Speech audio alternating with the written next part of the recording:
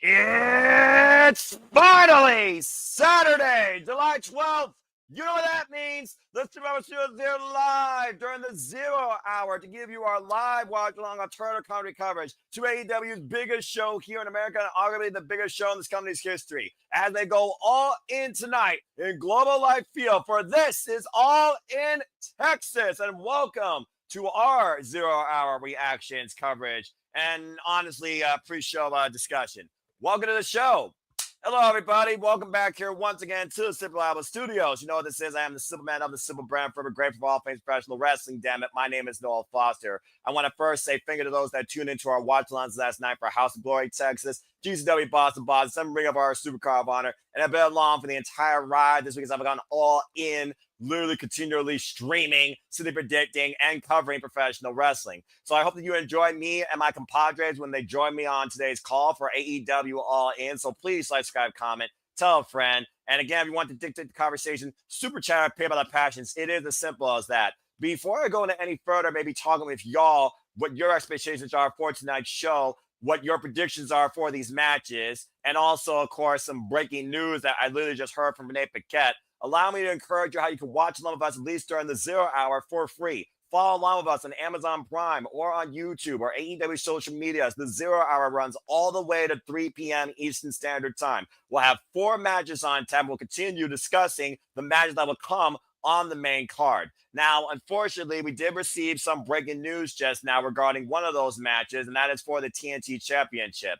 Tony Khan and the medical staff could not clear Adam Cole. So due to that, we will be crowning a brand new TNT champion. It has now been vacated, and it will be a fatal 4-way match now for the title between Kyle Fletcher, Darren Garcia, Dustin Rhodes, and Sammy Guevara. So tonight we are guaranteed a brand new TNT champion. So already things have already taken a turn for the worse for some of the talent here, where again, history to be made, and arguably now, one of those men have a chance to make history here tonight.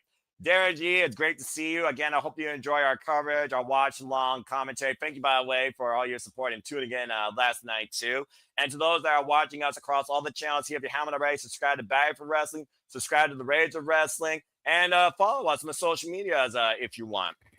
And if you want to have continued fun with us on this journey, you don't need to do DraftKings if you don't want to risk any money. Come be part of my City Predicting Prediction Leagues. You'll find the link to the forum at nfoster9016 on the X and on my YouTube across social medias, including No DQ. And I will give you, of course, till 2 p.m. Eastern Standard Time to get those predictions in or to finalize them. So if you haven't already, get those predictions in. So let's go ahead and talk a little bit about what is on tap tonight before we really get right into the discussion. Of course, we know the AEW Women's World Championship will be on the line. First ever one-on-one. It's time as Toni Storm defends the AEW Women's World Championship against Mercedes Moné. Renee Paquette gave us an incredible breakdown by the numbers. It's quantity, it's quality. It's a drive to prove you're the best versus showing why you are the best to hold this. Time as Toni Storm, Mercedes Moné, 2 women to find their own path over the last decade.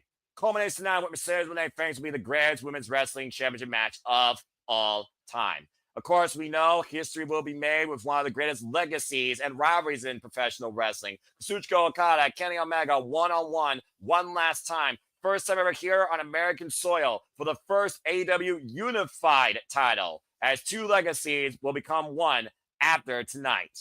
And of course, him and Adam Page, he literally asked for death itself, and so he got it. Tonight we have a Texas death match for the AEW World Championship, Jon Moxley and him and Page. And of course, that is only some of the stuff to come ahead tonight here at this stacked 9-match card for AEW All In. And Darren G with a quick thought here will be crowning a new or interim champion. It will be a brand new. It is not interim. This one will be a brand new TNT champion. The TNT title has unfortunately been vacated.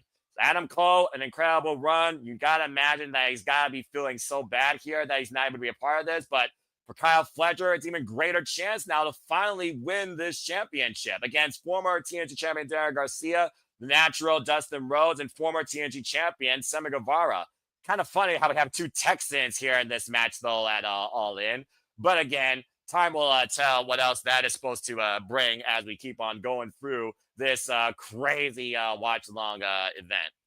Well, anyway, as they talk about Kazuchika Okada and Kenny Omega, that might be a great place to start. So why don't we go ahead and get right into the discussion regarding that match?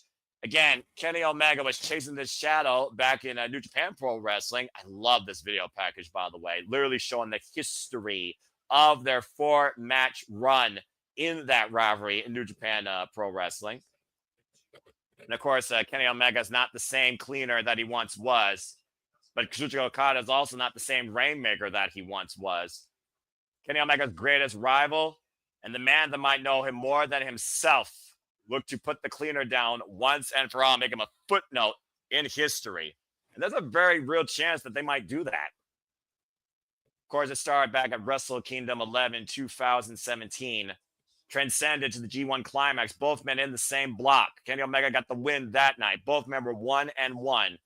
Go on to Dominion, and you see Kenny Omega, Kazuchika Okada go to a 60-minute draw as he lost everything to gain everything. The following year at Dominion 2018, Kenny Omega finally got out of that shadow.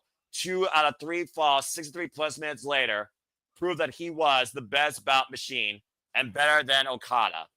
And Okada never lived it down. As Kazuchika Okada looks to prove that he is the best bout machine now and embarrass Kenny Omega on his home turf. This is going to be so freaking physical, compelling, and incredible. And it's damn sure personal since Kota Ibushi got involved in this. And again, folks, if you want to watch AEW All In with us, it starts officially 3 p.m. Eastern Standard Time on pay-per-view. You could, of course, get it here in the States via Amazon Prime. You could also watch it on Select Dave & Buster's. If you're in Australia, you can get it on Main Event. You can get it internationally on Triller TV and many other outlets.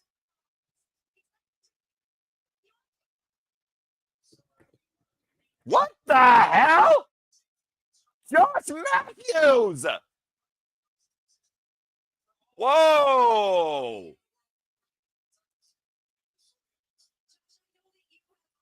Well, this is unique. I wonder if he's going to be part maybe of the AEW correspondence and broadcasting team. Josh Matthews, of course, you all might remember him. Commentary partner, of course, of WWE SmackDown. Commentary partner and higher office of TNA Impact Wrestling for quite a run. And also the husband of Madison Rayne. And one thing's for sure, the future of AEW is going to change after tonight. There is no denying that. Again, if the Bucks lose, folks, they no longer are EVPs. If Swerve and Ospreay lose, they're out of the World Championship picture. So what are some of y'all's predictions? Who you think shows up? Does someone new become all elite? Who do you want to see succeed? Do you want to see a new AEW World Champion? Do you want to see a new AEW Women's World Champion? Should Okada finally beat Kenny Omega? Do you want to see the Hurston to get hurt, JetSpeed, and the Patriarchy? Who's your winners? Who are your surprise entrants in the men's and women's casino gauntlets? Let your mind, let your predictions, let your thoughts be known. As we're a little bit under, I think, 20 minutes away from our first match underway. And for those that are wondering, the commentary team, courtesy of Syndicate Studios here today with me for AEW, should be, or likely will be, our Canadian friend, Ash, and a Hebert, James Hebert. So I'm going to be surrounded by tism and madness. So this will be a very interesting live watch along and reactions. And if you haven't already, don't be a dickhead. Subscribe today to our Canadian friend, Ash, at Batty for Wrestling. You can find her right now in the Spaces. You can find her on YouTube. Go check out her last video discussing Hiroki Goto's loss to Zack Sabre Jr. as Zack Sabre Jr. entered the G1 Climax now as the IWGP World Heavyweight Champion. 2 times, excuse me. And again, follow James Hebert. Does really cool, dumb things on the internet. He's also a light gamer. Finished his series with Mario Eclipse. I appreciate all my friends as always. And again, show them some love and support. Oh, this is going to be interesting. Darren G with some thoughts here. I honestly can't see Ospreay and Swerve not involved in a title match for a full year. But then again, you never know. But it looks like Josh Matthews might be part of the broadcast team. He went backstage last week after Dynamite with Swerve Strickland Will Osperay. Let's see what we have. Let's see what they have to say here real quick.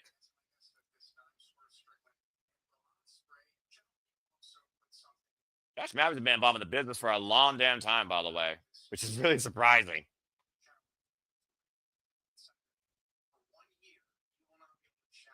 when you would not be able to challenge for the AEW Championship. And of course, Ospreay was the one that called that trump card and put the high stakes out there for this in the first place.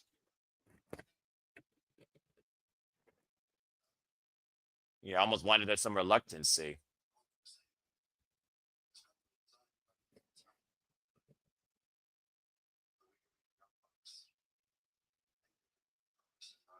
Yeah, right. Say he's confident, but he's going to say them to Swerve.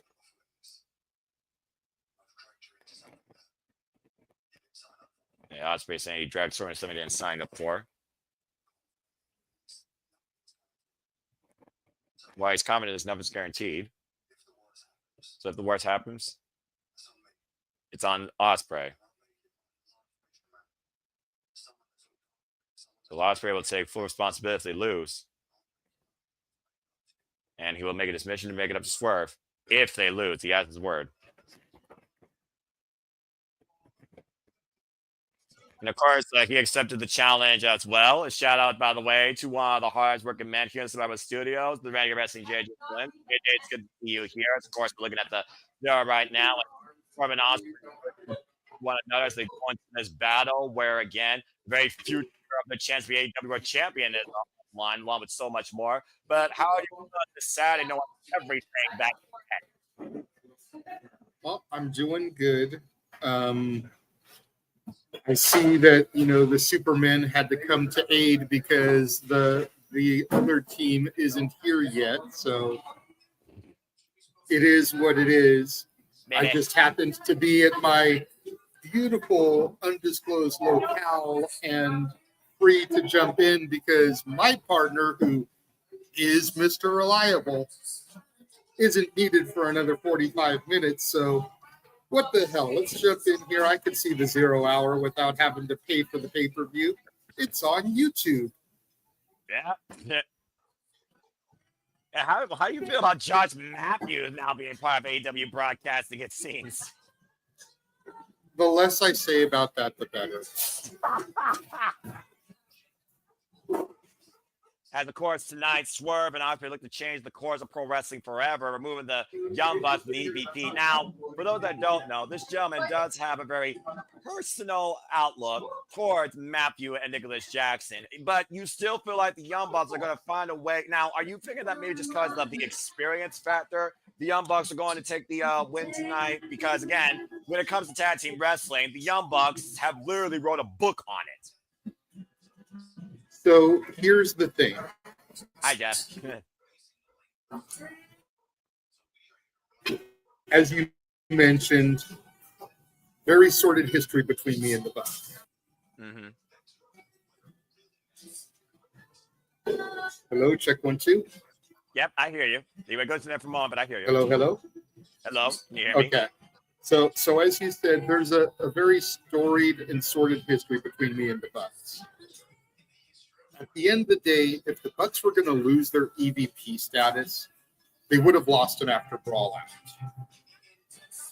I firmly believe that this is being done to get Swerve and Ospreay out of the title picture.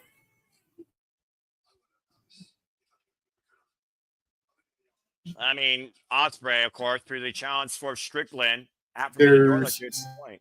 Don't seeing myself buffer, so I don't know if you're losing me or not. I lost you for a moment. There's so much young talent that needs to be elevated in AEW, and I feel that people like Swerve and Ospreay are kind of clogging the division. And if the end goal is to get Ospreay the title at Wembley, it's not going to happen at Forbidden Door because Darby's the end game. So it's best to save it until they go back to Wembley for All In next year, which is a year away. So you remove them from the equation. Ospreay wins the Owen next year, gets the title shot at All In. Swerve turns heel here because it was Ospreay that made them put that stipulation on the line. And Swerve's going to be pissed that he can't challenge for the title for a year. So now you've got Swerve and Ospreay feuding for the better part of the next year. It just all makes sense to me. Yeah, well, sometimes they like to, go off the fine and linear and walk the obscure and the narrow. And again, Ospreay and Swerve do have a couple wins over the Bucks, not in traditional tag, but of course we saw Anarchy in the Arena, for example, as they beat the Bucks and the Death Riders. So I do understand what you mean. Just getting that graphical here. Yeah, either way, though, again, this is going to be a very competitive tag team match. Oh, no doubt. It's going to be a banger, quite possibly a match of the night contender. But the baby faces are going to lose. Well, if there's one thing we know about the biggest pay-per-views in professional wrestling, it's not just about the feel-good moments. It's about the emotions you feel after the moment happens, regardless of the result. And I'm sure we're going to get all the emotions tonight across the board. And no question. And let's not forget that reports say, notice the air quotation marks, reports say that the scapegoat Jack Perry has been backstage at some of the recent shows. Oh, shit. Who was Jack Perry aligned with the last time we saw him? Last time I checked, he was in line with the Elite, but we haven't seen him since January 5th at Wrestle Dynasty. Fair, but, I could see him coming back and reasserting himself here. And what I want to know is your thoughts on the fatal four-way for the vacant TNT championship, because once again, the man who brings the boom is injured. It's an unfortunate circumstance considering how much Adam Cole worked for this title and to get back here. But it is a huge opportunity for Kyle Fletcher to finally become a singles champ in AEW. I look at Kyle Fletcher, I think about how much he has honed his opportunities. He has crafted well on his own potential, and he's had a whole new level of confidence. I mean, I was looking at his interview with Denise Salcedo on how that crazy moment off the top of the steel cage, he's glad he survived that, but honestly, he feels like now nothing can stop him, and there's no turning back. He can't slow down. But the fact that he's been on this drive for the TNT championship now, stronger than anyone else against Adam Cole. The jury is out whether or not he can beat Adam Cole, but now we don't have that situation here. So I honestly think now it's a foregone conclusion that Kyle Fletcher deserves it. But I will not deny the fact that Daniel Garcia and Sammy Guevara are both former TNT champions, and Dustin Rhodes is already a double champion ROH, and the natural 5 decades earned in this business. I think it'll be an incredible moment for one of the sons of Texas to get this as well. But I think right now, Kyle Fletcher deserves it more than ever, even if it's under dubious circumstances. In a fatal four-way, there's no disqualification either. So anything goes. You know the family will definitely have his back. I got to go with Fletcher. See, and I don't know about that now. I had it as a foregone conclusion going in here that Fletcher was going to take this match. But now that Cole is out, I don't think it's going to go back to Sammy Guevara. I don't think it's going to go back to Daniel Garcia. I do agree. But I'm wondering if the brother of the inaugural TNT champion picks it up in his home state of Texas at AEW's WrestleMania. Oh, that would be so poetic. And because, also, because Dustin could very easily just be transitional. I know Fletcher is an Aussie, but let's not forget Forbidden Door is going to be in Wembley next year.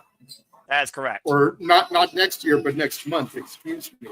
Yeah, you're good. Next Forbidden month. Door is going to be in, the UK next month at the O2. So, Dustin could win it here, get the big home state, hometown moment, and then put Fletcher over next month in London. Fletcher does have a lot of familiarity with RevPro also and the UK. I mean, again, he and Ospreay defined each other in RevPro wrestling during the pandemic. Good to see Safet in the chat. But you do bring a full circle moment here, considering Dustin Rhodes also did re-sign with AEW for the next 6 years. I said it during the ROH Supercard watch last night. AEW has reinvigorated the natural, keyword, the natural Dustin Rhodes career. He has never looked happier. He's never looked more stronger. He's mixing it up with some of the best to rise up this generation, and he's still showing that he ain't willing to slow down yet on what he called his last ride. It's amazing how long this ride has carried him since Double or Nothing 2019. So it would be definitely, I feel, poetic, and almost feels like truly, what else does Dustin need to do with his career if he were to win the TNT Championship tonight? I really do love that aspect. But at the end of the night, as much as I would believe. Go ahead. Go ahead. There's obviously a lag between the two of us. Go ahead. No, you're good. I was just saying, as much as I love Dustin Rhodes, one of my all-time favorite wrestlers, I do think that this should be the night for Kyle Fletcher. And I agree, but as much as I think that Fletcher would love to get it on this stage, I think he'd maybe like to get it a little bit closer to home as well. And I think he recognizes what Dustin has done for the business and for AEW itself, and would be willing to give him that 1 month run. Remember, not every title run needs to be 250, 275, 340 days. Oh, I agree. We can have a title run that's 30 days, 40 days, because it would be about 42 days roughly from now till Forbidden Door. That's not shabby. No. That's not shabby. I mean, it's not going to be one of the longest reigns in the calendar year, but it's not. It makes sense for the story. Yeah. Again, folks, let your predictions be known. Who you think should be the face of TNT? Do you think Daniel Garcia should get a second chance? Do you think Kyle Fletcher finally owns in on his own potential? And maybe it's the first win for the Don Callis family? Do you think the Natural deserves, after everything he's done his entire career? Or do you think Sammy Guevara could become, I believe, a 4-time TNT champion if he wins it tonight? Sammy Guevara has the most experience with this title and the most amount of days with it. So that's also something to think about as well. But either way, this is definitely a unique circumstance that we are dealing with here tonight. And again, folks, for those that predicted, because the match changed completely, it is thrown out of the league entirely. All right. Well, let's go ahead and keep talking about this a little more. We got a compelling sit down here with, again, JJ, talking about legacy of wrestling. Double J, Jeff Jarrett. He's been through the ups and downs and all arounds as he looks at him and Adam Page, who's been on a 2-year journey back to this road to redemption, if we're being quite honest here. And there's a deep pit in my stomach where I almost think that Hangman could win here tonight in Texas. He said himself, he will die for this. Moxley, you give me everything, you give me death. We have a Texas death match. The only way to win is not answering the 10 count or surrendering. It's just one of those things right now based on Heyman's journey. It feels like it should be, but looking at the interview that John Moxley had with Renee on the ride-in, John Moxley talked about how he doesn't feel anything. Heyman's relatable, but John Moxley, he's pretty much unfazed by this. We saw how he felt during that sit down where Heyman and Page almost looked for closure with Swerve Strickland. It's interesting when a man stares death in the face. He wants to make sure that he removes all of his past sins from him because he may not get another chance. And it almost I feel like Heyman and Page signed his own death warrant, but again, it's got to happen tonight. We're going all in. This is it. What do you think happens here?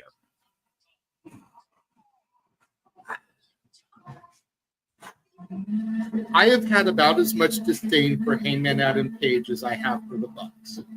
Going all the way back to when he shot on Punk and went into business for himself. Because you can literally pinpoint the decline of AEW to that moment. AEW was still doing okay after Cody left. That moment took place 5 months after Cody's departure.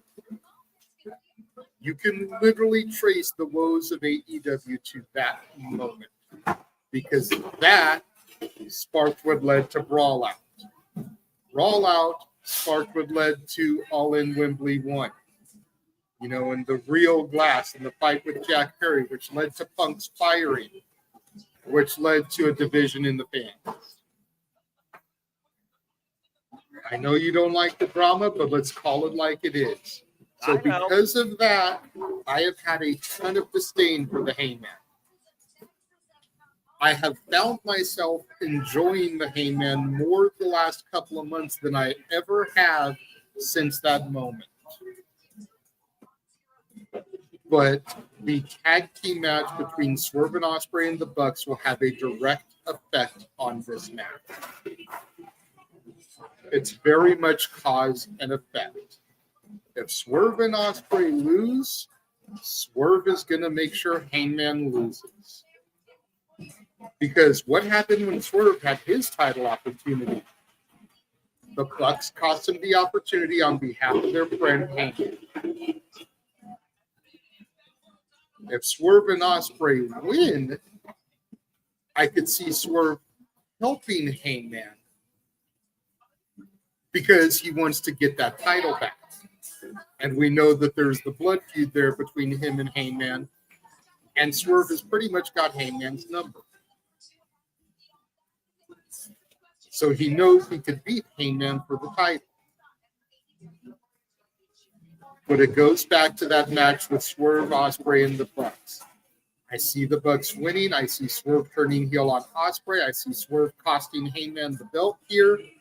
And I see what I'm essentially going to call a singles version of ENC, the Hardys, and the Dudleys back in the early 2000s from here through All In next year.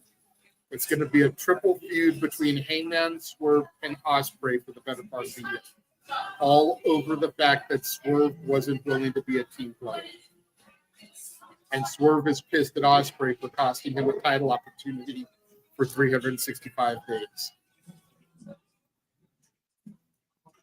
I just don't know.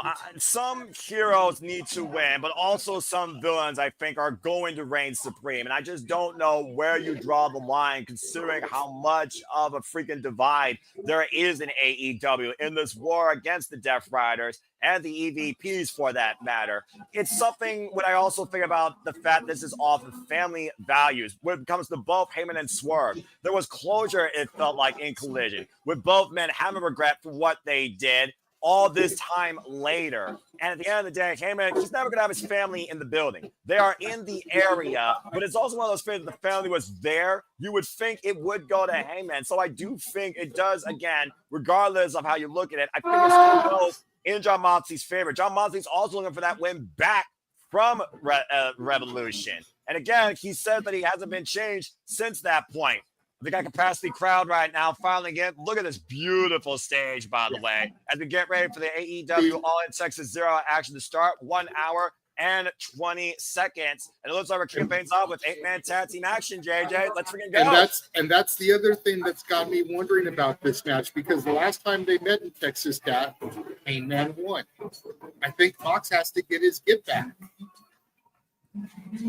Yeah, it just feels like a full circle, like closure. And I'm telling you, it's going to end with Darby. It started with Darby. It ends with Darby. Heyman is a great foil here. But if Ryan is correct, and of course Ryan was on the call for House of Glory last night with James. But if Ryan is correct in the way he's read this storyline from the jump, the person that beats Moxley has to be doing it for the right reasons. And while Hangman's reasons are more noble than anyone else's so far, he needs it for himself. He needs it for his own story arc, for his own self-redemption. Those are selfish reasons. Darby would be doing it for the betterment of AEW. Darby would be doing it for the company. Those are the right reasons.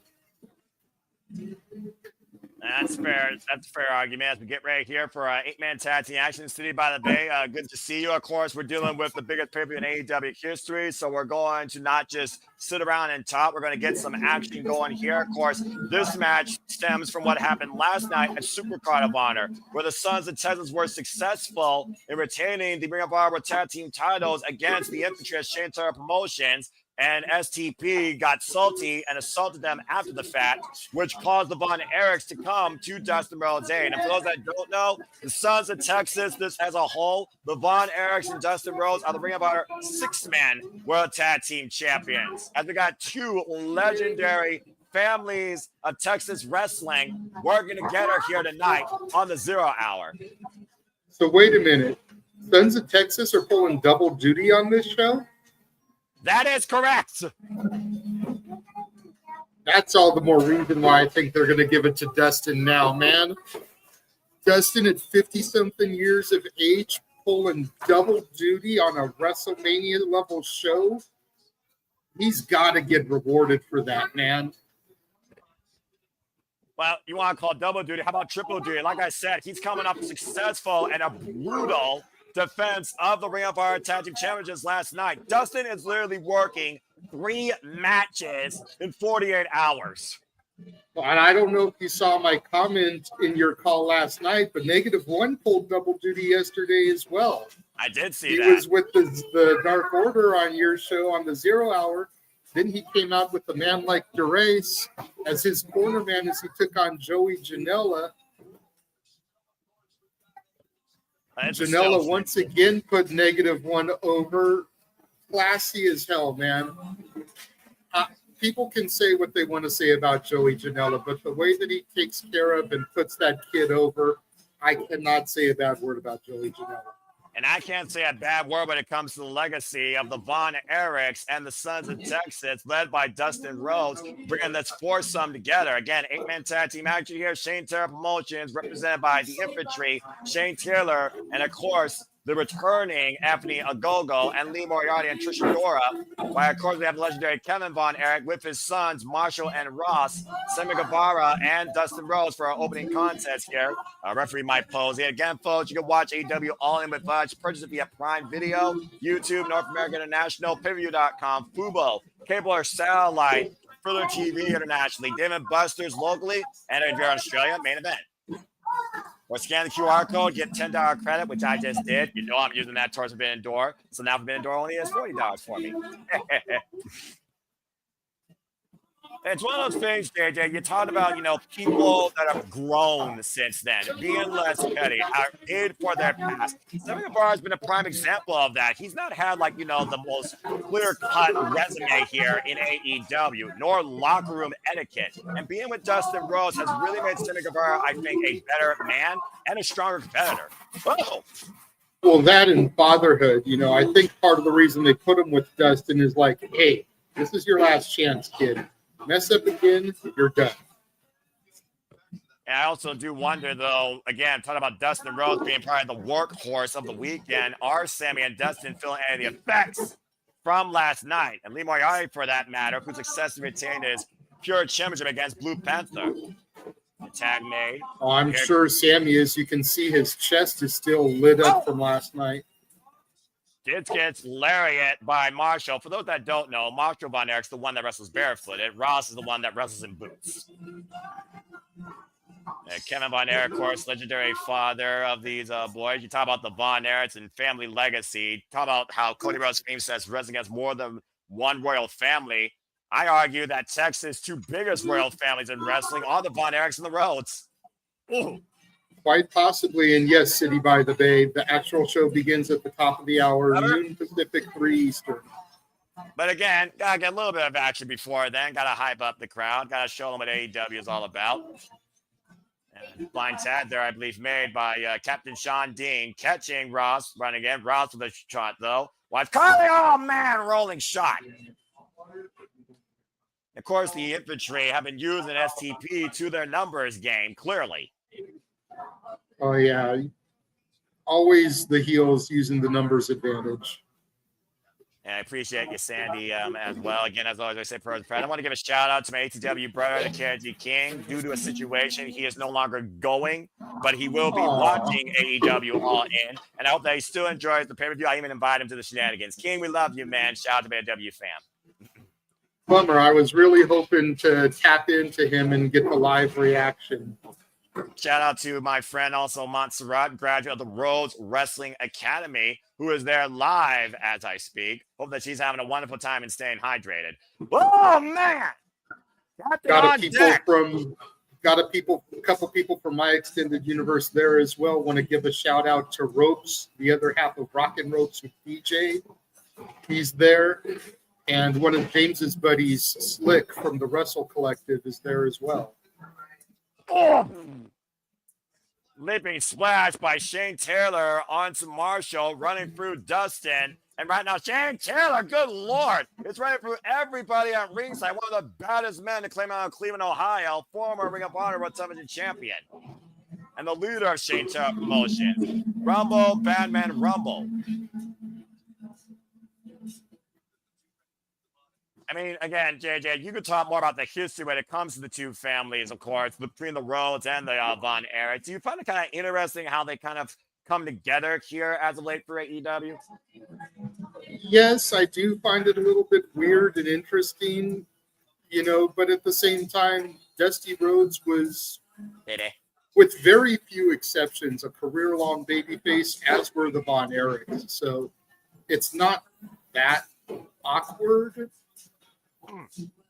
But it's still very, very interesting and cool to see, especially in a setting like this in Texas. Of course, the Sons of Texas, the Von Erichs and Dustin Rhodes have been champions since last year, practically. Whoa, man! Great strength shown there by Ross. Ring of Honor Trios champions, while Dustin and Sammy hold the Ring of Honor tag titles.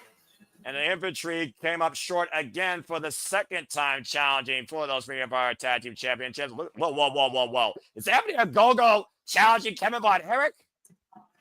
I don't know how wise this is. What's more lethal? The Iron Claw or freaking former Olympian boxer's right fist? Oh boy. I don't think this is wise, JJ. Probably not. Shout out to your tag team partner from last night, Nick Ferrante, in the chat. Grandsons of just right there, looks like. Again, Von Erichs have a long family. Yeah, Nick Ferrante did an incredible job last night. It was a great time doing that with him. And Nick, I look forward to commentary you here very soon once again. Keep up the great stuff, my friend, and your orders. Appreciate you. Dustin Rhodes. Nick, now what is your lunch order today for All In, or is it cold pizza left over from last night? And probably barbecue and beer if I had to guess. Whoa, man, nice scoop slam. Captain Sean Dean taking down Carly Bravo. Also, again, so proficient and clean, all those scoop slams by the natural. Uh-oh. Dustin. Big crossroads possibly here. And connects. The cover on Captain and STP breaks it up. Everybody now getting into the fray. Again, this is the problem, though, when you got so many people in a match, JJ. As you know, of course, from your time on the wrestling scene, Mike Posey's got a tough job here. Oh, yeah. He went simple. He went with Mickey. Well, okay. That's all. Hey, you know what? That's what I had for breakfast. Ba-da-ba-ba-ba. I'm loving it. I actually had chicken today that my mom fried on the skillet. That was good stuff. Four corner collision here right now. The claw! The claws! The claws! Come on, you got to say it right. No, it's the claw. I ain't going that route tonight here, all right? But literally, everyone is literally trapped in the clutches of a Von Erich stable. Now Anthony Ogogo trying to get him off. Wait a minute. What the hell? That Kevin Von Erich. No. I don't want to see a father get knocked out. Gogo and Von Erich, what the hell? And the get the claw to Gogo! The claw in play! And the cover, too! Sons of Texas with the win! The claw wins again! I did not think I was going to call Kevin Von Erich doing that.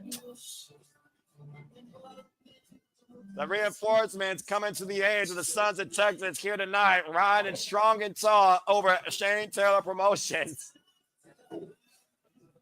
That's freaking awesome. Congratulations to Dustin Rhodes, Marshall, Ross, Kevin for that matter, and Sammy Guevara. As we're just over 48 minutes and some change away, 48 and a half minutes to my coordinate clock right now, before AEW All In hits the airways live on pay-per-view worldwide. A little bit of fun in tag team action and some Texas family showcasing. I'm never against that, JJ. No, that was a fun match. This definitely wasn't pay-per-view worthy, but it was a great match to get the crowd hyped and ready for everything, man. Great way to start off the show. And of course, like you said, the Sons of Texas, they are working as hard as they can here tonight in the Lone Star Stadium through this weekend. We will see Dustin Rhodes and Sammy Guevara later contending to become the brand new TNT champion. For those that don't know, Adam Cole has not been medically cleared. He is injured. The TNT title has been vacated. We are guaranteed a brand new TNT champion tonight. And it will be either the former TNT champion, Daniel Garcia, the Protostar Kyle Fletcher, former Ring of Honor television champion, or one of the Sons of Texas in Dustin Rhodes, or former three-time TNT champion, Sammy Guevara. It's a sad state of affairs when you're not medically cleared ahead of the biggest show to date, JJ. Adam Cole's got to feel devastated. You know what? I hate to be like Debbie Downer here, but you've almost got to wonder, like, should Adam Cole just hang it up at this point? I mean, he's been going at this is at least the third time, if not the fourth time, since coming to AEW 4 years ago that he's been injured. That's not good. At some point you just got to be like, hey, my body isn't cutting it anymore for this. If I want to still be in this business, maybe I need to become a manager and just manage the boys in the Paragon, manage O'Reilly, manage Roddy, just give up the in-ring action, because it's just not, it's disappointing. It's disappointing for the fans who look forward to seeing him in these situations and these kind of shows. And you got to figure it's disappointing for him to have to consistently miss these shows.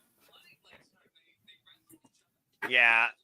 And again, for those that don't know, Kyle Fletcher and Adam Cole already did wrestle each other. It nearly went to a draw, but due to Don Kyle's family interference, disqualification, it got thrown out the window. So the jury is out. Would Adam Cole or Kyle Fletcher beat one or the other? I was personally looking forward to that. You talk about matches of the night. That's the thing about AEW and the suspension of disbelief with, again, for your words, the best in-ring work you can see, if not the strongest. That to me could have been a sleeper match of the night, because Kyle Fletcher wants to really pursue this opportunity, and I thought I was going to capitalize on it. Now Fatal 4-Way throws that whole idea out the window. He's already beaten Daniel Garcia one-on-one. He beat Daniel Garcia one-on-one to earn this opportunity.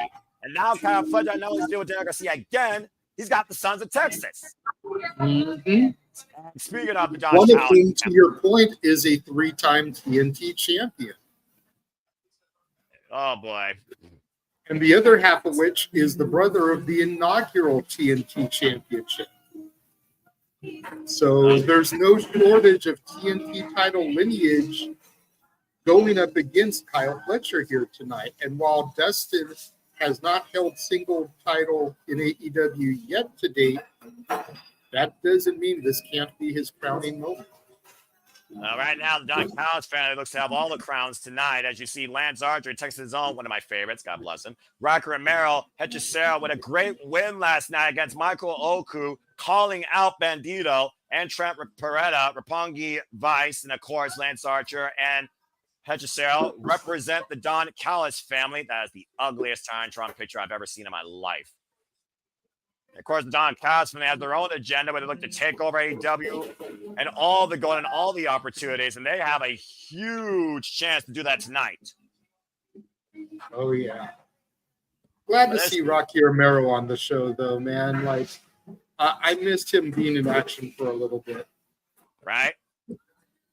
I love seeing this man in action, though. He was being the liaison between New Japan and CMLL. Yeah, and again, he's part of the higher office of New Japan Pro Wrestling. Speaking of New Japan, here comes one of the toughest motherfuckers from that place. And I mean that literally. And JJ, you become very fond of this man. My boy. I was seeing hologram as you said that. Oh, okay. Well, I'm at 43 minutes and 15 seconds. I'm talking about my boy, the NWW Strawweight Champion. Damn right. Stone Pitbull. Damn fucking right. And tonight, I'm seeing him now. I'm a little bit behind you, but there's no sense in syncing since I'm gonna have to dip in a few minutes. So, and no worries. As we got Kyle O'Reilly conglomerating again with Hologram and Ishii to take down the Don Callis family. Hologram, by the way, has the longest active winning streak. He is undefeated at 27-0. And here goes kind of wondering why Roddy isn't in this instead of, taking out like Hologram or something. Well, you could have O'Reilly and Roddy in this. Well, considering, JJ, if you didn't see the updated graphic during the 0 hour, they showed possibly more participants in that casino gauntlet. Roderick Strong is one of them. But again, he may not get the chance because we know guarantee number 1 and 2 is MJF and Mark Briscoe. And as soon as the first fall or submission is rendered, that person wins and get a future world title shot. Big Boom AJ, Big Justice, and the Rizzler. It's an interesting dichotomy here in this conglomeration, if I'm being perfectly honest. And I agree with Charles. Yeah, this is crazy. But we've already seen Big Boom AJ show his skill off, though, previously here on the 0 hour. I believe he's 2-0 right now in AEW with wins over the likes of QT Marshall. Is O'Reilly trying to do the Rizzler thing as he came down the ramp? We got the Lone Star Rizzler tonight, if you're looking at that cowboy hat. Look, at least somebody's bringing the boom with Adam Cole out on injury. Damn. But also, that's kind of accurate. I can't help but laugh at this. I remember when the Rizzler showed up as a mini Orange Cassidy and Walter broke me with the tangerine comment. Now I got the youngest, shortest outlaw here tonight in the Rizzler. I want to take an opportunity here while we're waiting on the match to start to send a shout out to the 27 people that are watching on Walter's X account. Gotcha. If you guys can go and subscribe to Walter's YouTube page, Rage of Wrestling, if he has not subscribed already. He's on the mission to get to 200 subscribers. He's 40 away. Subscribe. You 27 can go subscribe. That gets him ever closer.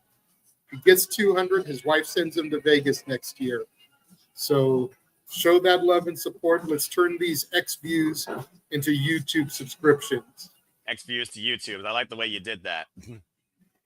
Referee, I believe that is Jumping Bryce Rensburg for this 8-man tag between the Don Callis family and the Conglomeration. The Conglomeration composed tonight of Big Boom AJ, the undefeated Hologram, Kyle Riley, and the Don Callis family on the attack, and Tomoshi, and my apologies, that's Brandon Martinez. Echicero going right after Big Boom AJ. Of course, Rocky Romero, the guy that has literally been the right-hand man to Don Callis to bring Echicero into the family. Don Callis' family a little bit overexcited there. Now the Conglomeration mounting all 4 men in the corners. But Ishii just chops and jabs Lance Archer. Lance Archer, former IWGP United States champion. The Irish whips, and all 3 men's minds collide. And Lance Archer refused the budge, though. Also from Texas, by the way. Shout out to Suzuki Goon. The Murder Hawk Monster sit up and over to the floor. Conglomeration in control in the early going. And by the way, Don Callis, thankfully, is not out despite that Titantron. You know Don Callis is not going to show up before that match with Kazuchika Okada and Kenny Omega. Belly to belly by Big Boom AJ. The cover. Rocky gets the 2 count. Of course, Kyle Fletcher now has to regroup now, changing plans. He doesn't have to deal with 1 target. He has to deal with 3 targets, one he's very familiar with. And Kyle Fletcher dropping the knee across Rocky Romero. And you talked about Rocky Romero earlier, JJ. I almost called you AJ. But again, the legacy of Rocky Romero's career, one of the best to do it, of course, over 20 years. It's amazing how much the King of Sneaky Style has given to this business and hasn't had a championship in quite a while here. Yeah, I miss the old days of the Havana Pitbulls, Rocky Romero and Ricky Reyes. And hologram covered by Hechicero. And hologram jackknife flowed over Hechicero with the roll through, of course, known as the Alchemist. Hechicero been impressing many people across CML, RH, and AEW. Takedown by hologram covered. Gets a 2 count. It'd be interesting to see hologram actually be pinned by Hechicero, considering hologram's been pinned or submitted yet. Cover 2. Hologram almost got him. Hologram nice right reversals and everything here. Great counter exchange with these two. The bypass up and over, sunset flip. But Hechicero pulling hologram up. There you see update grab it for the men's casino gauntlet. It's cover 2 up the Rana. Gets a 2 count. Potentially Bandito, Canosa de Keshka, Brody King, Ricochet, Mystico, Ebony Bones, and Roderick Strong could all have a chance amongst others in the men's casino gauntlet match. But again, MJF and Mark Briscoe are guaranteed at 1 and 2 to try and earn that opportunity first. Yep, but you can't spell all in without Allen. That's fair. Take over Tijeras by hologram. Tag made to Kyle Riley. Kyle Riley, such a proficient striker with that Muay Thai background. Trying to tap the hamstrings of Hechicero. Hechicero trying to counterattack, unable to. Rocky Romero coming in, eats a right hand. Oh, man. Good kick out of the knee by Hechicero. And DDT! Now Trent Beretta and Lance Archer possibly looking for a double team. And Lance Archer, I believe, is legal now for the Don Callis family. And Big Boom AJ sharing some words there with the Murder Hawk Monster. Gets knocked down from the middle rope. And of course, Lance Archer, the MO of the Murder Hawk. Everybody dies. Are those Choco Chunk cookies on his tights? Yes. God damn it. Riley set up and over to the floor. We talked about this earlier, JJ. You talked about it. I know, but I find that kind of funny that you did bring up that note, though. Oh, man. Running knee knocks down Kyle Riley on the floor. And Rock Romero jaw-jacking Big Justice and the Rizzler at ringside. If I see the Rizzler or Big Justice get in physical with Rock Romero, I'm going to lose my shit. Wow, Big Justice about as tall as Rocky Romero. Look at this face-off. Oh, and pie face by Trent Beretta. The disrespect. Just knocked down a kid. How dare you?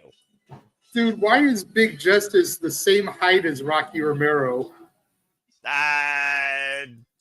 They literally were eye to eye with each other, and dude's like 14 years old. A future one-on-one match in the next 0 hour waiting to happen, JJ. For those that are wondering, as Arlene is good to see Arlene in the chat, the Super Predicting Leads WWE Evolution Forum will be out after All In because this show deserves more focus, and I didn't want to overwhelm anybody with forums. Cover, backslide, hook the near leg by Trent Beretta with a 2 count on Kyle Riley. Let alone overwhelm himself. He's already doing 3 forms this weekend. 3 forms, 4 Super Predictings, and this is day 5 of 6 straight days of streaming. I feel fine. And a partridge and a pear tree.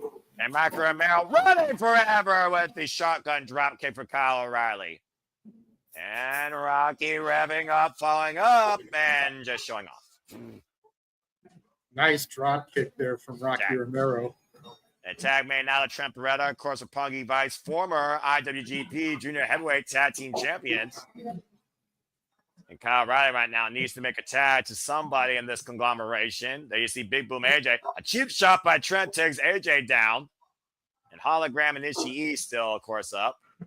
Kyle Riley squaring up with a very familiar foe. You follow them, bring up Honor, like I have. Rebound. Lariat wipes Trent out. Shout out to Nigel McGuinness. And tag made the hologram springing inside the ring against Cesaro once again. Combination offense, nice back heel kick. Cesaro, Irish whip, reversal, up and over, taking around. Oh, and the danger zone there, hook of the leg too, and hologram almost pinned Cesaro. Fire was looking for the takeover to Harris. It's swing and a miss right now. Mia the mind for a punky bite. Oh man! What a roundhouse back heel style. What shot, Spanish fly? Oh! Shotgun drug by Cesaro to the back of hologram, though. Cesaro and hologram are legal. And blind tag made by the Stone Pitbull, Tomohiro Ishii. And blind tag made. Okay, give me this match. Lance Archer and Ishii, I'm for this. Hologram, though, looking to fly. Launched like a bullet, wiping out Cesaro on the outside. Ah, look at this size difference. And now Ishii clashes with the Murder Hawk monster, Lance Archer. This just warms my New Japan heart right here. I wouldn't mind seeing Archer challenge Ishii for the Strongweight Championship, especially since Ishii is not involved in the G1 Climax. And hoisted Someone up needs right to check on hologram there, see if he gave himself a concussion with that dive into Cesaro. Yeah, almost hit the announce table there. Ishii, the strongest, shortest man in any fight? No way. Looking to hoist up Lance Archer, positive with a Virgo drop brainbuster. Can he get him up, though? Lance able to overpower Ishii with a massive power slam. No, if you want to take this opportunity, I heard a beep. I think someone popped into the studio here. Well, again, JJ, we got conglomerations, we got enemies, we also have allies, but we also have our Canadian friend, Ash. Hello, Ash. Hello, Ash. Welcome to All In, as we got Ishii and Lance Archer in the ring. How you doing? Oh! I'm doing good. How are you guys? Well, I'm doing incredible because we have finally made it to All In, and I just saw Ishii drop Lance Archer with a stalling vertical suplex. Tags made to Rocky Romero and Big Boom AJ as my clock sits at 31 minutes and 40 seconds. Where you at, pal? Oof, man. 1 minute 35. What? Oh, the AEW All In Texas clock. I mean, if you're looking at the feed like I am, my pal. Uh-oh. Yeah. I'm at the 31:24:23 mark. Okay, cool. I'm at 31:20. So like, pre-show on. Yeah. Perfect. We're like literally like 1 second off. Yeah, Perfect. I'm watching from Amazon Prime. As am I. Spine Buster! And Rocky Romero. And by the way, I kid you not, folks, Rocky Romero is legal with Big Boom AJ. I repeat, Rocky Romero is legal with Big Boom AJ. And AJ with the overhead military press on top of Lance Archer to the outside. And those are chocolate chunk cookies on his tights, Ash. And AJ looking to bring the boom. And Cesaro, though, I'm about to say, we'll see if who crumbles under the pressure here. Cesaro squaring up against Big Boom AJ in the corner, saving Trent Beretta possibly for that power bomb. Oh, like I'm sitting in a Starbucks right now too. I might have to get me a cookie from here, just because. Don't give me ideas. I'm just saying. Watch hologram, Trout's body. Hologram comes to the aid of Big Boom AJ. I am not Dr. Seuss, by the way. Up and around. Oh man! Nasty takeover there with the DDT head scissors takedown. Kyle Riley with the action smash. Now teeing off against Roppongi Vice, the violent artist proficient in his work. Now going off the ropes. Double rising knee strikes, though, wipe Kyle Riley out to the outside. And now Ishii, Big Boom AJ with Roppongi Vice, as I believe we have now our entire commentary team that does really cool and dumb things on the internets.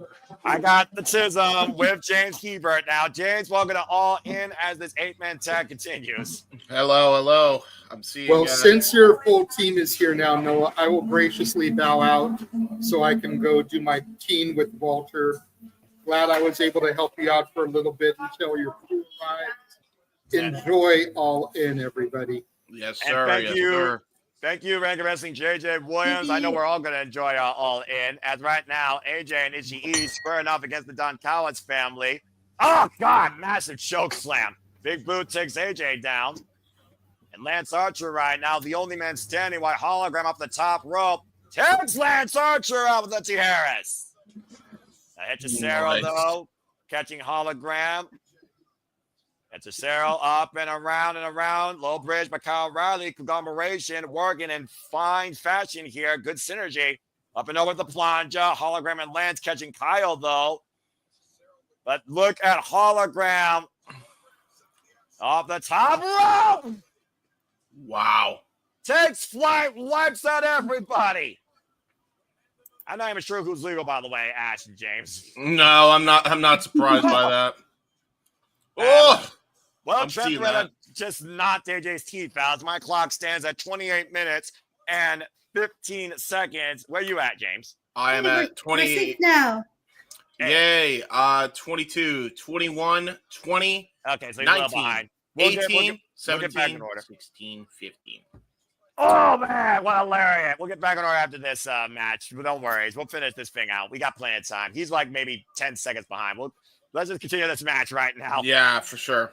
Because it's almost over anyway. Yeah, wow. What the hell? What? Hold on. Big Justice, what the hell are you doing in the ring? Big Trent Beretta! Of course he does. What the fuck? Big Justice! What? All right, well, the referee's lost all control. I didn't think it was a legal competitor, but okay. Genuinely, though, that spear really looked good. That was with the wind, Rocky Romero. That was a really good spear. I'm not even gonna hold you. That kid has a really good spear. That's pretty damn good. Good for him. The Conglomeration, with the help of Big Boom, AJ, and Big Justice, put down the Don Callis family here on the 0 hour. What the fuck would I just witness? So is the Conglomeration legitimately just anybody that Briscoe teams with? I think the jury's out. Ash, you're muted. you're muted, muted, my friend. Ash. Botch. Yeah, the Conglomeration is Mark Briscoe and his friends. That's what that. That's fair. Oh my god, the Inquisitor face, by the way, with the what's his name, the Rizzler. He does have some drip on him. I'm actually, you know what? I'll give him that. He's at least dressed for the occasion. Dressed for the occasion. He well, is. I know we're all dressed for the occasion tonight. Of course, we're here calling AEW all in as they run down the card. We got Kazuchika, Okada, Kenny Omega. Winner takes all for the unified title. Mercedes Moné challenges Thomas Toy Storm for the AEW Women's World Championship. John Moxley defends the goal against Heyman and Page in a Texas death match where Heyman says, "Give me everything or give me death." We'll also see who gets hurt here momentarily as the Hurt Syndicate defends the AEW Tag Team Championships against the Patriarchy and JetSpeed in triple threat action. Again, folks, champions do not have to be involved in the decision. And I do wonder what the Hurt Syndicate condition is tonight. Oh, man. That was too much freaking fun. And the fun keeps rolling on because we're going to deal now with the Living Legends against the Outrunners in a classic revisited. There you go. All right, James. What's your clock at? We'll pause real quick for you, man. I'm at 25:20, Ash. Okay, so I'm at 25:30, 29, 28, 27, 26, 25, 24, 23, 22, 21, 20. And that should keep us all perfectly in sync. All right. Now, everyone good? Everyone feeling good so far? Everyone having fun? Let's continue this party, Ash, shall we? FTR have 65 tag team wins. And, of course, we saw Stokely Halfway come to the aid of the Living Legend Killers against the Outrunners recently on Collision. Ash, you wanted to say something? Go ahead. Go ahead. Oh, I was about to say I'm at 24:56, so you guys might be a little ahead by a little bit, but that's okay. I might be ahead. Pause that. No, you're behind. We're gonna get this right. All right, Dan. We're gonna get this right. I'm gonna pause. I'll let you know when I pause to do the entrance. I'm gonna pause at 24:45 now. There you go. Let us know when you're at 45. We're gonna get this right. Fuck it. Okay, I'm at 24:39. All right, there you go. All that matters is that again, marginal error because you guys are color, you guys are reacting. We're all reacting to All Elite Wrestling here, and we're doing a tag team match with the Living Legend Killers versus the Outrunners. 24 minutes and 30 seconds, folks. You still have a chance to purchase All In and be along with us for the entire ride. What's your time code at, Ash? Oh, you're muted. She does not know when to not mute. Buffering at 24:18. Okay. Let me know when you're at 24:08 on my end, because then I think I'm. Oh, sorry, I'm at 24:09 now. There you go. All right. Well, back to the 80s we go with neon sip wave advisors. Here comes Turbo Flame and Truth Man on the Outrunners. I love this team. Of course, looking to avenge last week's incredible loss, though, against FTR on Collision. So, Ash, that what do was you a think solid tag match. Goddamn. Well, I mean, you and I literally called it. So, what do you think about the fact that the Outrunners called for this rematch so soon? I think they're just trying to prove themselves that they can hang with FTR and they do have what it takes to beat them and put their names in the best tag team of all time contention. I mean, if anybody can, it's definitely the Outrunners. Like, get up, be damned. The actual look of them, be damned. These guys actually can wrestle with the best of them, and I think FTR is very much taking Turbo Floyd and Truth Magnum very lightly. The Outrunners have been on a dominant role, and gimmick aside, they definitely know how to go in the ring. As we go back here to 2025 from the 1980s, getting ready for this tag team rematch. Our last Constant Zero bell rings are underway. Referee Paul Turner for this. Oh, we are so in sync. We're good. 22 minutes and 40 seconds, folks. This clock needs to move faster because I'm just so ready for everything on this effing show. Kind of a time here and there they're going. It was also one of those things, James, where FTR called out the Outrunners saying, you will never be FTR. But I don't think the Outrunners want to be FTR to prove that they are one of the best tag teams going. It was the fans' choice that brought the Outrunners to, the forefront of AEW. Yeah, that's a very fair point. I mean, stuff like that goddamn slap right over the face of Dax Harwood definitely shows why they got the Moxley for sure. And slap the taste out of his mouth. But you got to consider, though, the targets that both men, of course, are showcasing, especially Dax Harwood, not only with that knee brace, but that heavily bandaged up right arm.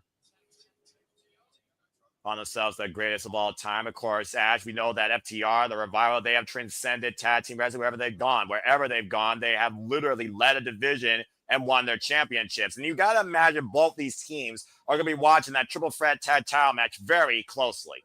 Mm-hmm. Whoa! And we've seen the Outrunners wrestle against the Hurt Syndicate, and they held up, and they did a good job holding their own against them. That AEW Revolution. Double Irish whip, and FTR slips out from underneath. Outrunners beating them to the punch, quite literally. Quite literally punching them. Beating them with punches. Looking for total recall as Stokely calls for a timeout. Of course, they've been instrumental in FTR's run as of late. I mean, hey, listen, you can say whatever you want about Stokely Hathaway, but whatever the heck Stokely's been doing, it's been working for FTR. You can't deny the results. Well, I suppose, that's true. And maybe this is what FTR actually needed to get back to where they once was and call themselves and prove why they are the greatest tag team here. I mean, case in point, you see a little bit of diversion tactics here. Paul Turner distracted by Dax Harwood. By Cash Wheeler. When Dax Harwood takes advantage. Sorry about that. I missed chop. Yeah, you're fine. Tag made. Ooh. Jeez. Almost like basically we got Cash Wheeler. Yeah, there you go. Cash Wheeler posing as a turnbuckle pad by having his knees up in the air. Back body drop. That was one of your worst botches yet. Oh, nice takeover there. Cash Harwood and trouble selling them apart now, are we? I mean, it's not as bad as Tony Stark, which I believe James also is famous for saying at one point.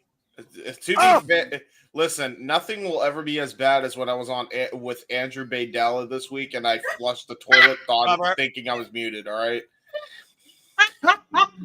that was I'll never ever live that down. That was so embarrassing. The same thing happened when he was in Advocate Space last night as well. Oh, yeah, geez. but it's nothing though. It wasn't Andrew Baydella.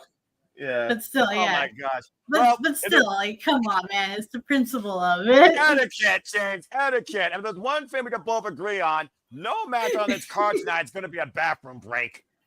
Oh, Well, absolutely. no, Yeah. true. No. And Turbo Floyd Crystal sent in the Floyd. barricade by Dax Harwood. Yeah, Dax Harwood now taunting the fans. I think he just took a fan's glasses and basically just posed with them. He just went derp, derp, derp, derp. But basically, that's exactly correct. Yes. Run into the ring right now. And again, focusing right now the attack on the left leg on that knee. SmackDown versus Raw 2007 tactics, anybody? And step over. Possibly a figure four leg lock applied here. Figure four cinched in right now. And of course, we all know that your own patella fighting against you. The only way to get out of this is a rope break or a roll through. Yeah, and look at this. Looks like I believe that's Turbo in the ring. Finally gets the rope. He's actually the thing with Turbo is he's got that long reach that definitely helps him in a situation like that. So definitely came into play there. I got to wonder, Ash, what is FTR really trying to prove with this overall? I mean, again, they're former two-time AEW World Tag Team Champions. They didn't have to become these crooks to prove that they're still the top guys. I think their resume proves that why they've been top guys. Oh, man. It's just that they feel disrespected and they're like, you know what? Enough is enough. We're going to do things our way now, whether you like it or not. And Tag made it through Magnum. Yeah. Even if it means being like gruff and nasty, like how we used to be, and that formula worked for us. So we're gonna do what works best for us. So what you're saying is enough is enough, and it's time for a change. Exactly. Very much of Canadianism. All right, hand being rained down here by Truth Magnum. Big right hand delivered to Dax Harwood. Catch Wheeler, Truth Magnum, the two legal men. The Truth right now, literally headbanging Dax Harwood against the turnbuckles. Bang your head. Dun, dun. That's an 80s classic right there. Well, we're not in Seattle, where, of course, the grunge movement was born, but I do see what you're saying. Oh, man. Good clothesline here by Truth Magnum onto Cash Wheeler. Got his name right this time. Thank you, James. It is right now, Truth Magnum falling with the attack on the outside. And, of course, the Outrunners got to be a little bit frustrated with the tactics of FTR up to this point. Yeah, right. Cash Wheeler right now looking for a reprieve, and Truth Magnum is giving him none sort of chance whatsoever for that. Just following Cash Wheeler back inside the ring. Being very careful still. Blind tag made to Dax, though. The drop down in Dax. Oh, man.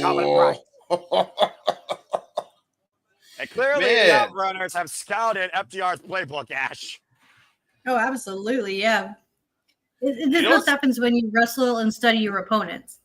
Oh! Well, the minute you say that, Ash, Dax Harwood decapitates Magnum with a blindsided lariat.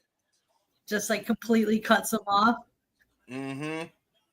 Yeah, I wasn't able to see because my internet connection right now is blipping, but it should be good for all in Texas when we officially start. As long as you bring your colorful analysis, I wouldn't expect you any other way. That's all that matters, truly. And right now, all that matters to Dax Harwood is once again proven they are better than any other tag team, including the Outrunners, that the Outrunners are just a joke. Rear naked choke here right now. Sleeper hold applied, center of the ring. And of course, talking about that blindside lariat that we talked about earlier, James. Durant blunt force shot to the neck, further compromising the breathing. Truth Magnum, though, nice. Backdrop suplex to create separation. Yeah, I mean their moveset is very old school, not just their gimmick too. And you'll notice, by the way they punch is very old school. like old school veterans from back in the 80s and 90s.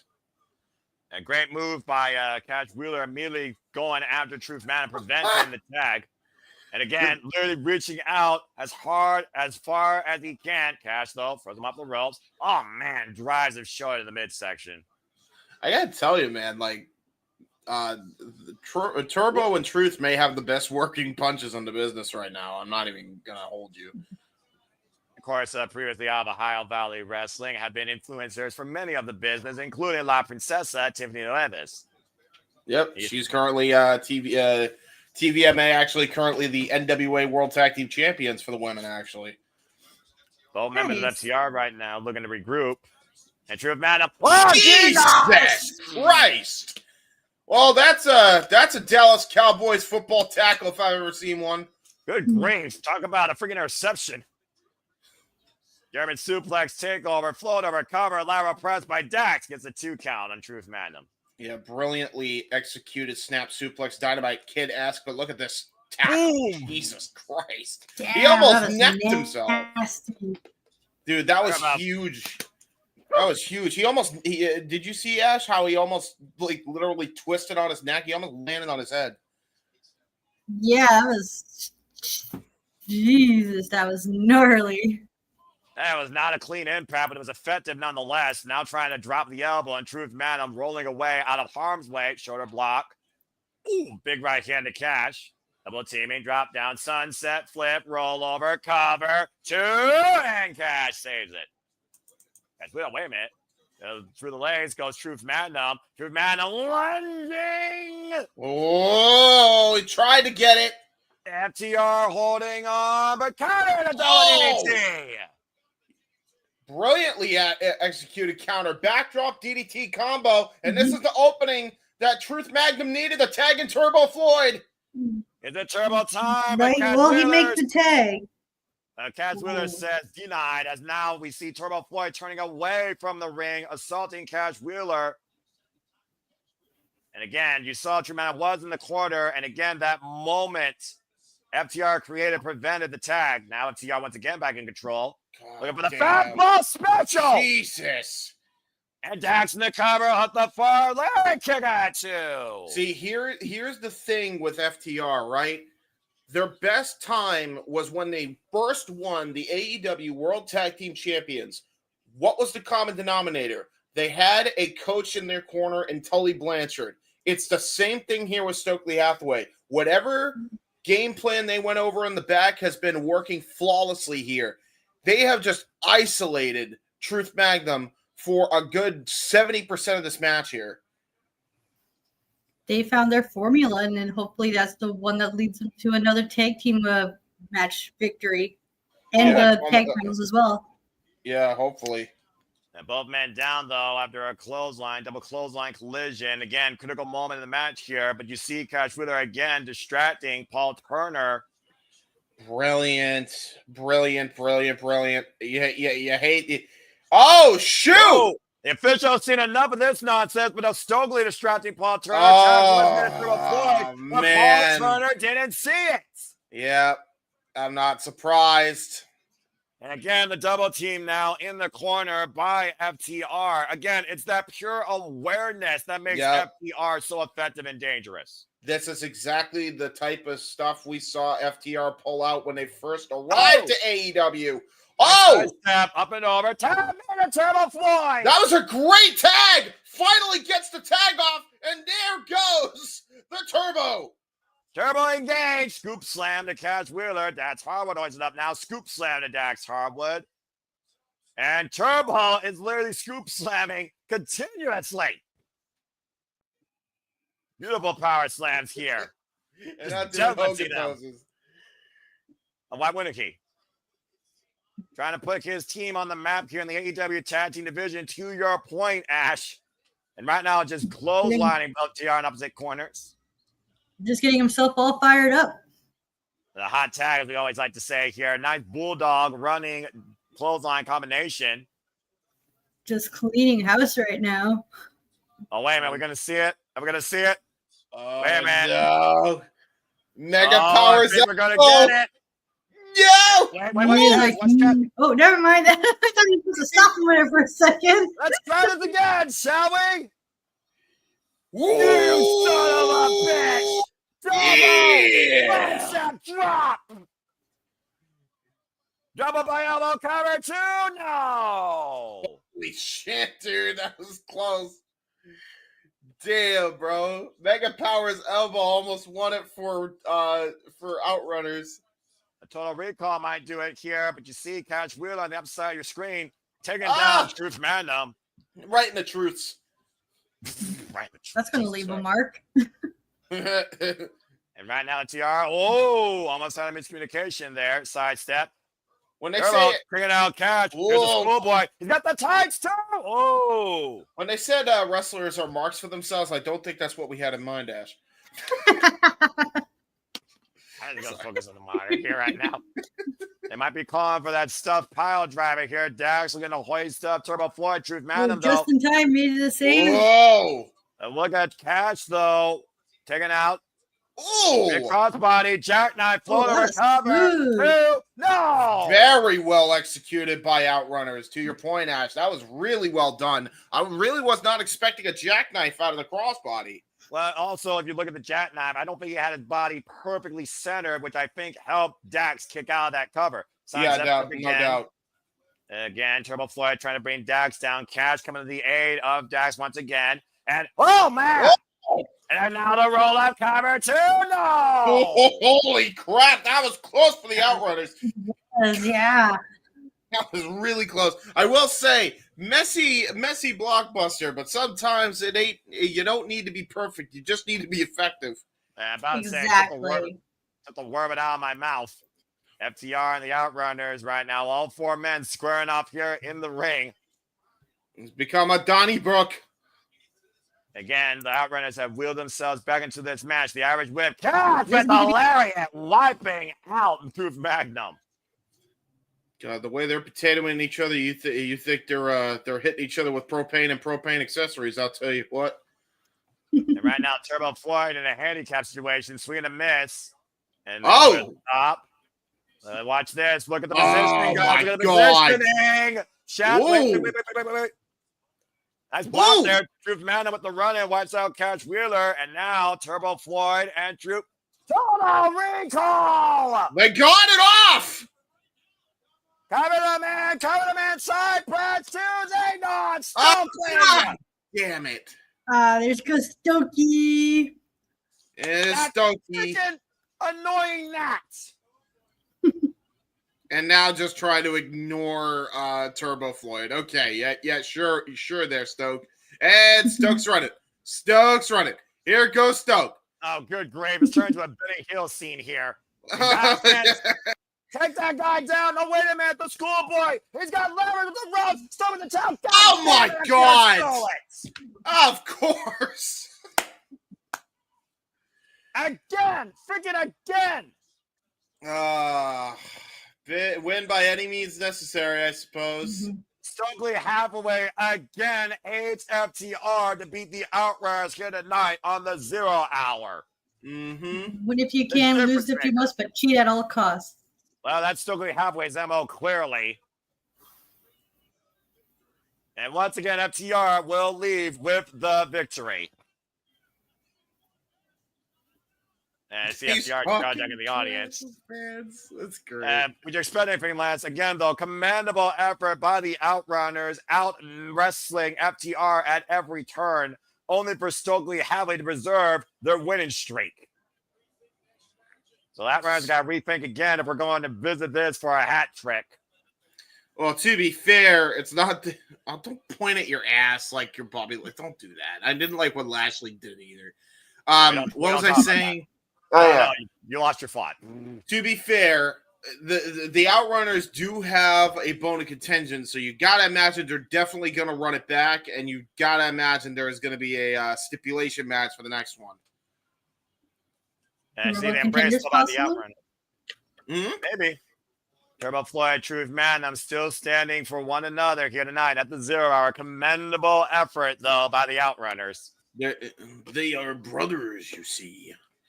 Well, we only got 5 minutes, guys, before All In takes the airwaves worldwide. And again, you still have time to order the pay-per-view like us through Amazon Prime. Of course, we got Nadia McGinnis, Excalibur, and Toya Giovanni for AEW. Here, of course, we have James Hebert, Ash, and of course, I am Noah Foster. And again, guys, we are moments away from history to be made on all sorts of fronts here tonight in AEW's biggest show in their company's history.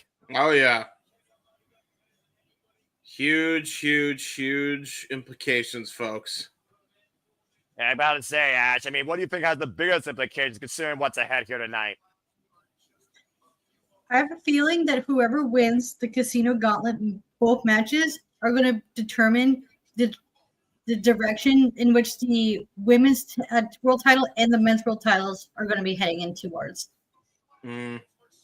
Well, again, guys, you all know that tonight is insane so much. We have a triple main. Of course, we know that Mercedes Moné will challenge Thomas Joy Storm for the AEW Women's World Championship. 2 legacies to be defined and unified for the AEW Unified Championship. And, of course, our main event culminates in Texas Death Match for the AEW World Championship. As we have more participants for the men's Casino Gauntlet match, of course. Now we know Bandito, Konosuke, Brody King, Ricochet, Mystico, Anthony Barnes, and Roderick Strong all have the potential of showing up. But again, MJF and Mark Briscoe are 1 and 2. The same applies to the women, where we know Megan Bann and Chris Statlander are 1 and 2. But with the women, we have no idea who might put their name in the hat or show up next, or who will get the chance. That's going to be a pleasant surprise.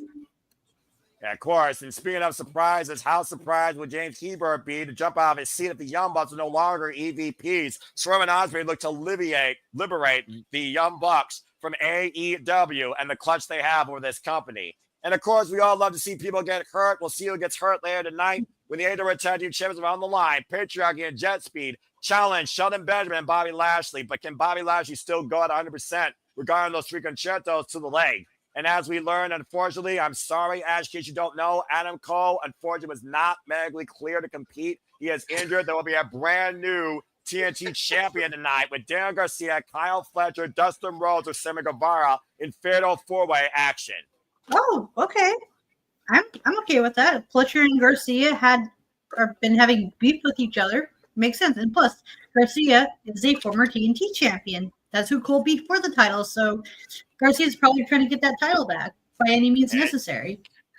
And of course, the Death Riders, by any means necessary, James, they want to control AEW. And it starts with the Trios Championship. And as we saw earlier, John Moxley will have 0 apologies and 0 more is what he will do for the Hangman, as this will culminate our entire night tonight. That is our main event. Main event, yeah. I will say before we begin the show, Ash, how do you feel about your boy getting injured yet again? Sorry. Oh, yeah.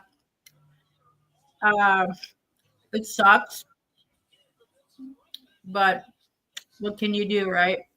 It's the nature of the business, guys. You know it. And you also know this. 90 seconds, folks. Do it if you haven't already. Share the love. Tell the world this is what we do here. James, Ash, and I, all of you. Are you ready to go all in? I am. I'm going to go get a drink, so I'm fully ready. This is me pushing my chips in all in. This is a night we are not going to forget. History to be made, legacies to be defined, championships to be crowned and change hands, and so much more comes forward in less than a minute as we prepare to go all in. Buckle up, folks. Oh, baby. I'm just curious. Woo, boy. I'm just curious what's going to open up tonight. Ash, what do you think should be the opening match when we got a minute just to talk? What would be a solid opener? Probably Young Bucks, either the men's Casino Gauntlet or Young Bucks versus Swerve and Ospreay to get the crowd like real hot and going. Do you think that the Swerve and Ospreay and the Young Bucks match is a huge domino factor towards everything else that concerns the Death Riders tonight, considering we got the Death Riders in 2 matches later and possibly Marina Shafir influences not only in them, but maybe the women's Casino Gauntlet when it comes to her and Chris Statlander? That could play into effect, yes, because we know the Young Bucks have aligned themselves with the Death Rider. So what happens here could also play effect into the Hangman match, the men's casino gauntlet, if that tag match does open the show. And of course, James, we know that Marina Shafir, Chris Statlander, their history goes all the way back to when Shafir arrived in AEW. It was Statlander that put the bid out for Shafir to come here to AEW.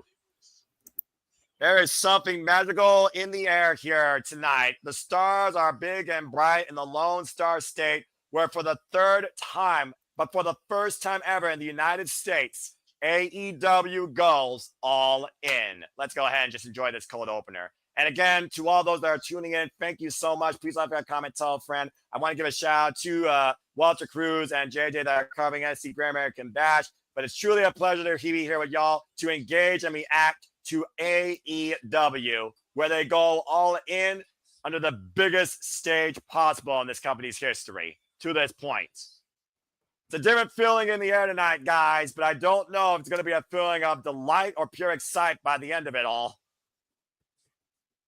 But this is why we love this business. We love professional wrestling. Damn it. Oh, man. It's a great cold opener, by the way. Heyman literally going to a suicide mission, saying he will free that championship. I think I will say I'm probably ahead of you. I do have a way to watch this that is legal. It's just going to be slow as shit, unfortunately. James, all that matters that you are here, Agit's here. I wouldn't want this team any other way. And as long as you can bring your color analysis and you have a great time, that's all I care about. Yes.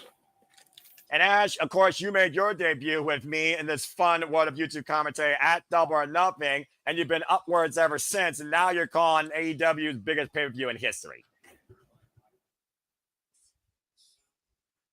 This is crazy. I'm here for AEW. This is the role I play. I am the AEW commentator, and there's nothing wrong with that. Hey, nothing wrong with being a commentator for something you love. There's a different level of passion towards anything and everything in this business. And I will speak for Bam again. AEW makes me feel unlike anything I've felt since 2019 for the world of professional wrestling. Quantity versus quality. Timeless Toy Store, Mercedes Monet. One belt versus all the belts. The crossface chicken wing, this biggest package versus the Monet Maker and the Statement Maker. And the rivalry between Okada and Omega renewed one more time with everything on the line. I can only imagine what sort of Kazuchika Okada we're going to get here tonight against Kenny Omega and vice versa. Ooh, that scene with the blood pack. Hopefully we get the best version of Okada like we saw at Double or Nothing, because I was just like, where was this Okada this whole time? Like, where was he? Where was he? I feel like Okada, to a degree, was complacent, Ash. And he knows he can't be that tonight. He literally says, I will kill you to prove I am better than you. And legitimately, Okada might very well do that. But that being said, Globe Life Field brings to you, as well as Simple Lava Studios, AEW, all in Texas. Pyro! Look at that crowd! Is the fireworks going off? Because they just finished on my end, by the way. Yep, they did. And that being Yeah, said, they just finished on my end too. It's Saturday! You know what that means? We have finally arrived to this ultimate moment today and to summer you tonight. AEW Globe Life Field, Arlington, Texas. Capacity crowd on hand, 25,000 plus in attendance. This is the biggest show in history for AEW. The biggest show of the year. And for the first time for the United States, we go all in Texas. Uh-oh. First entrances. Yep, it's the trios titles. Oh my God. And again, thank you all so much for tuning in. Noah Foster, James Hebert, our Canadian friend Ash. I hope you all enjoy the conversation, reaction, and coverage. And we're kicking things off with the AEW Trios Championships. Gabe Kidd, aligned with John Moxley, his hired mercenary, walks in with Kyle Castellano and Willa Yuta to face the Ops, Katsura Shibata, Powerhouse Hobbs, and Samoa Joe. You definitely will have to pause the minute the bell rings so that way we can be synced. I'll let you know when the bell rings right when it does. Okay, that's fine. Well, James, let's think about this. The Ops, of course, who were the first blow to the Death Riders' unstoppable run since last year at Wrestle Dream. We, of course, saw on Collision, Katsura Shibata faced his student Gabe Kidd, and thanks to the Death Riders' interference with Willa Yuta, Gabe Kidd did beat his teacher. And of course, Kyle Castagnoli called out for this challenge because the Death Riders' biggest obstacle besides him and Adam Page lately have been the Ops. Yep. A war doll brought into war. The war for AEW as we know it. He is legit a madman. Yeah, he's probably one of the craziest men of all time. And by the way, like, Gabe Kidd's probably one of the more premier stars. Remember, this really started when he fought Kenny Omega at this year's Wrestle Dynasty in what was a match of the year contender. So he's no stranger to try and ruin AEW. And here come the Ops. We are just moments away from the entrance of the AEW Trios Championships, ready to go to work and break some bodies. Samoa Joe, Katsura Shibata, Powerhouse Hobbs. They're never lacking. They are the Ops. Oh, man. You all right, Ash? Yeah, sorry. I just I had to help my grandma with something. That's all. No worries, bros or passions. I got you. Just want to make sure. So Ash, here's the strategy, right? On your feed, make sure you pause the minute the bell rings. I'll let you know when the bell rings for me, and then we should all be in sync at the same time. Sounds good. Powerhouse Hobbs, Samoa Joe, Katsura Shibata, of course, going into, I believe, their third defense night of the AEW Trios Championships. We've already defeated the Death Riders on multiple occasions, including Anarchy in the arena. But again, we are dealing with Gabe Kidd here as part of this trio this time. Oh! We'll see what happens here right now with this intense face-off with Shibata. Why do I feel like this is not going to start with pleasantries? Oh, shit! Well, never mind. Hey, here we go. Never mind. You don't even need to. Yeah, you don't even need to do. Yeah, don't even worry about pausing because I'm apparently ahead of you guys. Right now, Samoa Joe with the Yuta. Again, James, you just bring the colorful analysis. Yep. I mean, you're good, man. It's not like we're that far off. As long as we pretty much are in time here for all the biggest moments, that's all that matters. Right now, we got Hobbs and Claudio squaring up. We got Samoa Joe and Yuta. Samoa Joe, who bludgeoned Yuta on Dynamite. And we're revisiting things from Collision right now in the ring with Gabe Kidd and Katsura Shibata chopping each other's chests off. Of course, it was the Gabe Kidd that got the victory this past Collision, though, Ash. Oh, good for him. Well, again, it required with a Yuta, though, to assist and a low blow to come into play towards the finish. So, again, I don't know if you necessarily want to say good for him under those. Yeah. Man, Gabe Kidd being part of the Death Riders, it's just, I don't know how I feel about it. I really don't. Oh. Double-handed chop by Gabe Kidd. Clothesline, though, by Katsura Shibata, a man that works like a machine. Both men collide and both men down. Again, what the? Whoa.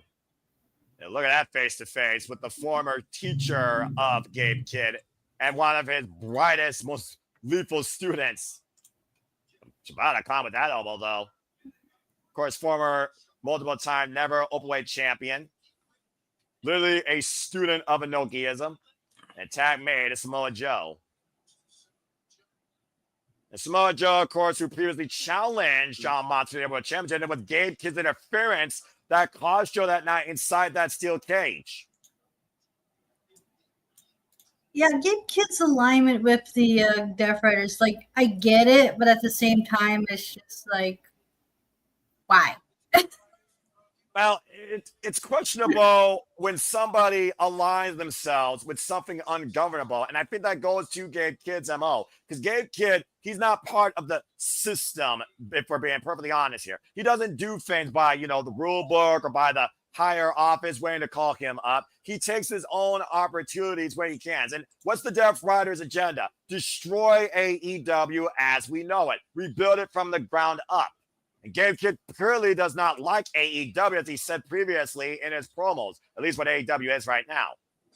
Yeah, that's fair. Although it's just a weird disconnect because over here in the States, he's heel, but over in Japan, he's babyface. Mm-hmm. It's like the anti-hero, the vigilante of New Japan Pro Wrestling. Even Kenny Omega said that, to your point, James, after their match at Wrestle Dynasty. Kenny Omega wasn't needed in New Japan. Gabe Kidd was needed in New Japan, and the fans see that, and Kenny Omega saw that firsthand. And right now, just got clocked in the jaw. Mm-hmm. Mm-hmm. And Samoa Joe, Mr. No Nonsense, quite literally, one of the most lethal men you will ever meet in that ring. Again, you don't bug up to Samoa Joe like that. Oh, you're ahead. You're actually ahead of me now. We might be able to do this. Samoa Joe is one of the best strikers in AEW. You do not want to get in a chopping battle and a strike war with him. And Paras Haas might be one of the most meaty men in AEW.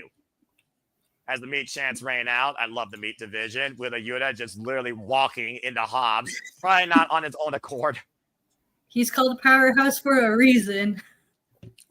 Former TNT champion, of course, former face of the Revolution. And hoisting up with a Yuta and the stalling vertical. No. Okay.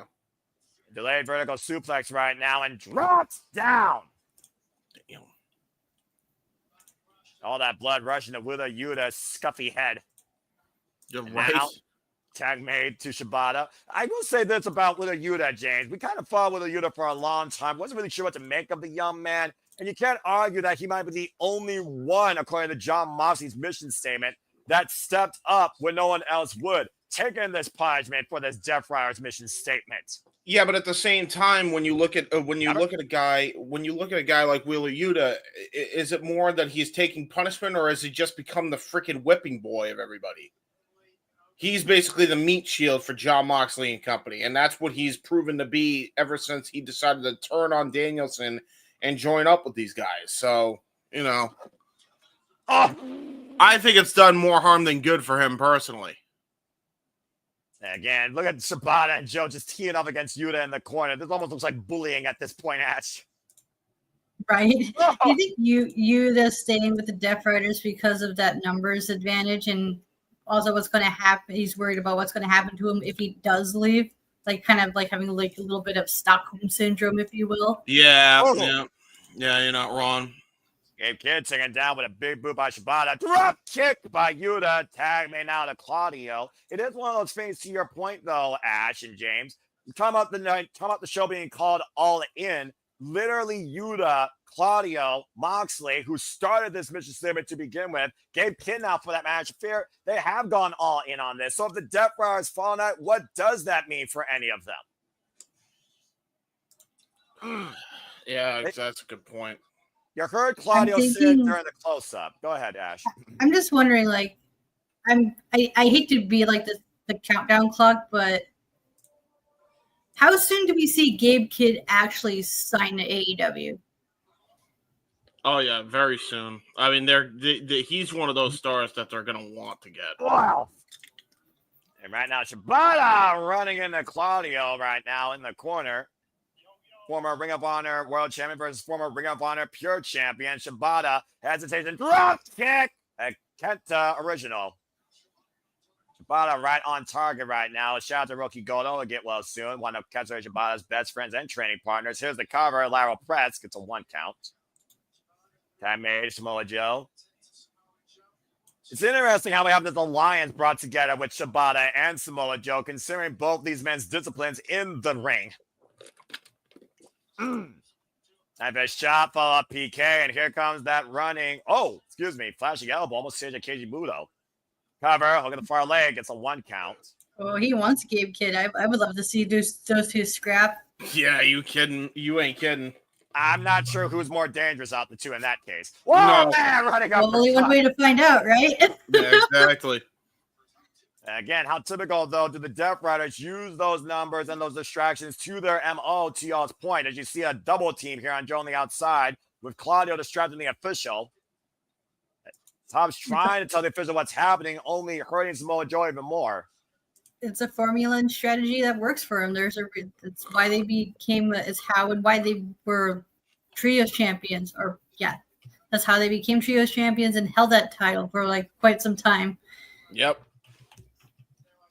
Yeah, again, I don't know if Gabe Kidd wants to come to AEW, especially that spirited match with Hiroshi Tanahashi saying that your body may waver, but your love never will, and I will carry on what New Japan is all about. I think Gabe Kidd is New Japan for life. Shares of what Shibata was personally for a little while before he decided, I can't wrestle there, I'll wrestle somewhere else. Again, at one point, we thought Lily Shibata was on life support. You can see the same thing for Gabe Kidd.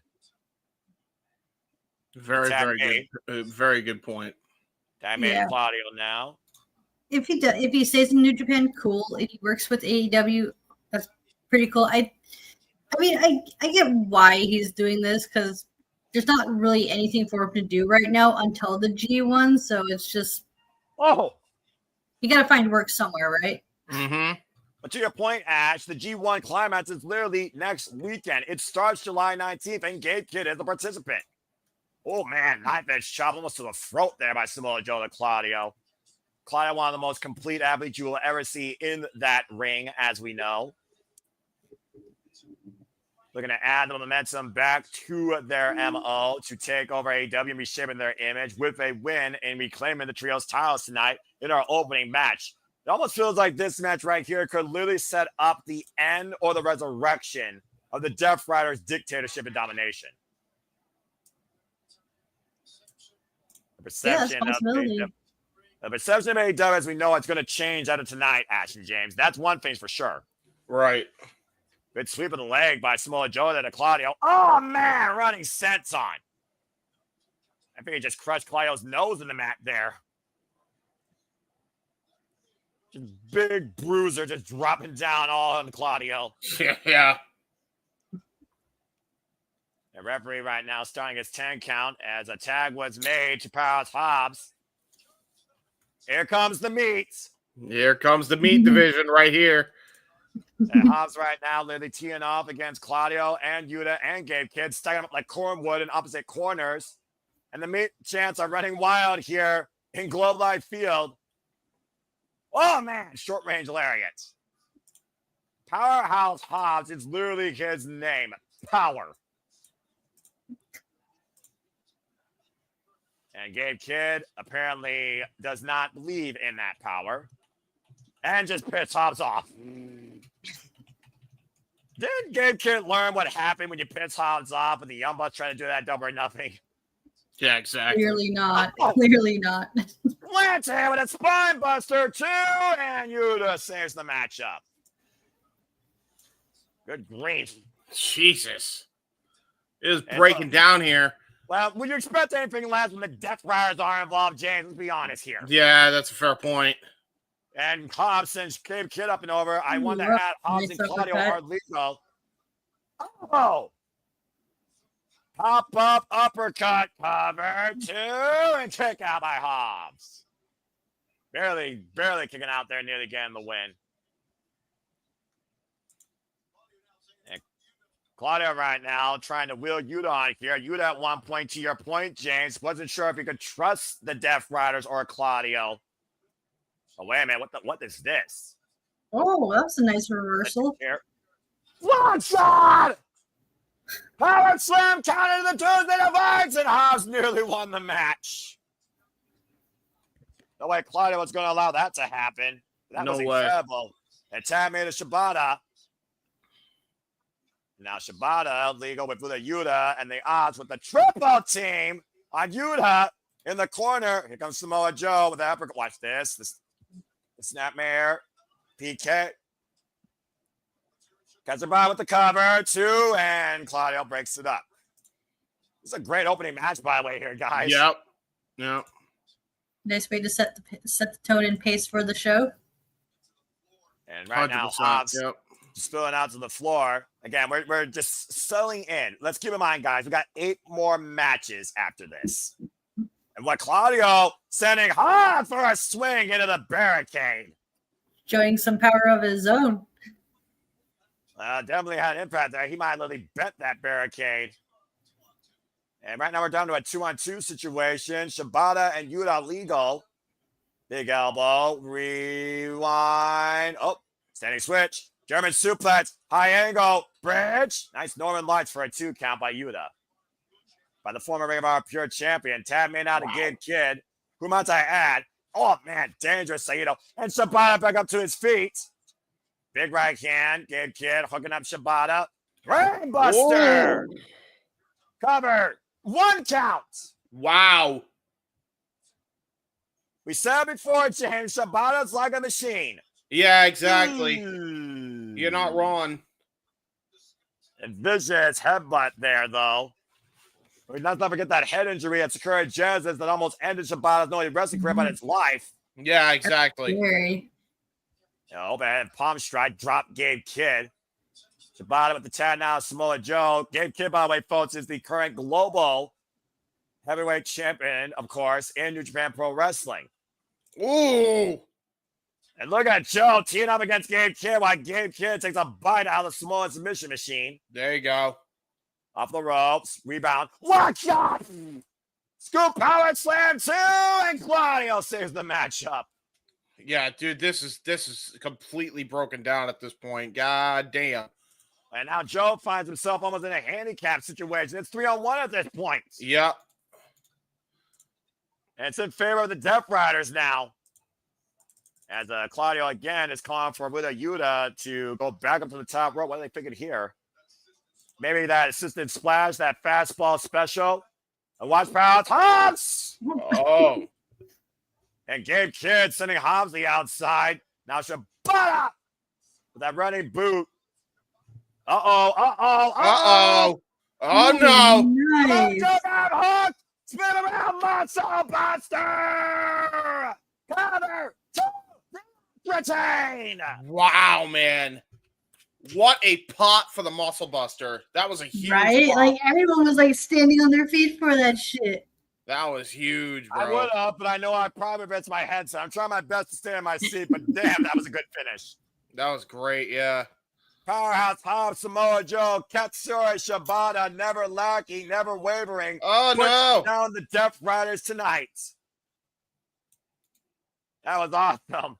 That was great. Oh, no. Well, if they don't win the match, they'll win the war. Considering the assault post-match, to your point, James. Now Claudio and oh, no.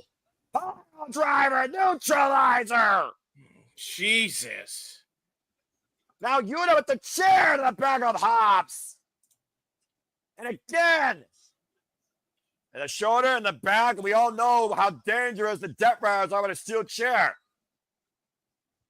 They clearly don't want the Ops involved in Hangman and Page and John Moxley's Texas death match.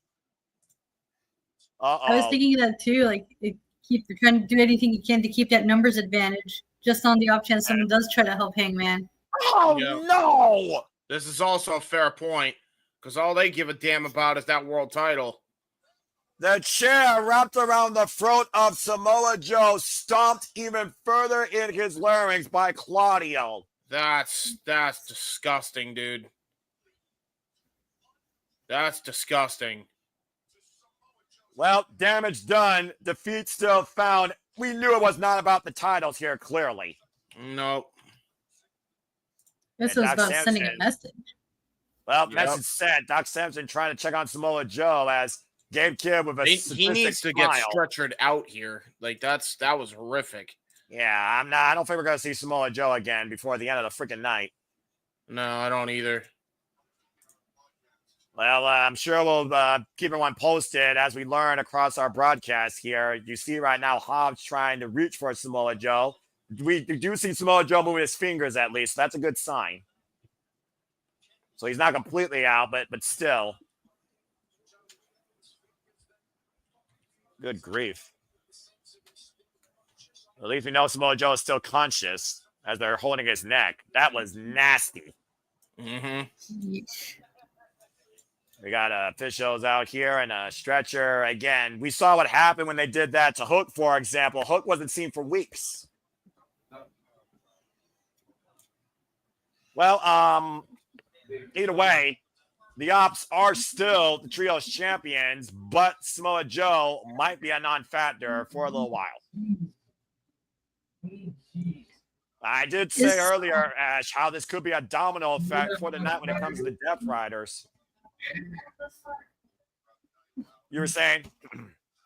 Jeez. I was about to say, is it possible that when is Hook scheduled to make a comeback?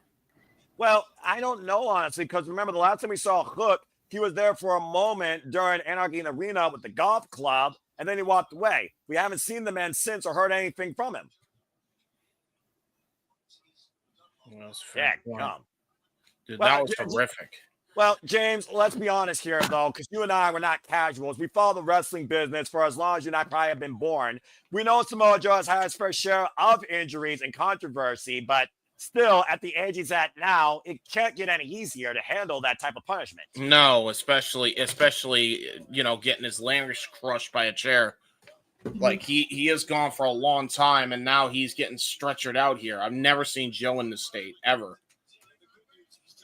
I'm not sure if it's like if this is a legit injury, then yikes. But if it's just to write him off because unless he has like some movies or Twisted Metal to film, then this is one way to get him off TV. This is fair. I mean, we know that Hook can definitely come in to help out.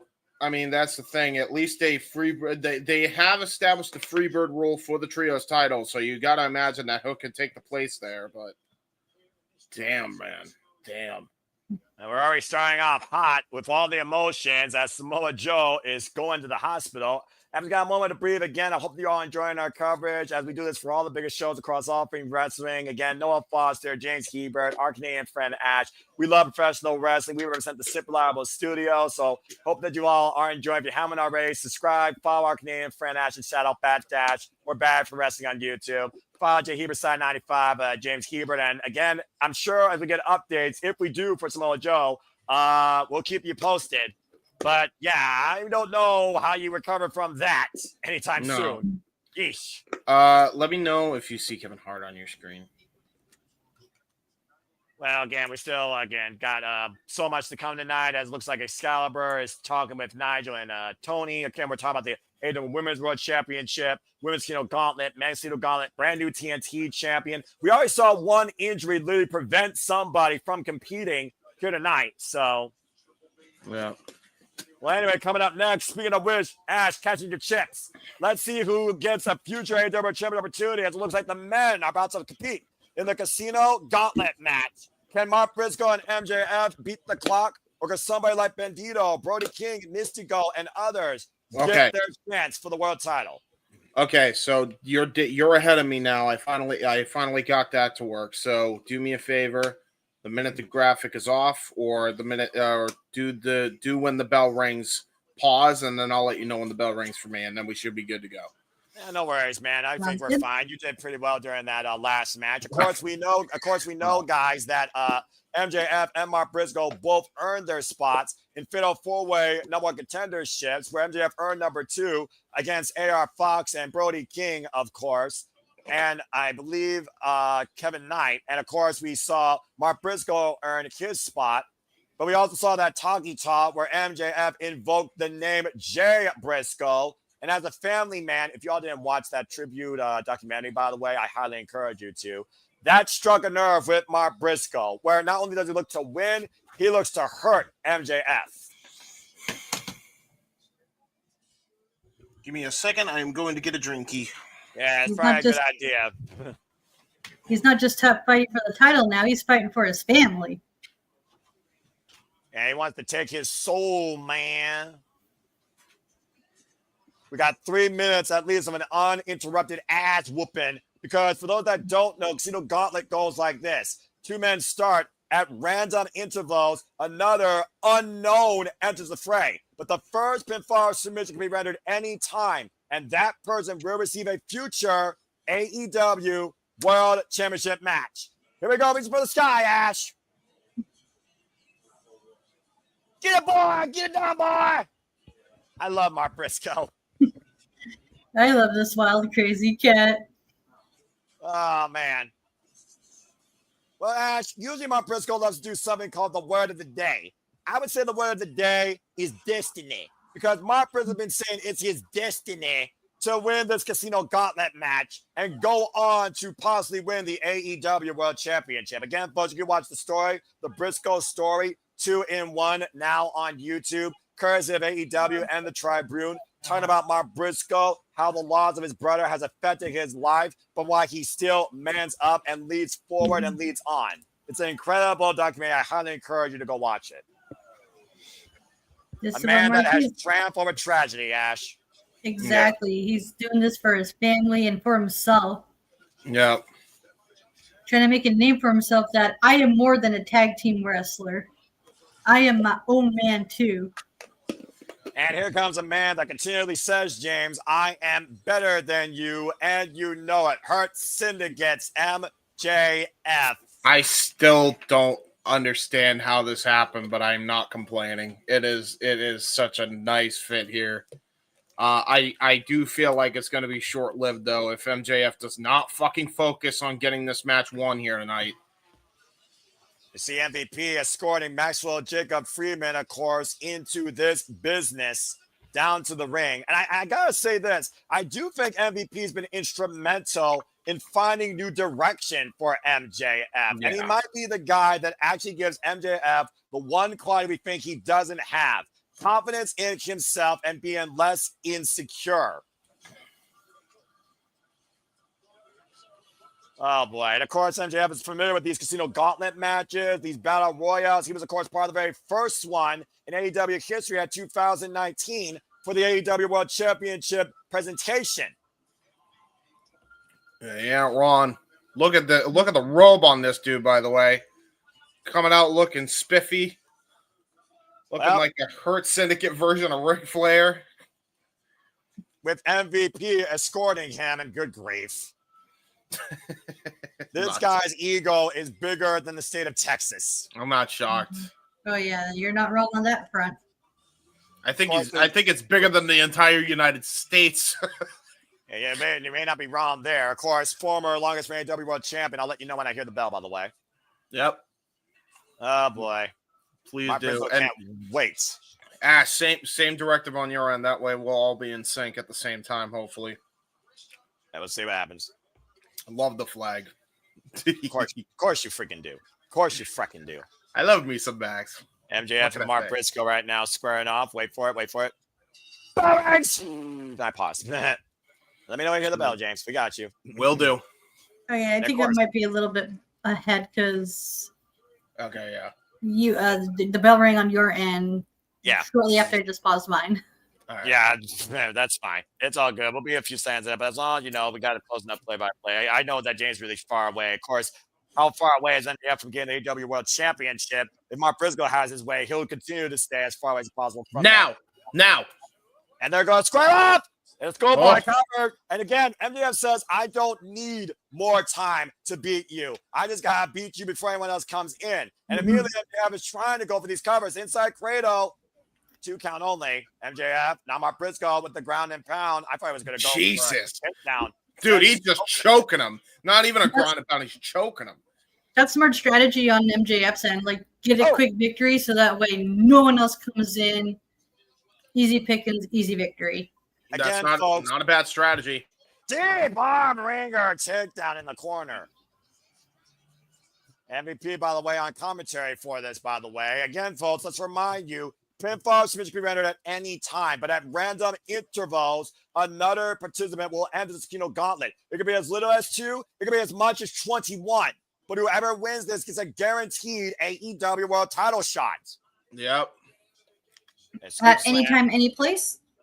I believe so. I'm not entirely sure at this point. Could be tonight. Could be tonight. See the contract in hand, though, of course. Looking for this contest, Bryce Rensburg. And now MJF. Teabag! Pulling up a halo. You don't And Mark teabag. Briscoe's like, no, hell no, I ain't putting up with that shit. And to your point, Mark Briscoe lining up MJF. Mark Briscoe is someone I think that MJF is taking very likely. Up and over, lands on his feet, former 13-time Ring of Honor Tag Team Champion, Ninth Edge. Wow! God gum. Holy fucking Oh. chop from hell! Did you hear the sound of that? Yeah, he almost took him up and over the top to the floor, but again, this is not an over-the-top rope battle royal. That doesn't matter in this case. No. But this J Driller might, he's able to connect it. Meanwhile, 9 seconds for our next participant. Ooh, Wow, that he's didn't gonna take come in. long. 5, 4, 3, 2, 1. James, who is it? Oh boy. Oh, it's It is Mr. Bald. You mean Mr. Mr. Bald? Hold on. It- I got the song for this. Mr. Clean gets rid of dirt and grime and grease and dust and man. It's Mr. Clean will clean your whole house and everything to clean it. Mr. Clean, Mr. Clean, Mr. Clean. I was about to make a very rude joke and say, Rick, if that's the case, then Ricochet needs to get rid of himself. Oh no. Damn. Well, that being said, it is Ricochet as he shakes the hand of MJF. And it looks like these two are going to double team Mark Briscoe, a common ally against a rather annoying foe. But wow, James and Ash, you went there. Yes, I did. Yes, I did. Good Lord. Hello, by the way. I'm to, sorry. He just needs. All I just gotta say is Ricochet, because how he is on the internet, he really needs to clean up his act. Oh, I agree. Ah! There's a way you need to carry yourself, and MJF and Ricochet definitely could have a lesson in humility and being better human beings. It did seem weird, by the way, City by the Bay, but I think it tells a story for more to come. Because trust me, that's not the only time we're going to see Death Riders. Almost makes me wonder, could we see a Death Rider involved in this? Meanwhile, 7 seconds to our next participant. Ash, I'll let you take this one in 3, 2, 1. Who is it? Oh boy. Oh, it's Bandito. The most wanted man, and still the Ring of Honor World Champion in what was a fucking incredible match last night. La Sombra Cowboy making his way down to the ring. And, of course, we saw him successfully retain against Konosuke Takeshita, bled for that title. Oh, man, look at this face-off. You'd love to see it. Bandito been doing some of the best wrestling he's done his entire career this year alone. It honestly could be the best summer, I think, for any competitor as of late when you look at Bandito. Yeah. No, I agree with you. And MJF with the thumb in the eye leads Ricochet to Bandito. Go figure. Not surprised. Not surprised by that. Oh, get to the midsection by Ricochet. I mean, what do you expect? MJF, he literally is a man out for only himself. Exactly. This is good strategy on his end. Bandito with the one-arm military press. Give them enough time to rest and wait for the scraps, just like he's doing right now with that sneaky roll-up. Yeah, I'm about to say, sneaking in like a thief in the night in the back door. And my Briscoe sends MJF up and over. Then boy. Don't We're going to see forget a cotton chicken. Don't forget about that former World Champion. Good Lord. Ricochet bouncing off the mat. And scissors kick now. A scissors kick. How fitting to Ricochet by Mark Briscoe. Getting the crowd all fired up. Bang, bang. Oh. Cactus Jack elbow drop from the apron to Ricochet's heart, if he has one. Yeah. He's giving one to oh, never mind. Oh, this is nice. Yeah, Mark Briscoe running wild here tonight in Texas. Not shocking there that the Southern guy is running wild. And right now, Bandito, Mark Briscoe holding down the ring. Here comes Ricochet, though. You can tell how much Mark Briscoe is fired up here. There goes Bandito and Ricochet the outside. MVP coaching MJF, get up off your back. I gotta wonder what would happen to MJF if he loses here tonight. James, you're up on course next in 4 seconds. Here comes our 5th participant. Who is it? Let's see. Oh, shit. Oh, shit. It is the Japanese boss, the final boss here, in my opinion, in AEW, Konosuke Takeshita. Of course, coming off that loss to Bandito, though, last night for the Ring of Honor World title and will be involved in the G1 Climax starting this next weekend. That was with Reverso. By the way, What is going at it now? The Keshka Lariat. By the way, guys, pause for like 2 more seconds. And one man right now, Ricochet slapping the face out of Konosuke Takeshita, and now Ricochet spraying it in. Konosuke able to escape out of the way. Wall kick, Konosuke. Ooh, man, combination by Ricochet. And Konosuke catching Ricochet up and around. Blue Thunderbomb coming to! Damn it! No, Blue Thunderbomb wins the match here, Noah. Shut the fuck up, James! I mean, he's not wrong. In this case. Bullshit! I hate that. Oh, here Although we it go. is a very beautifully done move. I will say that it is a sight to see a Blue Thunderbomb. Thank you. There you go. Now, but Dito and Konosuke picking up what they left off from last night. Nice drop kick, though. And Dito now. Really good. I gotta go check that out when I get it, when I have time to do so. That was match of the night last night, bar none. And of course, Konosuke, to James's point, been rest of the year. The speed at what she did, it was, my God, it was amazing. That was great. And there's MJF to ruin the moment. Of course. I talk about like Bandito being deceptively strong, but that guy's deceptively fast as well. God damn. He is a very good hybrid wrestler. Yep.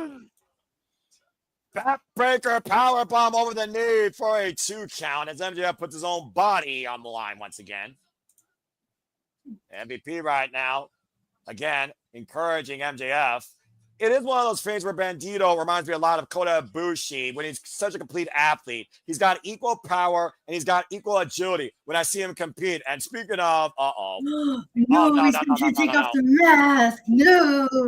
Ash, you're up next in 5 seconds. Who's our next participant? 3, 2, 1. As he goes with the mask of Bandito. Oh! No. You know, this makes perfect sense. Well, that makes all the sense in the world. Yep. Where MJF says he will take every mask off Mystico. Everyone's singing Mystico's theme if you want, by the way. I don't know. I don't know the lyrics. I don't know the lyrics. So. Yeah, okay, well, there you go. Of course, we saw these two go one-on-one at Grand Slam Mexico, Ash and James. Yeah. Yeah, we did. Yeah, everybody. I love it. I love it. Oh, man, this is an awesome moment and environment. MJF right now looking at the world standing still inside the ring as Mystico outshines him. Did you see the sign in the crowd? MVP just said, cut off that bullshit. No, play it all night. Play it all night. I love this. Play it until the next entrant. I just had a buffer moment, so give me a minute. Bueno. Has Mystico squares against MJF. You're good, James. Don't worry. Oh, that was fun. And Spain, back elbow strike. Okay, back to the wrestling, Ash. Back to the wrestling. Oh, my Lord. That was awesome. Ooh, Takeshi and Mystico are going at it now. That's an interesting match to see. Up to the top rope, Escalera, corkscrew, arm drag, takes Konosuke to the outside. Oh, wait a minute. Oh. The definition right now with Bandito and Mystico up and around. Take over Tijeras. Both men very familiar with each other. Now, Mystico, the only man inside the ring. I don't think that's going to last for long. Nope, Mystico's set off to fly. Up the top rope. Oh, no. He didn't want to be Botscara again. Yes. You were saying? He does not want to prove MJF right. He did it. Crossbody wiping everybody out on the outside. Had to get his footing right, but he did it in the end. That's a wise move. That's a wise move because I'm sure it's super hot in Texas. Those ropes are going to be slick. Up and around. To get takedown. Fujiwara Armbar. He got it. He got it. MJF tap. Remember, if MJF tap, Mystico will get the Future World title shot. And he stops MJF from tapping. Oh! Oh, he's getting 1 and 2. He's getting a double armbar. How does this work? The double submission. Konosuke broke it up. Broke it. Well, here's the problem. I guess we'll never know. Oh, here we go. At 7 seconds, I believe, James, you're on point next. And we got entry number 6, I believe. This is so much fucking fun. So, James, who's next? Josh Alexander, TNA World Champion, current MLP Canadian Heavyweight Champion, making his way down to the ring. And, of course, a member of the Don Callis family. Oh, boy. Yep. Here comes that numbers advantage for them. And what better way for the Don Callis family to get the numbers advantage with this massive powerhouse? Oh! Yeah, exactly. Not just a powerhouse, but one of the best technicians in the game. Belly to belly, Scott Steiner style. Yeah, right now, Josh Alexander and Nosuke are cleaning house, to your point. And Ricochet set up and over face first. And now here we go. Oh, brilliant. Eventually, wait a minute. Well, eventually these two are going to have to face each other. Only one man can earn the title shot here. I'm just saying. Yeah, it's a fair point. Oh, my God. What the hell is this? Uh-oh. Oh! That's gonna hurt. Damn, just right on the apron. MJF laid up against the announce table, falling across by Josh Alexander. White's Bandito out. Yeah, and guys, I think Kenosuke made a fight. Oh! Kenosuke Tope con Hilo wipes the fit on the outside. But we also got to consider this how much fun we're having with people coming in and the stories aligning. The more people come in, the harder it will be to render a decision. This is true. This is true. And right now, of course, Bandito and Kenosuke are just a little less under 24 hours from that hell of war they had at Supercard of Honor. And Ash, you're on point next for our next participant in 6 seconds. Who the hell else is going to add to this field? Good Lord. Who we got, Ash? Ooh. Oh, it's Anthony Bowens. The Anthony Bowens. And the pride of professional wrestling. Anthony Bowens, of course, talked to Billy Gunn how we got to do something different. We have to prove why I am AEW's 5-tool player. Me and the minds to Konosuke and Josh Alexander. Of course, Anthony Bowens, recent challenger to Kazuchika Okada's Continental Championship. Oh! Great front bulldog. That was brilliant there by Bowens. Former AEW World Tag Team Champion and Trios Champion. And Bowens knows how to win at All In. They won the Trios titles here at All In. Yeah. Fameasser! Nice. Brilliant Fameasser there by Bowens. Yeah, Ricochet and Bowens have had their fair share of bad blood. Nice boot there. Just like Briscoe has, Anthony Bowens is doing a good job showing that he is more than just a tag team wrestler because he's holding his own as singles as well, especially racking up multiple wins on Collision. Brother literally did, and now they're brawling. Mark Briscoe and him are brawling. He literally did a reverse Olympic slam, slamming him on his face and chest. That was great. I love that. Well, you talked about before, James, how much... Yeah, you talked about before, James, how much Bowens has all the tools to be a top star here in AEW. 100%. Put it in effect. I agree. Chop, super kick, takes Mark Briscoe down. Yeah, one of the more improved athletes in AEW since he began his young career back in 2020. This might be a little bit of a handicap. Yeah, you ain't kidding, dude. Against the Don Callis family, yeah. Oh no! German suplex off the double rolling elbows and a German suplex locomotion for Anthony Bowens, courtesy of Konosuke and Josh Alexander. Literally, here's the thing: we got a hurt Syndicate member and 2 Don Callis family members, and I'm gonna tell you right now, nobody is safe with these 2 factions in the ring right now. That's the problem, and you can see MJF; he's just kind of waiting. He's waiting it out. That's definitely a directive from MVP, and he's actually listening for once. Oh, and Josh Alexander, Ricochet on the shoulders. Oh, man! Wow, what a nice double team move. Holy shit! Dude, what was that? I've never seen anything like that. That was a launching pad into that rising knee strike as you're next, James. In 2 seconds, who is it? We're about to find out. Huh? Oh, Paragon. And it is, in fact, Roderick Strachan coming out to End of Heartache. The Messiah of the Backbreaker. former AEW International Champion MJF trying to run for Dodge. Oh, shit. Bad Blood revisited! Running knee strike by MJF! And Roderick Strong squaring off with Kanosuke and Josh Alexander. Of course, the Paragons had their fair share of bad blood with the Don Callis family. Yeah, they're the reason Adam Cole's actually injured because of them. Damn! Master of the Nice backbreaker, yeah. Again, the side of the backbreaker can break anyone's back out of anywhere. Now hooking up Kanosuke for the Olympic Slam. Bang! And Nicely the cover done. by Roderick Strong gets a 2 count as Josh breaks it up. Very well done here by Alexander to break up that pin cover. Roddy Oh. almost had it won there had he not been in there. That's how quick this match can end.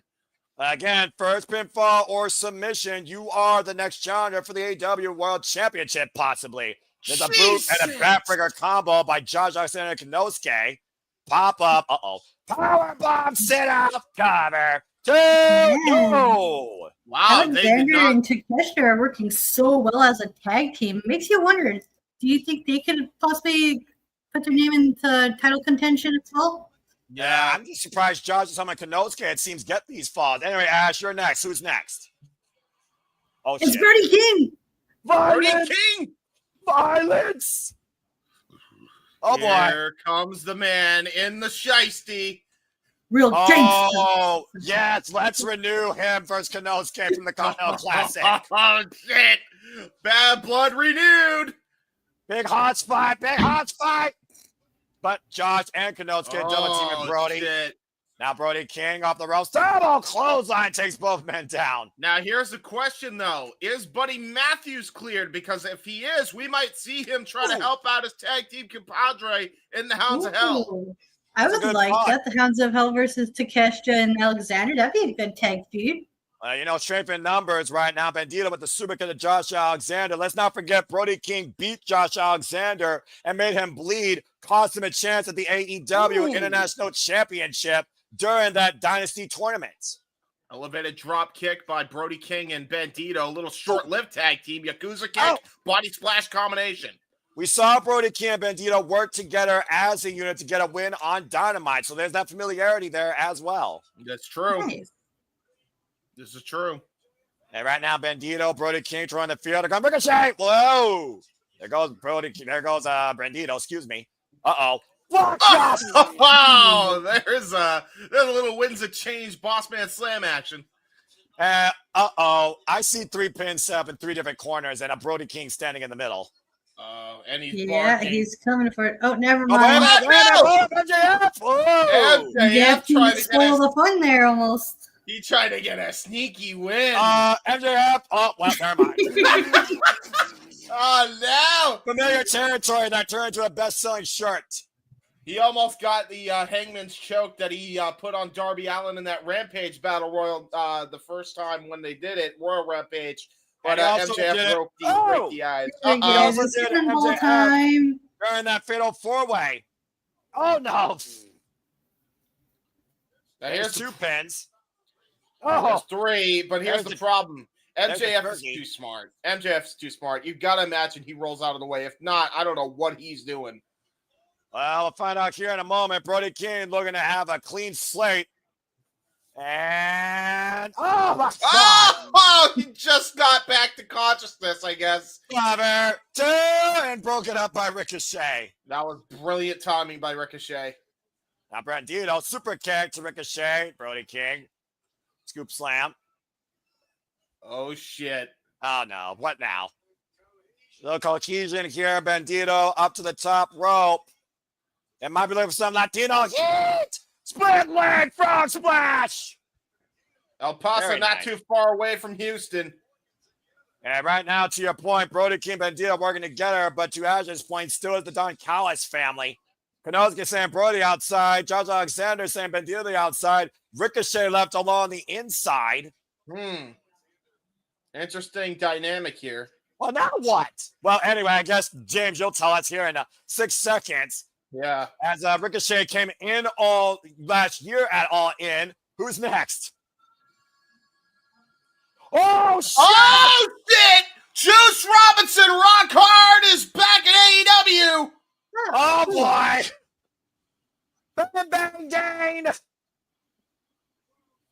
not expecting this. This is a pleasant surprise.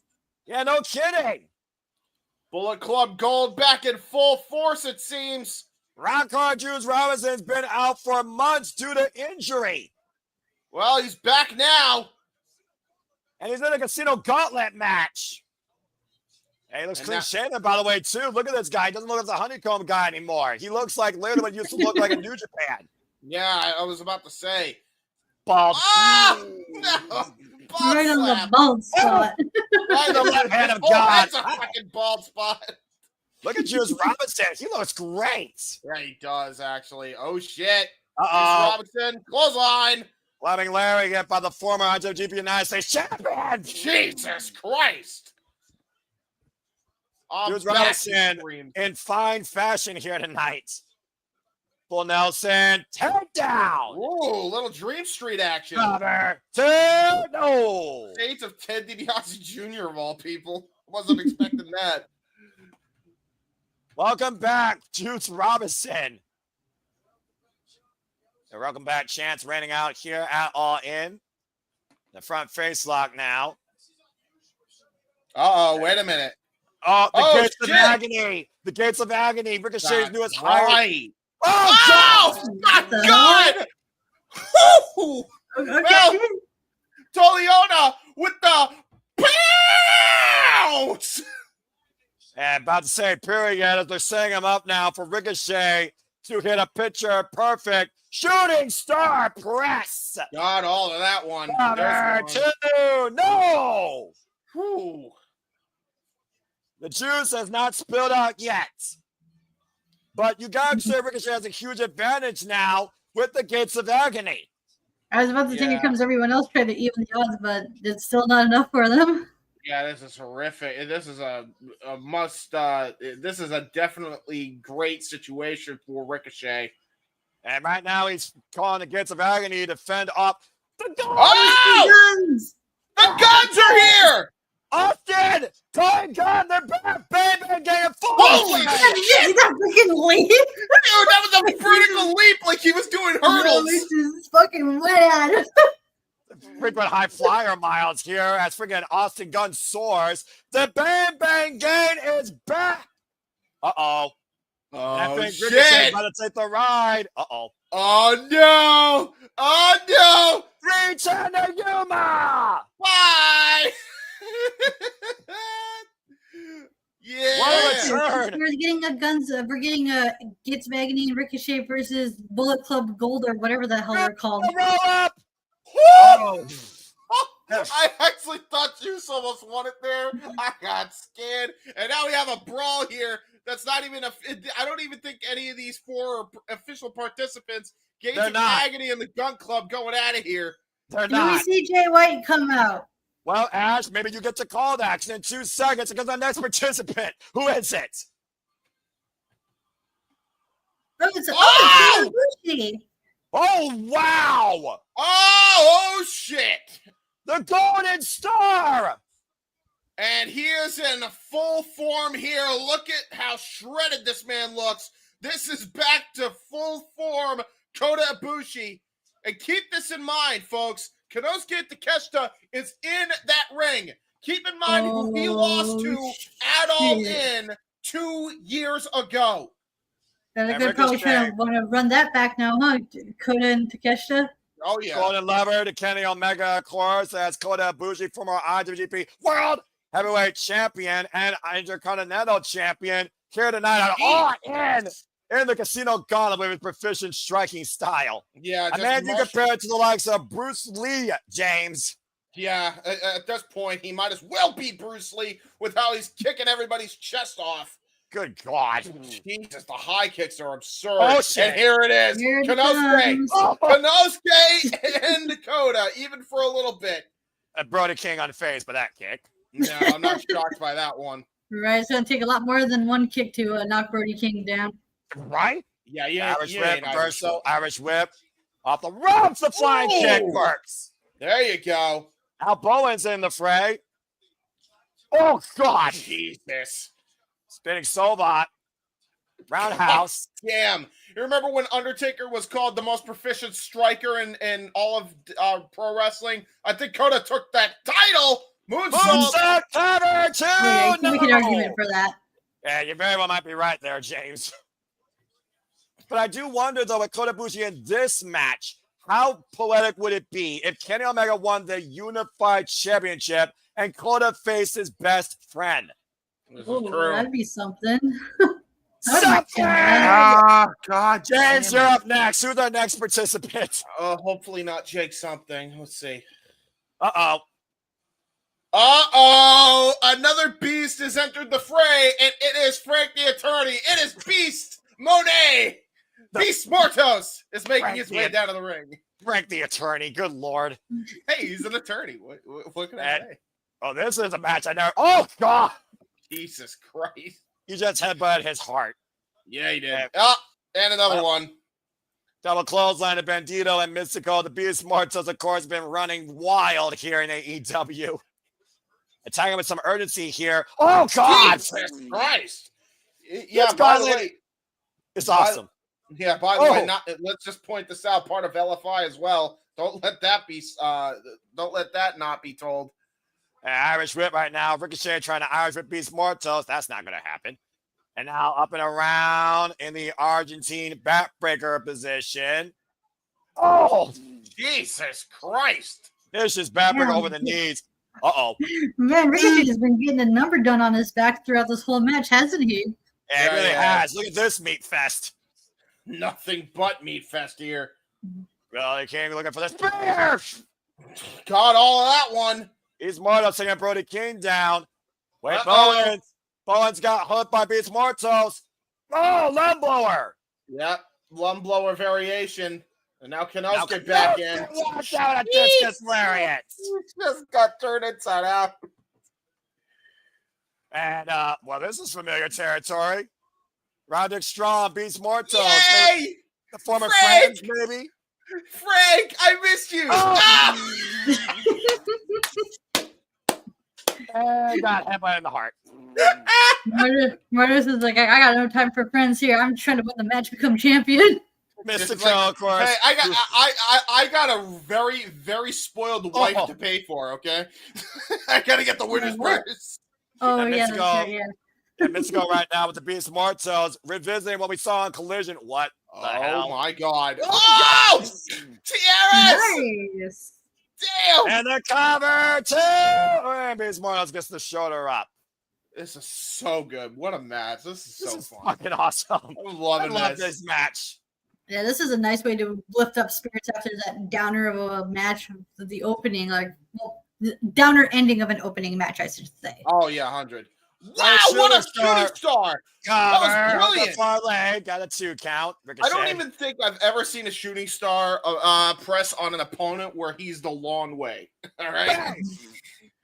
Ricochet was looking for a vertical, got caught with a front kick by Bandito.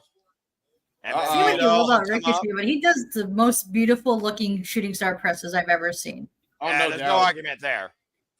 Oh, God! Variation on the go to sleep. X marks the spot. The dealer might show. Here's hand. Bandito 21. Kanosuke. Oh, no. No way. Oh, never mind. Oh, wow. A double suplex. Double German. That was nuts. Running, wow. Strike. Oh, don't let her powerbomb. Oh. And Josh came in Josh came in time just to make the save. Hey, that's been in the crowd. That was close one on. That was close. Yeah, no kidding. Now Roderick Strong with Josh Alexander up on the shoulders. Oh, man. Oh, my God. Torture rack bomb. Cover 2. Oh! Wow. That just came out of nowhere. Froggy Bow out of nowhere. That's the problem with the Casino Gauntlet. Average whip. Mark Briscoe sent in the corner. Now Anthony Bowens catching the legs of Briscoe. Ooh. Here's a Gary back of the head. And what's this? Oh! Twisting, dripping, DDT. Cover and broken up by Brody King. Yeah, man. This is just chaos. And right now, Gonzo Bomb! Gonzo Bomb hit by Brody Now Juice Robinson, though, and Brody King, no strangers to each other. Left hand of God. Hoisted up. Backdrop suplex. And the cover too. And Bates Mortos breaks it up. Jesus Christ. It is.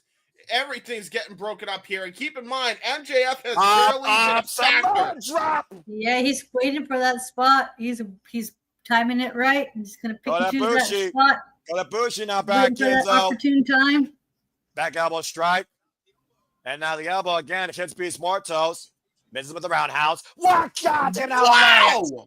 I don't think I've ever seen Kota Ibushi hit that clean of a discus before. Bushi looking to follow up here with the Kamagoye. Got all of it, but rising knee strike by Roddy to follow on that. And in case you're wondering, there are no more participants. End of heartache. Jesus, he got all of that. Oh, there's MJF. 1, 2, MJF breaks it up. And look at who is last in the ring. And Roderick Strong and MJF, the only two men left standing. Combination, though, by Roderick Strong. Sit up and over. Oh! What a mule kick. Now hooking him up. Alabama Slammer. Jackknife float over by MJF, too. No. That was brilliantly done by MJF. Holy shit. Right now, it's a ball game. It's anyone's ball game at this point. It's funny because we're in a baseball stadium. Who's going to hit the home run? If you want to get the baseball references out, doesn't hit the clothesline. Sick kick! Oh, Jesus. Well, I'll tell you right now, it might not be MJF after that sick kick, but look at how wise MJF is being here. Rolls to the outside of the ring so he can prevent a pinfall from happening. Wait a damn minute. Another one? I was wrong. Okay, then. I did say random intervals, and I think you're on point. Who is next? Oh, you got me. Oh, shit. No. Oh, Max. It's Max No. Caster. No. He's coming in with the rap.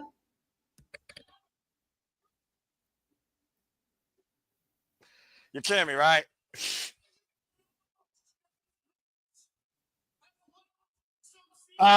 For those that are wondering who's next, in case you didn't hear, it's Matt Caster.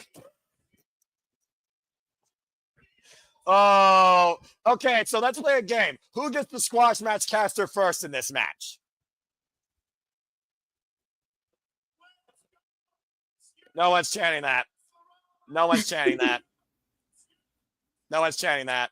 Also, it's too wordy of a chant, too.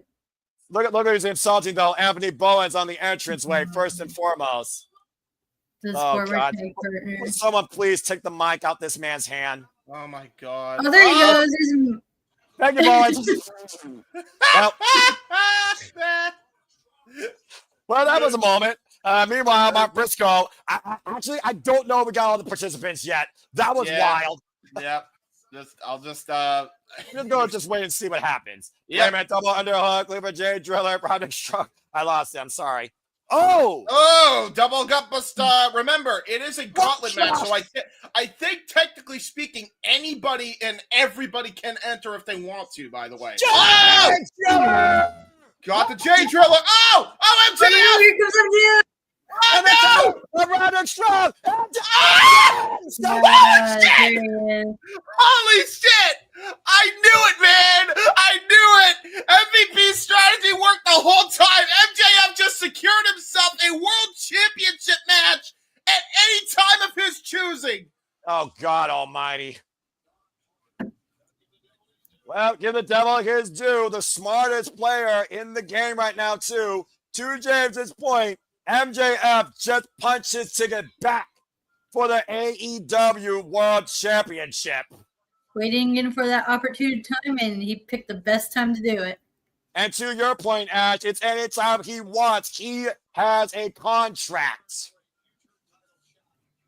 All it takes is a signature on the dotted line, and MJF can finally get back his Triple B. That was awesome. That was so cool. Yeah! Saying it. Yeah! Get your Triple B back, baby! And again, he got off the expense of Mark Briscoe's work. He did. Hey, but you know what? Every man for himself. You got to have eyes in the back of your head. Or a coach like MVP to tell you when to strike best. Exactly. Well, business has surely picked up for the Hurt Syndicate. MJF is back in the world title picture, and he has full control over it. Bro, this could be huge because I think, to Ash's point, we might be getting a new world champion. I want to see the Hangman and MJF feud culminate. So I'm fucking bad. Let's go. Yeah, well, you literally might get get it your tonight, hopes up, James. James. Honestly, Don't get your you hopes might up. literally get it tonight. Good Lord. I'm just saying, man. To be fair, to your point, you can cash that in at any fucking time. We could see MJF do a Rollins and pull the heist of the century. I'm just saying. Wouldn't that be some shit? Well, while we go backstage to Big Stoke, talking about how he's done with the Outrunners. Yeah, sure. And he has new pursuits in the AEW Tag Team Championships. Breaking news. Oh, Jesus. So it looks like FTR are going to be special guest commentators for the Triple Threat Tag Team Championship match still to come tonight. Interesting. I'm fine with that. I don't know how I feel about that. I mean, I'm just saying, though. MJF and, the Stokely Hathaway with FTR taking on the Hurt Syndicate. This is one of those things where MJF can actually provide some insight himself to the Hurt Syndicate guys, because if anybody knows more about the Outrunners, it's MJF. I'm sorry, the Outrunners, FTR. Well, That's you can true, see them a 'cause lot. they- Go ahead, Ash. Yeah, because they used to be part of a group called the Pinnacle, right? Yes, Yeah, indeed. But you see the reluctancy though on Tony Schiavone and Najee McGuinness. It is what it is, I guess, folks. It also is what it is when it comes to this. We're going to switch gears now to crown guaranteed a brand new TNT champion. As Adam Cole is out on injury, we have to move forward with this title. Derek Garcia, Dustin Rhodes, Kyle Fletcher, and Sammy Guevara. Oh, man. Oof, I got a moment to breathe now to that. First off, that was a fucking awesome Casino Gauntlet match. That was so much fucking fun. That It was really so fun. Oh, my gosh. That was freaking awesome. I love that concept so damn much. By the way, notice that AEW has an ad sponsoring the match, but they don't overboard you with the ad. Just thought I'd point that out there. Thank you. Carry on. I mean, you know, it's presentation, it's business, it's marketing, it's underwhelming professional wrestling versus the idea of compelling competition versus over compelling storytelling and television. But what do I know? Anyway, AEW is not WWE, and thank Christ they're not. But let's go ahead and bring people up to speed on this. Adam Cole, of course, he was previously the TNT champion, beating Daniel Garcia for this title at Dynasty, was going into his fourth defense night, second round against Kyle Fletcher, but due to injury, the title has been vacated. Now we have the former TNT champion, a former three-time TNT champion, and the brother of the inaugural TNT champion competing for this title. Commentary? Well, I mean, it's justified, I think. As you see, Adam Cole coming out with his TNT title for the last time, baby. How the you- mighty look, have fun. I think I think Ash, this might be it. this has to hurt you a little bit. I know how much you're a fan of Adam Cole. You followed Adam Cole's journey through AEW and beyond. And again, another injury ahead of one of the biggest shows in AEW history. And Adam Cole is basically restarting. Man, I just wish speedy recovery for Adam, and I hope when he does fully recover from injury, this motherfucker can stay healthy. I don't think he's even doing that. I think he's retiring. I'm gonna be honest with you. Well, to be fair, James, looking he at has been going- his he has been face, going- yeah, I think he's done. Well, to be fair, James, he's been going at this business for 16 years. Yep. Yeah, He's coming back from great. right? He's coming back from. Oh, hold on, Ash. Go ahead. Get your mom in. Wait for it. Adam Cole! I had to get that to her.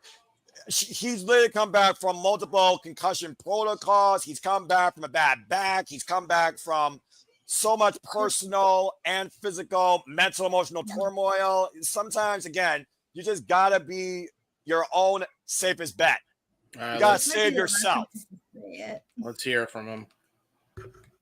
Yeah, but I'm gonna let Ash take head here, but I will do the transcript as well the best way I can. I was really looking forward to this singles match too. This could have been a sleeper for the night. Yeah.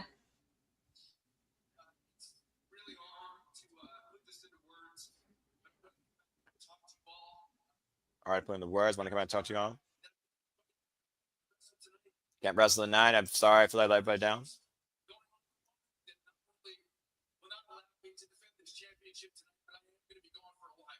What? Oh, some issues not going to be gone for a while. And not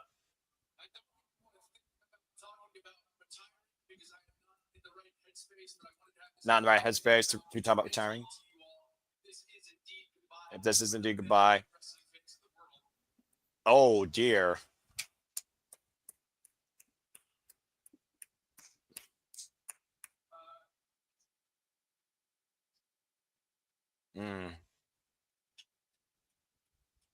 One of the best to ever do it, and that is undisputed. What did I miss? I don't think it's an injury. He may not be in the right headspace to talk about it, but he did say the word retiring.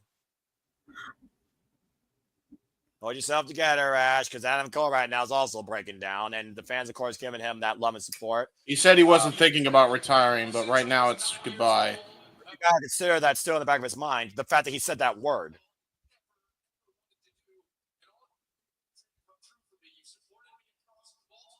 For me across multiple promotions, for my dream of what I wanted to do. You have no idea how much that means to me. I met this man back in 2019 in Toronto. For his highest moments and his lowest moments. All of us been so supported every step of the way. He loves us and thanks us so much. Well, thank you, Adam Cole. Don't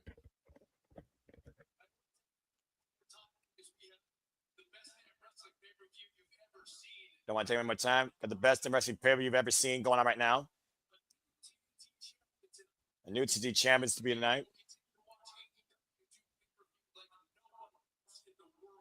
And you're going to continue to watch AEW do pay-per-view like no one else in the world does. That is a fucking fact. And for me, I'm Swerve by AEW. Thank you for making AEW so special and what it is. And thank you so much for changing my life. I love you always.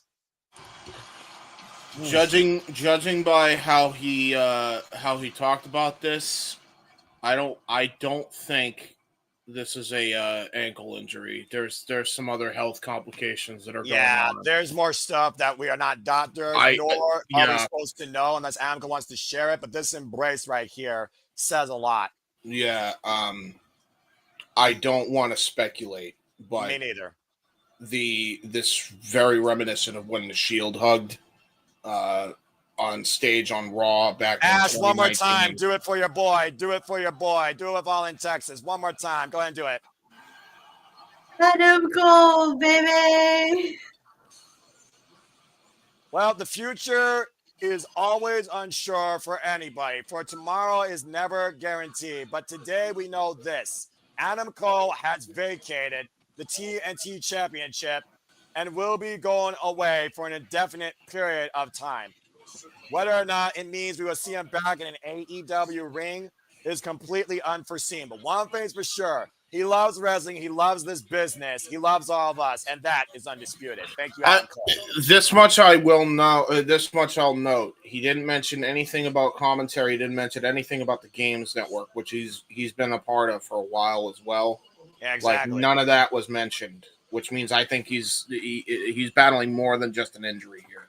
Well, he's had a lot of emotional, personal, and physical turmoil these last few years, especially. Again, at Forbidden Door, the first Forbidden Door, he literally got a concussion, and the future was in question for him then there. back when we watched AEW All Access. Here we are literally 3 years later, and once again, Adam Cole is going away for unknown reasons. But that is definitely still one of the toughest men you will ever see in that ring. And I feel like Adam Cole feels for this gentleman he took the title from, in a way as well. Of course, the man that Adam Cole beat for the title, Daniel Garcia. Yeah, that's an embrace, dude. I'll tell you right now, if anybody's going to take over the Paragon leadership, it may very well be that man, too, because, like, you can tell the respect is there. I'd be okay with that. I'd be okay with that. Because I feel like Daniel Garcia might as well be part of the Paragon. Just make them all equals. Not to mention, Garcia has teamed up with the Paragon before, and they did work very well together, so he fits right in with them. He's got that mutual respect, but also I look at the Paragon now all as equals, brothers of this business that made each other better. Regardless, we got to move forward. We're going to crown a brand new TNT champion. As if Daniel Garcia wasn't fired up enough. Oh, boy. Well, Daniel Garcia, of course, who was the TNT champion since last year, AEW Full Gear, after being scapegoat Jack Perry. Now Daniel Garcia has a chance now to reclaim the title he lost from the man that vacated it without even beating him for it.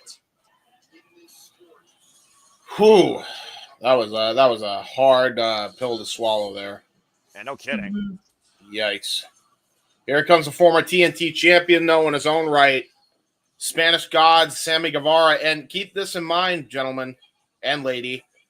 This man and Daniel Garcia actually used to be a part of the same group at one point or another. So that's an interesting tidbit of history here. Oh, yeah, the Jericho Appreciation Squad, right? Mm-hmm. Or Society, I should say. Yeah, it's PJ Society. Sammy Guevara, of course, also a proud Texan. As you see him coming out with Texas flag, of course, one half of the Sons of Texas. We saw in victory not only last night's Supercar of Honor, but earlier on the 0 hour. We got Daddy Magic, Matt Menard on commentary. Correction. 1/4 of the Sons of Texas. Don't forget the Von Erich now. That's very fair. Either way, he's already 2-0 this weekend and is a former 3-time TNT champion. But this is also another for the Sons of Texas and Sammy Guevara's tag team championship partner and the brother of the inaugural TNT champion, the natural Dustin Rhodes. And look at the way he's dressed, man. Loving this getup here for Dustin. And look at this. He's got the Trios Championships. I love this. For Ring of Honor, and he's got the Tag Team Championships. This man is draped in gold, and the Rhodes family synonymous with the TNT title.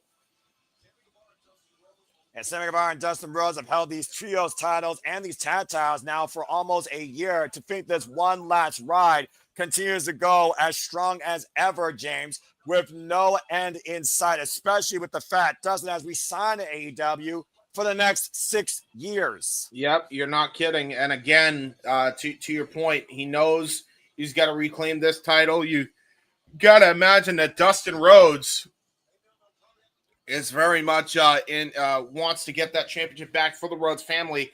Last person to hold this title for the Rhodes was Cody, and the person who actually dethroned Cody Rhodes was that man he's tag teaming with, Sammy Guevara.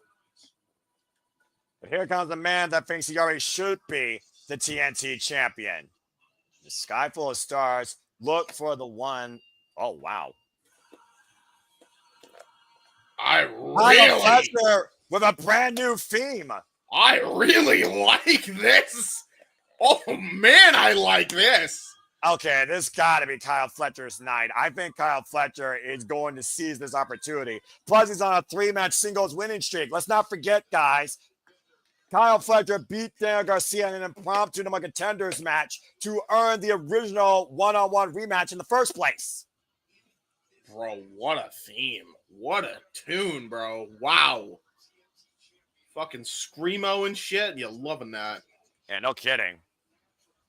Again, our well wishes goes out to Adam Cole, who's dealing with health issues beyond even his own control. We wish him the absolute best in his recovery efforts, and whatever the future holds, may he continue to do what he loves, but still continue forward in life a proper way too. Take care, Adam Cole. No idea, Darren. Something tells me it's not an injury that made him have to relinquish the title. I think it was something completely different. Yeah, and again, that's not up to us to spectate on. We are not doctors. That's why I'm saying don't assume it's an injury. It could be something. Exactly. It could be something else here. Well, but he did say something physical. It was something as far as physical goes, but not necessarily. He just said injury. health issues. Even the post by AEW says health issues, and that's all you need to know. So just send your well wishes.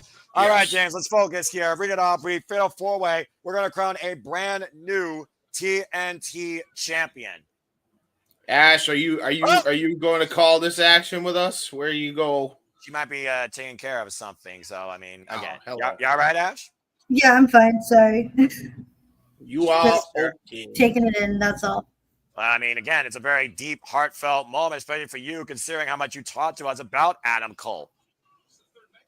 But you also were talking about how much you want to see Adam Cole be a fighting champion. He was going to be that here tonight because you wanted to see him get better challengers, high caliber opponents. You were looking forward to him versus Kyle Fletcher. So honestly, it feels like Kyle Fletcher might be the right guy to pass this off to, even if it's for unforeseen circumstance.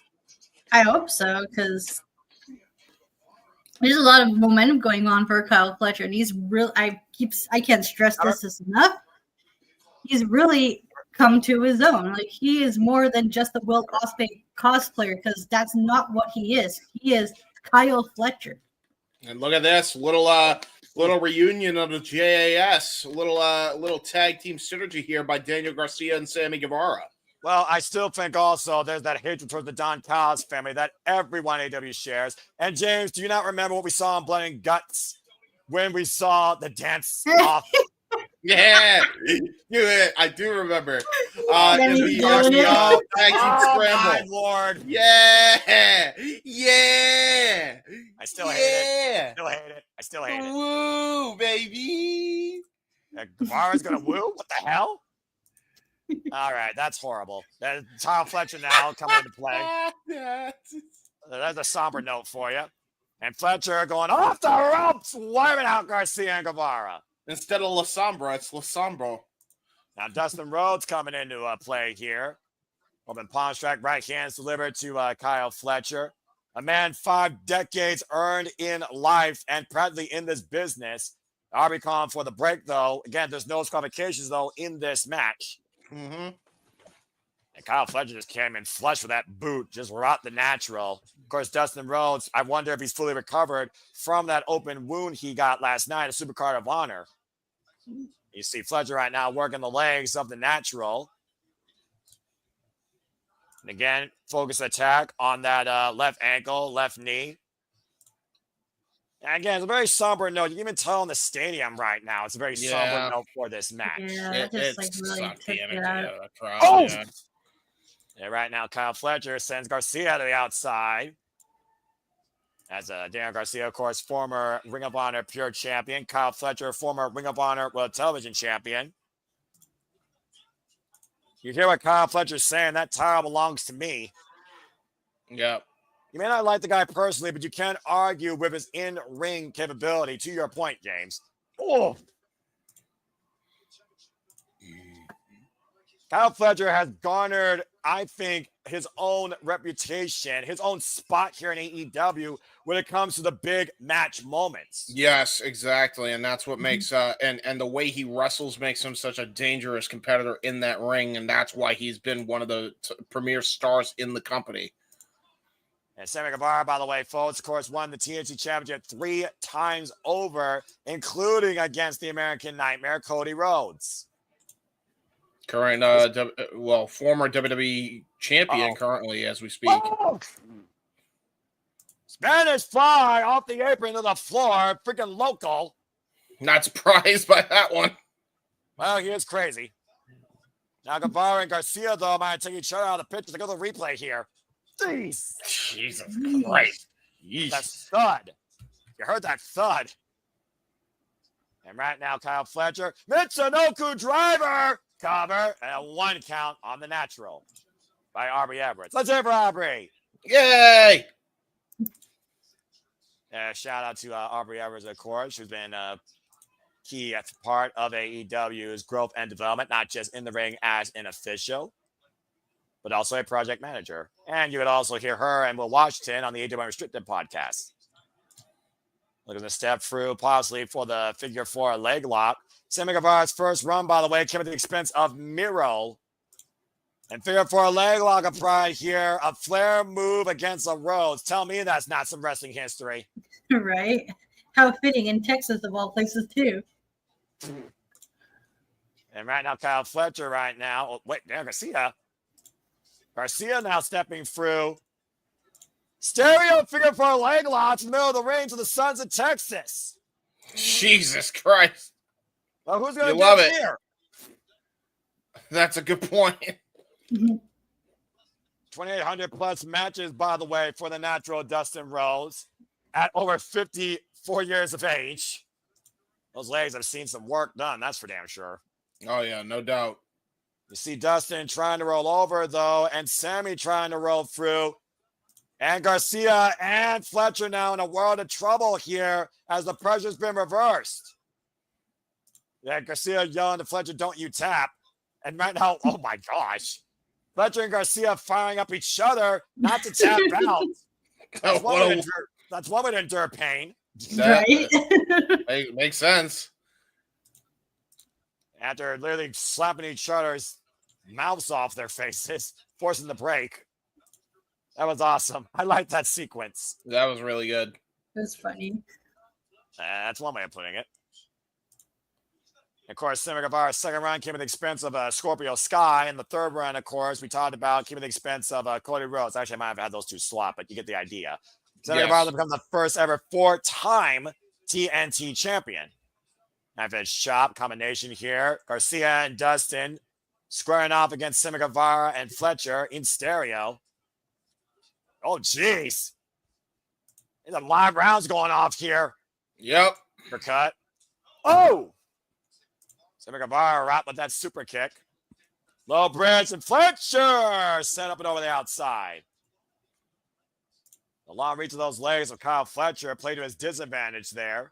Of course, the Don Callis family is already 0-2, considering they did not win the Casino Gauntlet match or the main event title last night. And right now, Dan Garcia. Oh, that was a nice moonsault there to the outside. And lining up Sammy Guevara. And right now, Garcia hooking up Guevara. What the hell is about to happen here? With Sammy Guevara and Garcia in the high-risk district. Dustin right now behind them in the opposite corner. I sense disaster. Superplex! Garcia still holding on to the head, though. Pops the hips, rolls through. And Garcia looking for another superplex out of the opposite corner. Yes, he is. Oh, wow. And right now, hooking up Sammy, and again delivers it. Are we going to go for a third, possibly? I don't think know. so. But I don't know if this is smart with how much energy he's exhausting out of himself. Yeah, that's Guevara. Especially when you got two other competitors he's got to watch out for. And Kyle Fletcher right now. Oy! To your point, there's Kyle Fletcher, who already owns a pinfall win. 2 pinfall wins, might I add, over Dan Garcia. Oh, here comes Kyle Fletcher. Oh, Lord. And Kyle Fletcher right now, and Sammy Guevara, and What? Daniel Garcia. And a corner! Oh! Oh, we're getting the Tower of Doom spot? No, getting a double special with the double superplex. Oh, okay. There we go. Cover, 2 counts. Yeah, I think you're behind us a little, Ash. Just go live and you should be all right. And then, yeah. Don't worry, guys. We're all fine. Take a look at the replay here, though, James. That's Garcia hooked both men. Hey, I'm caught up. I saw the replay. Yay! Good grief. Crashing the mat. Yeah, he got super crashed into it. Yeah, Garcia now squaring up against Guevara in the corner. The legacy of the TNT Championship, as we know, has so many different faces, from Christian Cage to Powerhouse Hobbs to Samoa Joe to Darby Allin. Just to name a few. Yeah, exactly. And Garcia right now, literally teeing up against Kyle Fletcher and Sammy Guevara. You can tell Garcia looks like the most fired up here, honestly. Yeah, But look at Dustin Rhodes. Watch out! Yeah, exactly. Power slam. There's 2 power slams right now, and Dustin firing up Texas here. Don't ever count out the veteran. I mean, I just said don't count out the tiny. How about you don't count out the veteran? Yeah, exactly. Oh my God, Texas destroyer! Jesus. Well, he got it and cross Rhodes. Put on his head, cover 2. No! Jesus Christ. That was close. It Yeah, was way too close. Woof. Dustin Rhodes almost became Dustin 3 belts. Yeah, he did. Could you imagine? Oh, wait a minute. Uh-oh. Oh, no. Oh, no. Well, we are in a land of dreams, but there also are nightmares sometimes. And Dustin Rhodes has shattered quite a number. I mean, again, no disqualification. Garcia, wait a minute. Garcia stopping Dustin? Why would he do that? I think he wants to kick him in the balls. Wait a minute. I mean, again, Garcia right now is squaring up against Dustin. I mean, Wait a minute. Why are you laughing? Uh-oh. Garcia. That's why. Oh, no. Oh! God! That's why I'm laughing at the idea, and then I think they all want to kick Fletcher. Oh, no.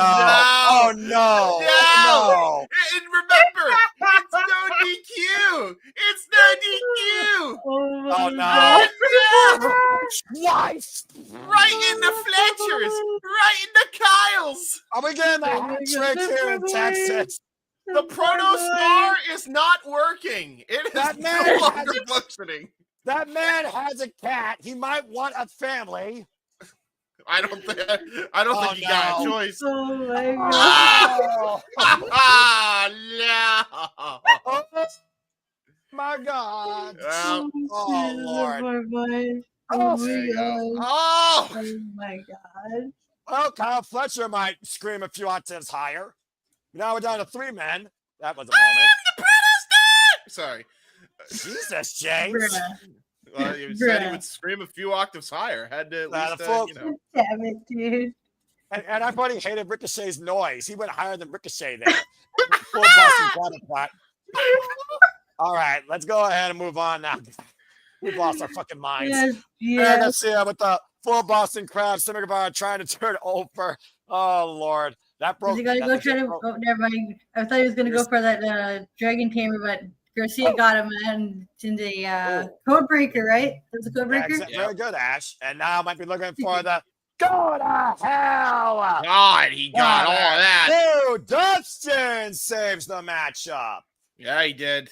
Ooh, this might cause some dissension in the tag team. Well, I mean, Only it's every one man can for win. himself, though. That's what I'm Exactly. saying. One can win.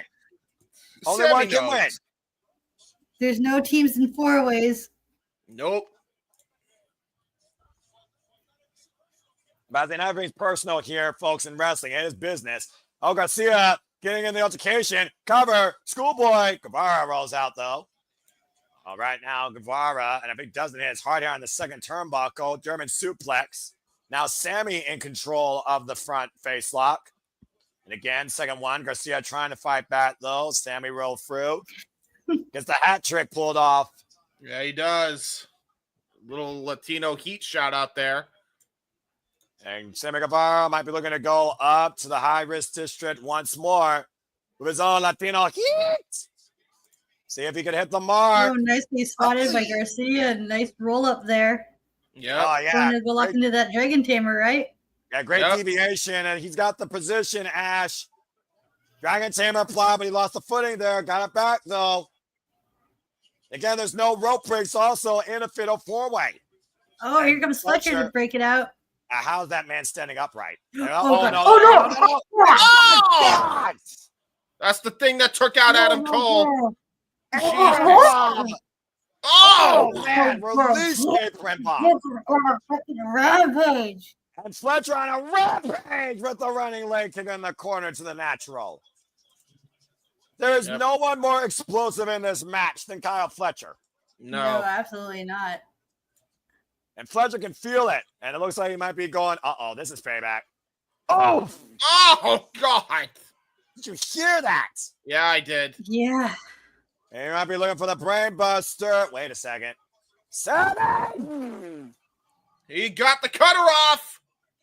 And right now, Garcia hooks up Sammy. Pile driver! Garcia, though, hooked up to the face by Dustin. Wow. Ooh. Dustin almost got him with the roll up there. Although he did. strikes. Garcia lining up Dustin Rhodes here. Good grief.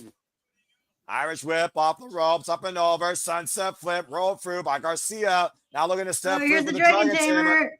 On the natural. And let's not forget, Dustin Rhodes was locked in earlier in that figure 4 leg lock. Yeah, he was. Yeah, he's Those- got a number done on his legs. This is going to Yeah, those- add to the pressure. Those knees have been heavily punished. And right now, he's got firmly locked in the middle of the ring. Will Dustin tap? Readjusting position, though. And you see Dustin turning on his side. Got to roll through. Oh. Inside tail. Inside tail. Dustin did it. Oh! What? What? Dustin Rhodes did That's a it. pleasant surprise. Okay. Huh? Dustin Rhodes is the new TNT champion. I believe that's Dustin Rhodes' first singles title in AEW. What? It is. Yeah, it is. Unbelievable. Wow. The Nitro shit. wins big in Texas. Wow! Rhodes is the new TNT champion. I- can't fucking believe it. Wow, and look at the emotion overcome on Dustin's face. Right? Like winning your first singles title in your home state. Like, come on, man. It can't get any better than was that. amazing, What man. a moment. Oh, and look at the emotion, man. What a moment, guys, for 5 decades earned in life for the Natural on this one last ride. Dustin Rhodes is the new TNT champion. That is incredible. Look at that, man. He is so emotional right now. He is Mhm. in tears. Look at Dustin Hoppy Rhodes. handing off And the look title. at this, man. Dustin, it's real. You did it. Oh. You fucking did it. The crowd is going insane for him. And there's And there's the Von Von Erich Erich. and the young Rhodes, Dustin's family. Wow, man. An absolute incredible moment. Dustin Rhodes just became the TNT champion. His nephew's out with him Wow. to celebrate. We saw his nephews earlier during the 0 hour. What a moment for this family and for the Natural. Bro, Just the this 3 is belts. amazing. This is That amazing. is one of the greatest things I ever got to call. That is so awesome. I'm so happy. Dustin Rhodes. Wow. Dustin Rhodes finally finished his story. Dusty, Damn be it, proud James. of your boy. I This will man- notice. Career earned tonight, guys. Career earned. And The look at that. new face of TNT is the Natural Dustin Rhodes. I will notice. Look at that face of Sammy Guevara, though. It has been forever since he's gotten a chance at an AEW championship. He is not happy. Look at that man's face. You could tell. I'm about to say a shock look, but also you gotta imagine the humble look. Sammy Guevara owes Dustin Rhodes everything as of late in his career. Look at that embrace. That's very fair, but you gotta imagine that's a heartbreaker for Sammy. That's unbelievable. Yeah, Liverpool champions. That was Dustin just won it, man. Dustin's the new TNT champion. He is a What 3-belt moment. winner. He has 3 championships. Previous challenger to the Ring of Honor World Championship. Previous challenger potentially to the AEW World Championship. The brother of the inaugural TNT champion is now the new face of TNT in 2025. What a moment. That was so cool. That is fucking incredible. I could not be happier for the Natural. That was so awesome, man. Like I was that was a shock win. So well done, so well deserved for a man who's given everything to the business. Well, speaking of giving everything to the business, from the backyard to the big stage, let's see what happens here as the Young Bucks go up against Swerve and Ospreray. When Swerve and Ospreray win, they are no longer EVPs. But if the Young Bucks win, Swerve and Ospreay are out of the top picture for 1 year. Go ahead, Ash. I was about to say, don't worry, James. You can take your leave. I got you covered. What do you mean? Take your leave? Oh, yeah. I forgot I had to give. You know what? It's been a long time since I've been able to do this. Oh no! Oh no! Hold on. No! Folks, watch this. All right. Yep. All right. I'm ready to go. Nope.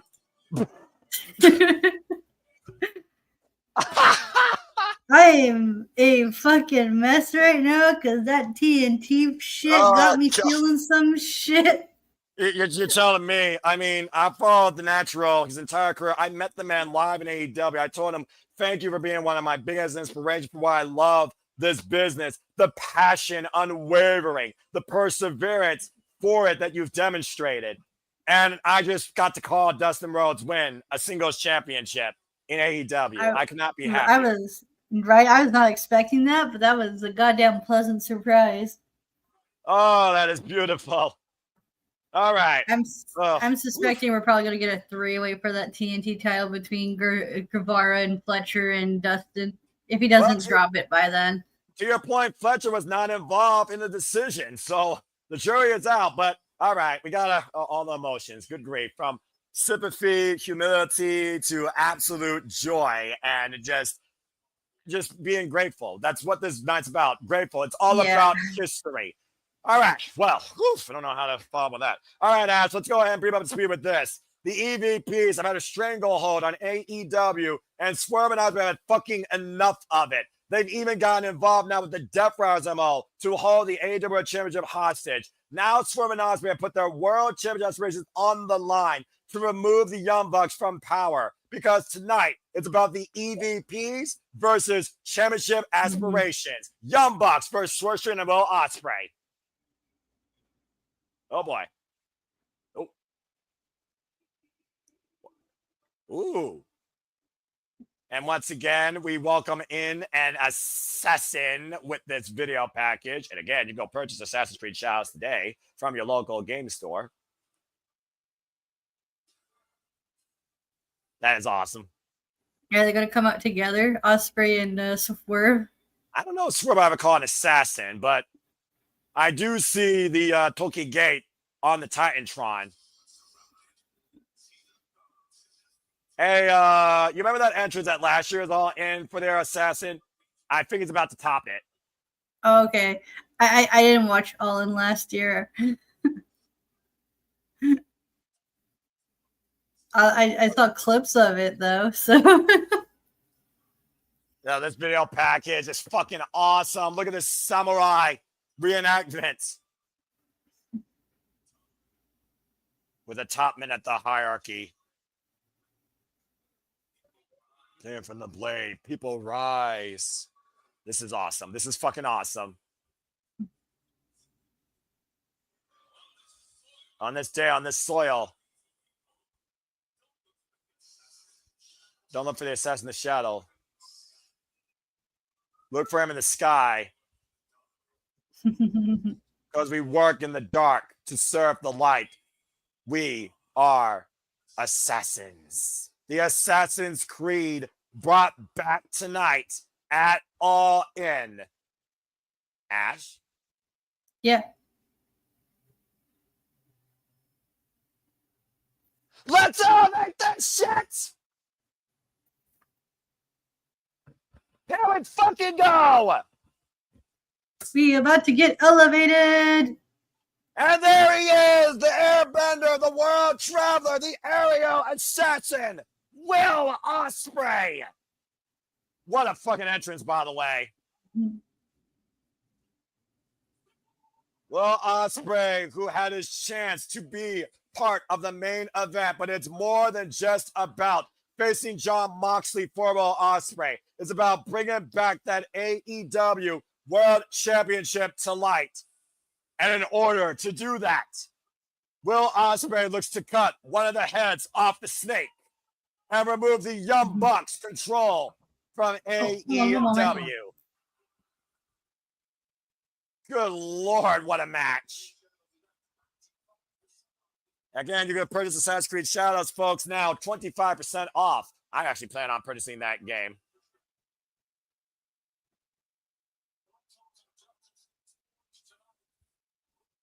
And, of course, lot on the line here for Will Ospreay. Will Ospreay, Swerve Strickland, barely any tag team wrestling experience.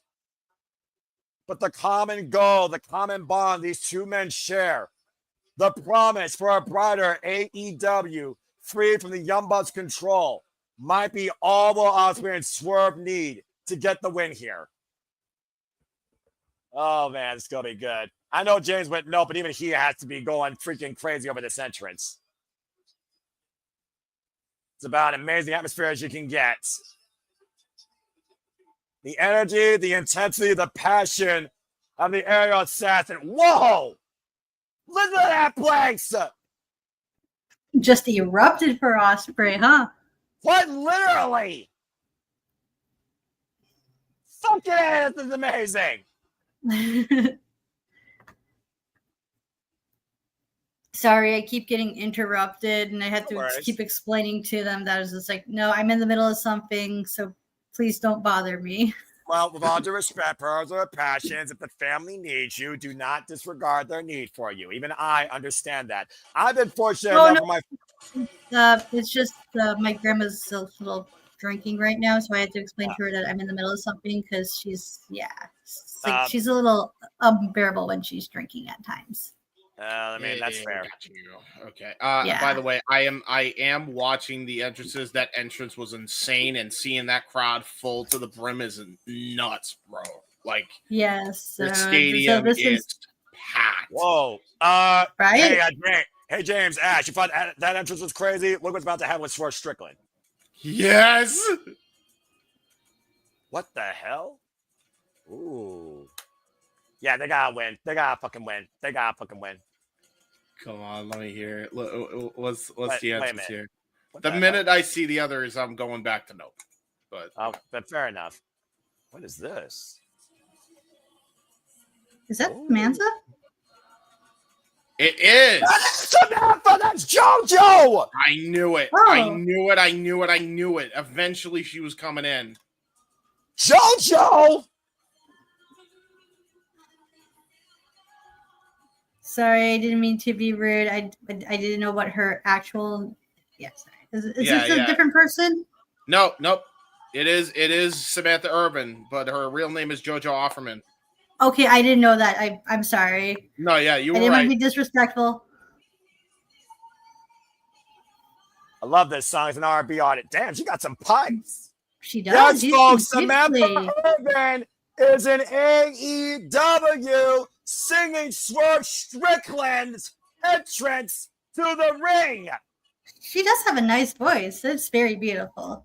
So thing about her thing, she actually was getting her music video mass reported at one point because of freaking haters online because she decided to leave the WWE and said what she said. And that was their response. So I think this is a way for AEW to help her and counteract that. I don't know if she's signed to the company, but that was very much a favor for Ricochet and Swerve, because Swerve is actually friendly with JoJo and Ricochet IRL. So, and not to mention, James, Swerve Strickland is a mogul in the music business as much as he is in wrestling. In the meantime, without former AEW World Champion. Yeah, I gotta do the dance. Of course you gotta do the dance. We all gotta do the dance. Forget Prince Nana, damn you. All right, that's enough of that. Oh, is it JoJo? Oh, is it? Are they different people? Yes, they're different people, you I'm jackass. stupid. That's Bray I'm Wyatt's sorry. wife. That's why they did the Firefly thing on the Titantron. Oh, that. Oh my God, I didn't pick up on that. Yes, Oh that's my Bray God. Wyatt's wife. Sorry, guys. Sorry. It's all right, James. But still, god damn, that was awesome. That was a great First- entrance, yeah. It was. Yeah, this is very good. Good on the good entrances. Yeah, I know people are going to chastise you on the internet for that. Oh, So, yeah. Offer Well, I man. mean, listen, nothing could be worse than, to be fair, they can forgive me. I haven't seen The JoJo internet's in a hot forever. minute. The internet's forever. Even Paul Levesque says it's not real, James. You forever will be chastised for that. Anyway, botch. Yeah, that was a big botch. You know what? We still love the Hebert. I mean, again, he does really cool dumb things on the internet. That includes botching, folks. Yes.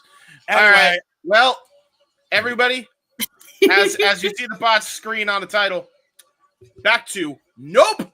Okay. Well, Ash, after these entrances and that encouraging song by JoJo Wyatt, I'm gonna call her that personally, so people understand what the fuck that is. Yeah. Again, don't be too hard on James, folks. All right, we egg him on, but I feared eventually he would figure it out by the hair. It is what it is. Two of the best singles competitors AEW has signed to their company, Ash, look to remove the EVPs from power. Let's hope they can do it. But they are facing arguably one of the greatest tag teams of all time. Yeah, you can make the argument about that. Yeah, I'm not gonna say what you will about the Young Bucks. They are a pretty solid tag team. And according to that Titantron, they are AEW founding fathers. I mean, they're not wrong on that front. AEW was founded on the backs of Omega, the Young Bucks, and Cody Rhodes. Yeah, you got that look on their face, though. It feels like literally Matthew and Nicholas Jackson are saluting everybody, but more so saluting themselves for making this possible. Humiliated, of course, after Swerve Strickland destroyed their limousine this past Wednesday on Dynamite, giving that a deconstruction job. Mm-hmm. Of course, we also saw Swerve and Ospreay go one-on-one to a 30-minute draw, and Ospreay took the bullet for Swerve Strickland that led to this altercation and the stipulation. Yeah, that was quite the time limit draw between Swerve and Ospreay. Banding together anyway. to face a common enemy. What the hell? Oh, good Lord. What? Oh my God. God damn. He even got his transcript too. This is the most infamous entrance I've ever seen. So I realized why James said nope. It wasn't just the Bucks. It was because of this. I can only imagine what he's doing right now. He would probably chastise this worse than a Jeff Ross roast or a John Oliver Tonight segment. So for those that are wondering what's happening, there is a transcript of history being read about the Young Bucks' legacy of All Elite Wrestling in their own defound way on a scroll by Justin Roberts as they're being hoisted in on a boat through the audience. I am not retorting this trash. This is ridiculous. This revisionist history, if you will. Oh my gosh. Joyous day of celebration.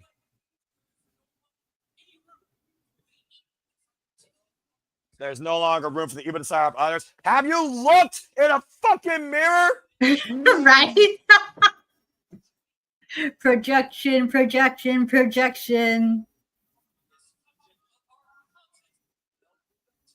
The glorious object of our contest shall be obtained.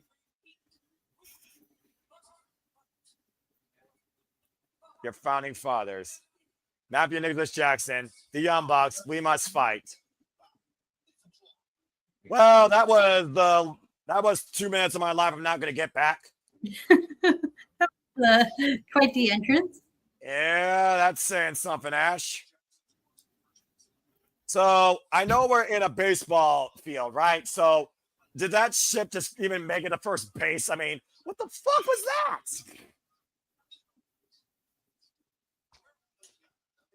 Well, anyway, I think they're just literally idling time. You see, Will Ospreay is like, tick-tock, we're on a time clock here. Mm-hmm. Tony Khan has this been for so long. We got more important things to deal with than you two young ducks. I'm going to be nice.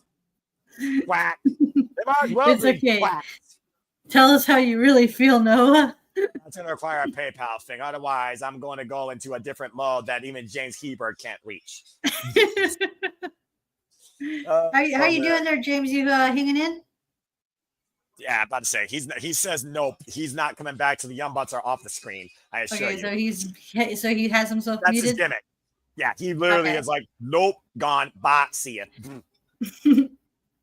Oh my lord! How about having your head rear up your ass? Yeah, no kidding, right? Yeah, gum. Just really milking it, huh?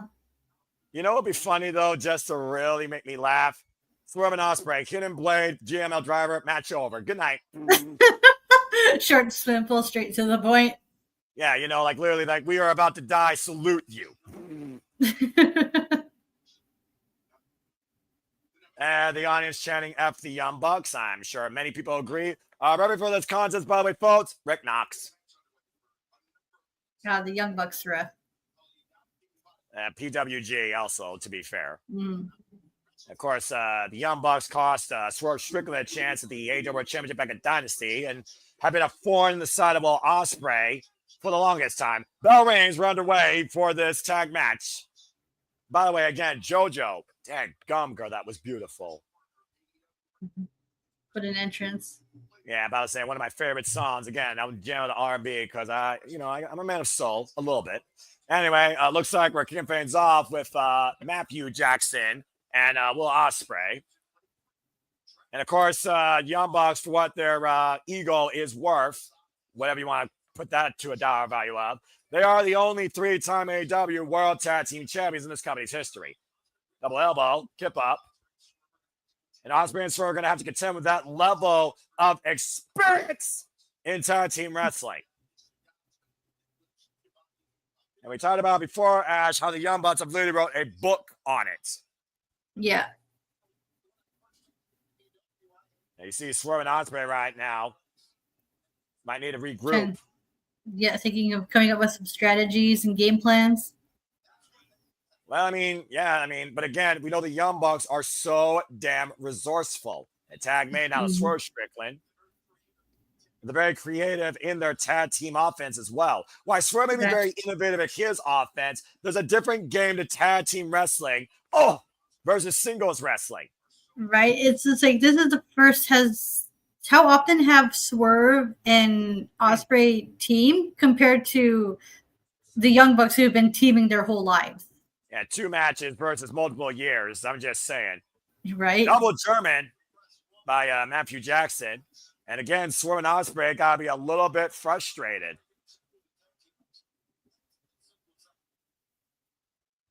It's not like you just can literally transition from singles to tag team wrestling just like that.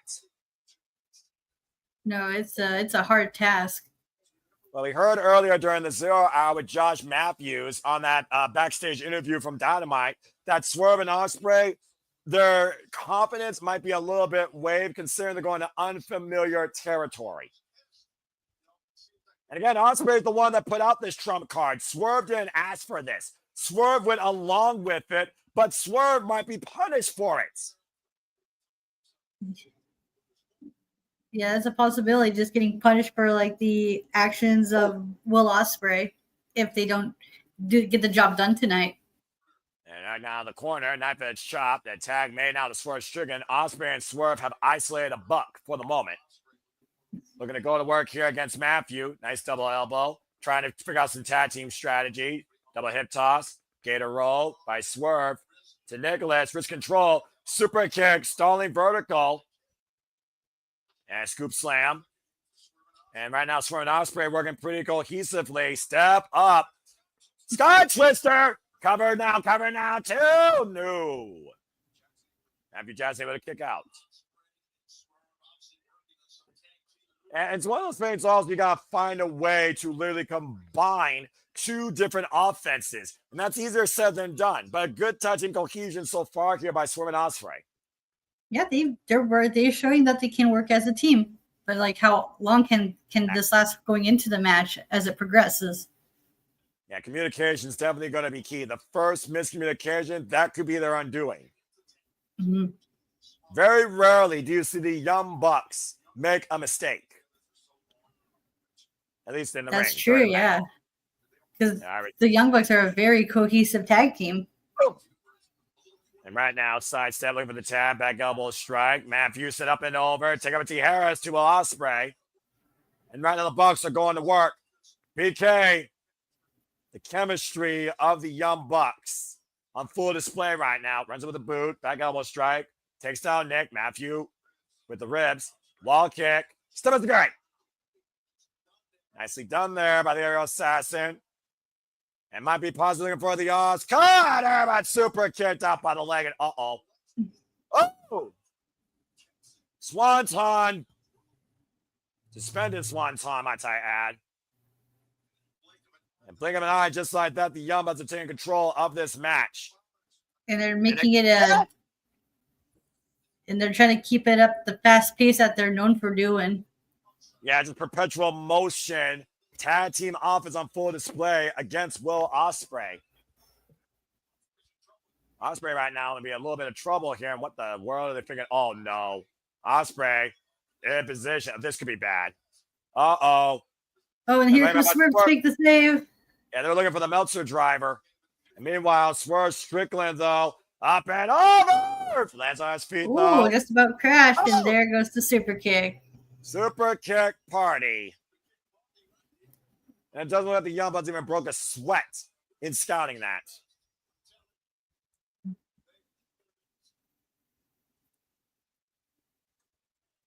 Two of the absolute best as match experience as a duo. Again, you don't get stronger in this business than tagging alongside your brother for probably the entire duration. Mm-hmm. And Swerve and Ospreay knew they were going into a battle that they were going to be looking from below. But they were willing to risk it all to allow AEW for the fans to get back control. Of course, Wembley Stadium, Ospreay showed up and beat Chris Jericho. And last year, we saw Will Ospreay enter in as an assassin, brought to light, and beat MJF for the AEW, at the time, American Championship, restoring their national championship. And again, you see the Swanton and the fish drop across the face, and Swerve right now insulted by Nicholas. Again, Swerve getting up in the referee's face, though, is not helping Will Ospreay.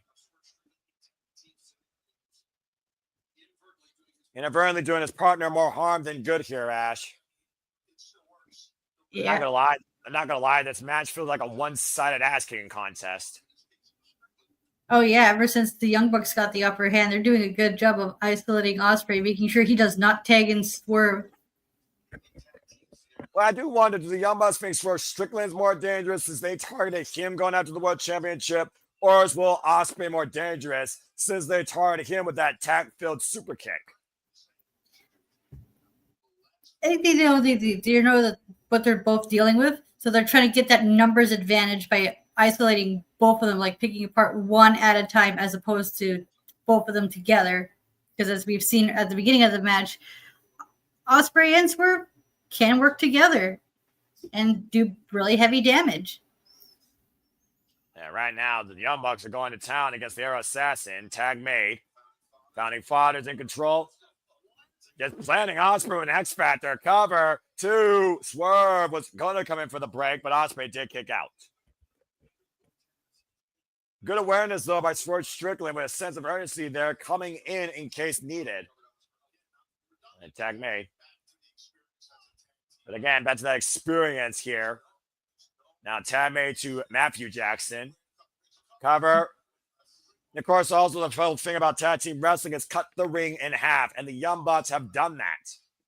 Exactly, and doing these like in it, like rotating who is in the match, so that way neither man is like, so that way there's like a fresh man in each tag match. Yeah, or like, ooh, sorry, TNT match got me so flustered. I'm losing my train of thought. Yeah, that's fair. I mean, it's been a wild night so far, and there's still so much more craziness to come. Ospreay! Double stop! A critical This might moment. be the break he needed, right? Yeah, exactly. Yeah, this might be the break he needed. Again, once again, the Bucks coming into play, taking Swerve Strickland off the apron. Trying to keep that separation from them. Yeah, I think Swerve might hit the barricade on the way down. And again, the Bucks, once again, isolating Will Ospreay off the ropes. Handspring overhead. Oh, that was nice. That's the super kick. Handspring overhead. Pele's.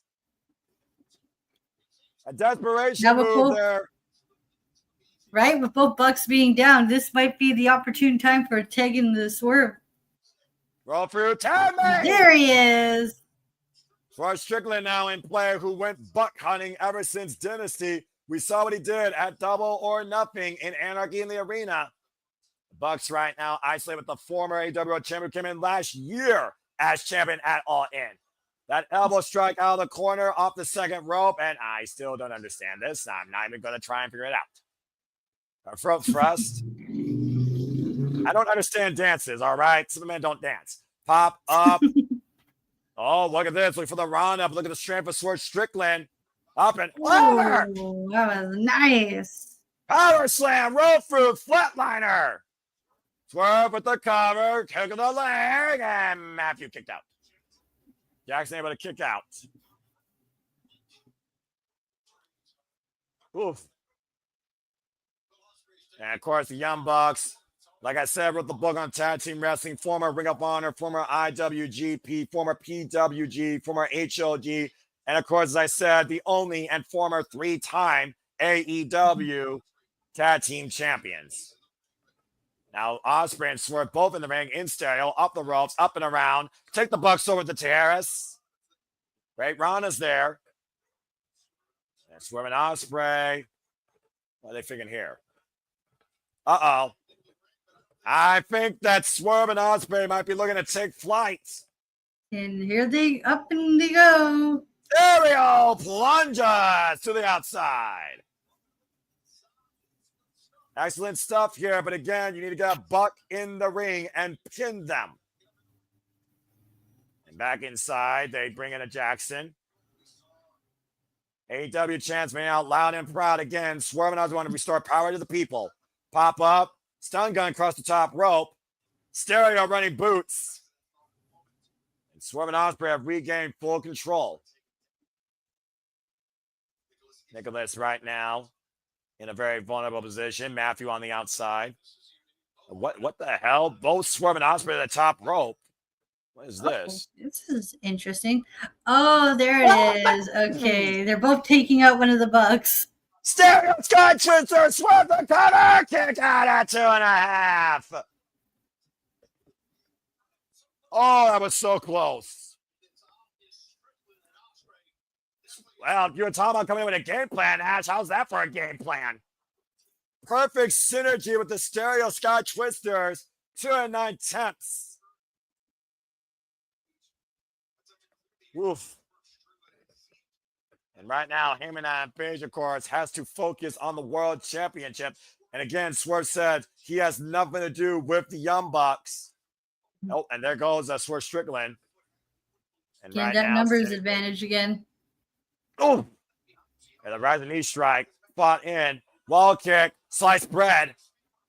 PK follow up, the Bucks going to work. And Matthew now legal. Matthew back Jackson. To the game. Back to the game plan of isolating Ospreay from Swerve. Uh-oh. Now showing Ospreay across the top rope. Double stomp. Wow. Get out, powerbomb. That's Galera. Swerve up on the outside, but with a counter. 2 count on Ospreay. Ooh. Barely kicked out of that one. You figure out the double impact from that move, Ash. Not only the double stomp, but the slingshot off that steel cable and the sit-out powerbomb on the mat. Oh, yeah, that's going to do a number on the back of Will Ospreay. Not mention the whiplash effect on his head and neck. Take a look at the replay here. That too, yeah, especially with the history of neck and with the history of head and neck injuries Ospreay has suffered over the years. And the Bucks nearly put Will Ospreay down with that great tag team sequence.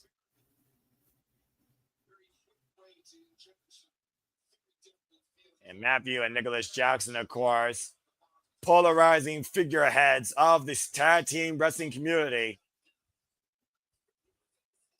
I don't think this is wise to instigate Will Ospreay. Exactly. You're just going to get him fired up. You see right now, Matthew face-to-face with Will Ospreay. Uh-oh.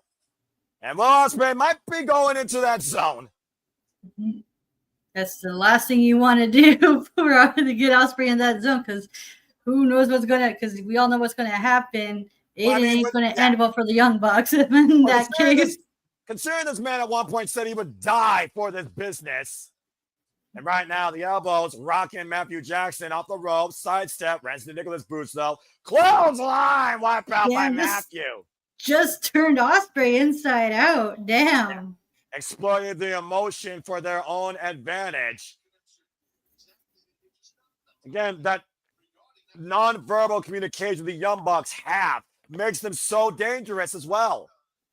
And Nicholas Jackson, what the hell is he thinking here? Scouting Will Ospreay. Ospreay slow to his feet. Oh, the buckshot lariat. Buckshot! Ospreay up and over. Oh, Heb Man on his feet. Swing and a miss. Full Nelson. Back elbow strike. Hook kick. Now we're bringing up speed here again. Matthew. Wall kick. Oh, ran a super kick. Now swerving with a high kick. Super kick. Kazuchika. Whoa, thanks, Buster. Oh, PK. Oh, super kick. This is a bunch of, my God, chaos is ensuing right now. Destroyers. Come play. House call. Oh, 4 men down. Oh, my God. That was chaos. I was working chaos, man. That was fucking awesome. What a sequence. A perpetual motion.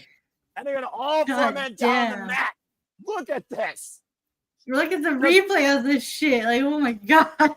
Super kick, super kick, super kick. Kazuchika counter, face buster. PK follow through by Swerve Strickland. Super kick by Nicholas. Super kick blocked. Super kick by Matthew. In stereo here, Destroyers to Swerve and Ospreay. And Swerve and Ospreay with that hidden blade and house call as all 4 men wipe each other out. Damn. Oh, God. Over 20,000 people lost. Frog splashes? Yeah, I think so. Over 20,000 people were losing their fucking minds for that. Yeah, the Bugs might be playing possum there as they're back to their feet. I almost lost my voice in that sequence. God damn. Lord, forgive me. Jack May. This is the freaking second show I'm calling this weekend of 3. Dadgum. All right. Oh, sheesh. I'm calling Evolution tomorrow with you, of course, Ash. Remember? Oh, yeah, that's right. Yeah. Okay. I thought you meant like 3 in today. Sorry. No. I'm not that fucking crazy. Okay. Two tops, I was about to say, that's a little much for you, right? I was like, are you sure? Like after this? I'm still talking. I still got a voice. It's not like I have to answer a lot of calls. I know. I'm just saying, because I was about to say, man, it's like if you had to do another show, would you be like, especially like, would your voice be able to, you know? The jury is out. Oh, look at this. Oh my God. Stereo clashes. Styles clashes connects. Shoot the X. Cover. No. Bucks escape. Oh my God. Razor thin margin between defeat and victory. Now Swerve right now and Ospreay looking for something big here. We saw this before. Up on the shoulder. Double stop, Stormbreaker! Oh, and here comes the other Buck to make the save just in time. And the last possible moment, to your point. That Swerve Stomp Stormbreaker sequence nearly put down the Young Bucks. But does Swerve and Ospreay have another trick? We shall find out. Again, this is all about making the Young Bucks lose their power. And right now, Swerve might be looking to make a house call. Matthew Iceland in the ring. Glove right field is whose house? Wait a minute. Nicholas coming in for the save. Smart move, though, there. Slingshot across the second rope. Now Nicholas would swim on the outside since Swerve is still reached that space first. And Prince Nana right now checking on Swerve. Down goes Nana. Oh, how dare you! Nana is not even a ring competitor. High kick, roll up, schoolboy leverage, cover to Renas. Oh my God, they almost stole it. Oh, Jesus. Referee never saw the feet on the ropes for leverage, Ash. Oh, damn the dick kick. Matthew Jackson obscuring Rick Nelson's vision with a mule kick. Uh-oh, this is not going to look good. This isn't looking good at all. Yambag Yahtzee, as Tassel likes to politely call. And meanwhile, on the outside, oh no. Oh, no. Oh, no, not to drive around to the outside. Driver! On the floor. Shit. Swerve might be literally down and out. Yeah, and this is not going to look good for the Ospreay. Swerve team. Did you hit him with the hidden blade? Yeah, none of the shit use Ospreay's own finisher. And this is going to see into effect because they did a number on that back. Will Ospreay be able to kick out? More bang for your buck, cover two! No! Oh, shit. Just barely kicked out. Oh, my God. Will Ospreay still is alive. The resilience on that boy. Damn. The Young Bucks taken back by that sequence. Yeah. They thought they had him dead to rights there. Right? Swerve neutralized. And Ospreay literally down for the 2 9/10 count. Yeah, Ospreay's just trying to hold the fort by himself because Swerve is just out now. Oh my God. Well, what do the Young Bucks do next now? Yeah, that's a good question because what other tag moves that they haven't done yet? Well, I mean, there's a couple things I could think of, and I see their positioning right now here, and they might be looking to finish it with one final EVP trigger. Oh, yeah, that's right. They haven't done that. In the Young Bucks' words, you left us no choice. Wait, Ospreay springing out, reversal, up the rope, second rope, double arch cutter, counter. Oh, face buster, set up and over, EVP trigger. Oh no. Swerve with the save. Oh my God, oh shit. Oh my God, just right in the nick of time. God damn. I'm gonna lose my shit on this match. Oh my God, it was way too close. Yeah. Swerve Strickland somehow coming back from the dead. He said he would not rest until he had a buck head on his mantle. Right?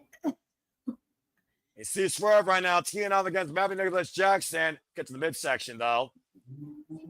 Oh, super kick blocked. Oh, man to his brother. Schoolboy by Ospreay. Cover.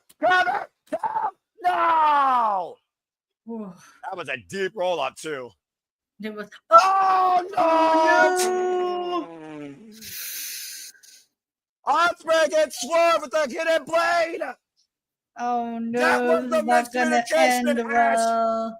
I was not wanting to see Poison Rana. And there it is. Not like that. Number 2. Yeah, no. Oh, what the? Oh, my God. What more do they got to do to get Ospreay down? The boy is just not giving up. I thought Will was done there. Legit. I thought Will was done. Right? Same. Like, how the hell did he find it in him to kick out? Like, what? But this match continues, and once again, the Young Bucks might be looking to hit Ospreay this time with the TK driver. Cover 2. No. I can't believe this. To your point, I can't believe this. The only thing that can stop Ospreay right now is a gun. Well, we are in Texas. Don't give the NRA any ideas. But seriously, you might have to kill Will Ospreay to beat Right? him. I was about to say, Will Ospreay is the only person I know who can get shot and still find a way to kick out at 2. And right again, Swerve barely conscious what he's thinking right now. He's not even moving. Oh, man. These incredible sequences by the Young Bucks here. Now draping Will Ospreay up against the second rope. Got to be dead to rights here at this point. Will Ospreay is defenseless. And the Young Bucks are going to tee off against the Air Assassin with a super kick party. Mm-hmm. Continuing to wear him down, whiplash effect to the head and neck. Especially with the history of those injuries Ospreay has. This is going to do a number on him. And it looks like the Bucks. Wait a minute. Pause there. Wait, what? Hold. Oh, Swerve is returning the favor. To your point, Ospreay took the bullet for Swerve Strickland. Swerve is doing the same for Ospreay. If you're going to kill us, you're going to kill us together. But I'm going down fighting. Super kick. Swerve staggered down to his knees. Ospreay still absolutely defenseless, though. And literally using Ospreay just to get back up to his feet. Again, another super kick. This might just be this might be enough to get Ospreay to recover to help to get the win for the team if needed. And that might be the last battle cry for Swerve. Wait a minute. Swerve cut the knees. Ospreay hit the blade. Up and around. Swerve hoisting him up. 2-0. What the hell? Are they doing a Meltzer driver of their own? I think you're right, Ash. Or a stuffed Stone pile driver. Come Oh, shoot. Oh. I can't take much more of this. What is fucking enough? What is fucking enough? And right now, Swerve. Hidden blade. Black connects. Cover. Oh, no. Jeez. Oh. Somehow, Nicholas pushes Swerve into the pile to force the break. My God, this is a wild and crazy match, but what do you expect out of these 4? Swerve stomping the outside. This tag team match of the year. What the hell is going to happen? A tag made. Oh, look at this. Ospreay and Swerve isolated with a buck. Elbow pads off. Opposite corners. Founding Fathers, here's your last fucking rights. Oh, man. I thought they were about to collide for a second, but goddamn, they pulled it off. Ospreay and Swerve fucking win!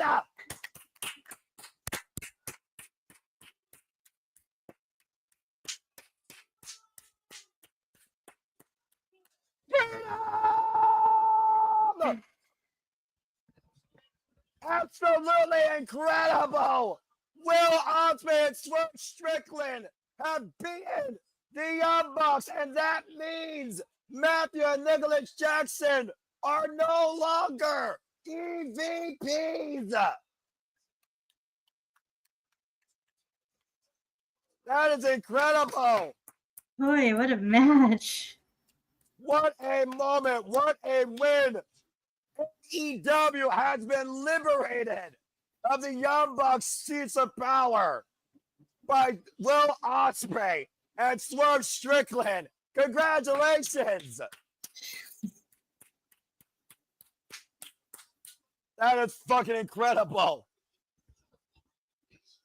Let's take a look at the replays here, Ash. This was a fucking insane match. What a fun, crazy, chaotic match. The finishing sequence, a house call and exposed hidden blade, double contact, Swerve with the cover, Swerve and Ospreay win. Boy.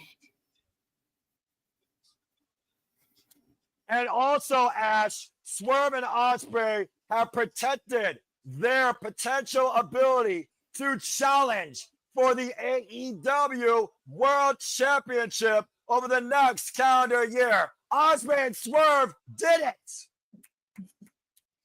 Well done, boys. Well done. Absolutely phenomenal results.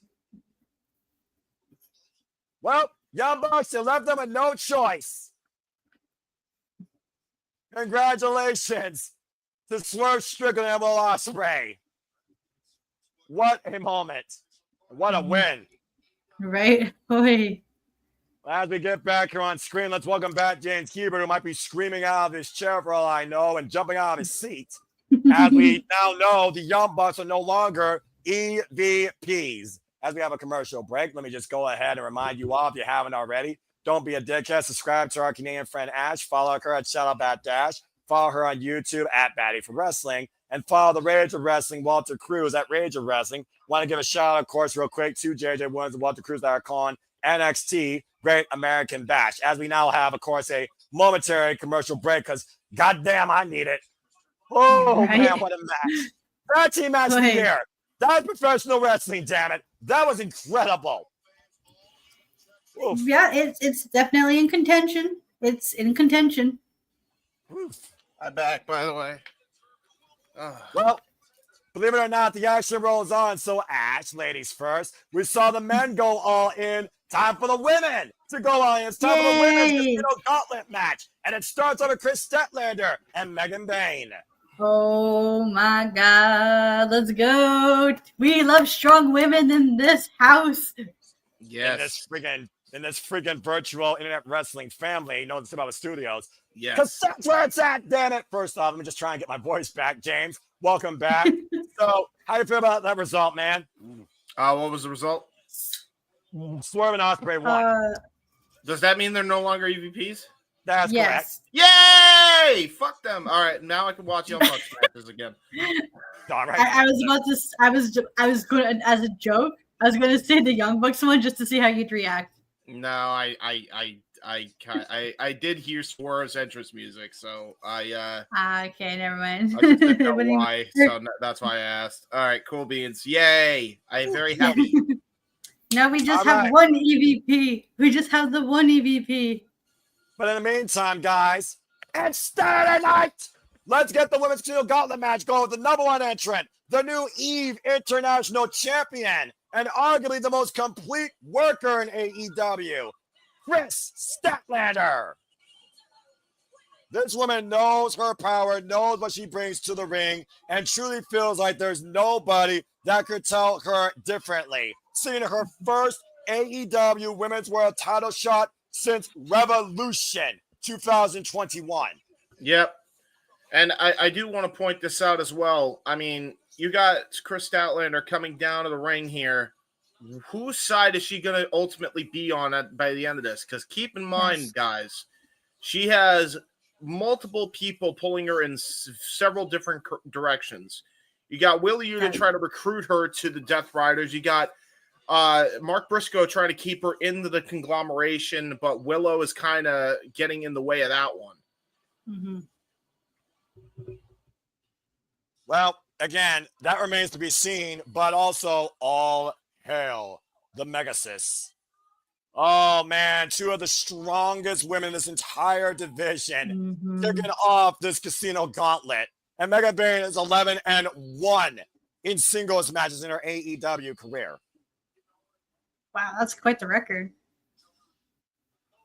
And of course, Megan Bayne and Chris Statlander, not the first time they collided with each other, as we've seen on Dynamite, James. Megan Bayne, of course, has a win over Chris Statlander in singles action. But Chris Statlander is very familiar with most of the women that could be in this casino gauntlet. It's a serious situation, as we know. Again, first pinfall submission. That person has a future AEW Women's World title shot anytime they want. Oh, this is going to be good, though. I'm looking forward to this match. Of course, Megan Bayne, the Megasis, returning in the very last Women's Casino Gauntlet, if y'all remember, in Cincinnati earlier this year. Let's see what happens here, of course, with this bout.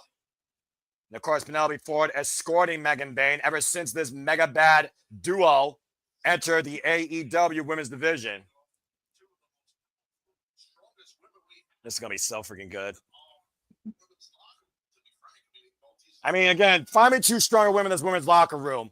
Bell rings are underway. Referee, it looks like it is Paul Turner as Mega Man and Chris Statlander. Can this just be my match? Can this just be the number 1 contenders match, please? Please. I think there's another woman we can add to the list of powerhouses. We can't forget about the strength of Willow Nightingale.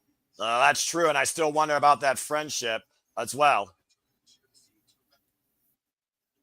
A little bit of test of strength here. I mean, the tale of the tape speaks for itself. You mean the one that deteriorated last year? By the way, sorry, I was muted the whole time when you were calling on me.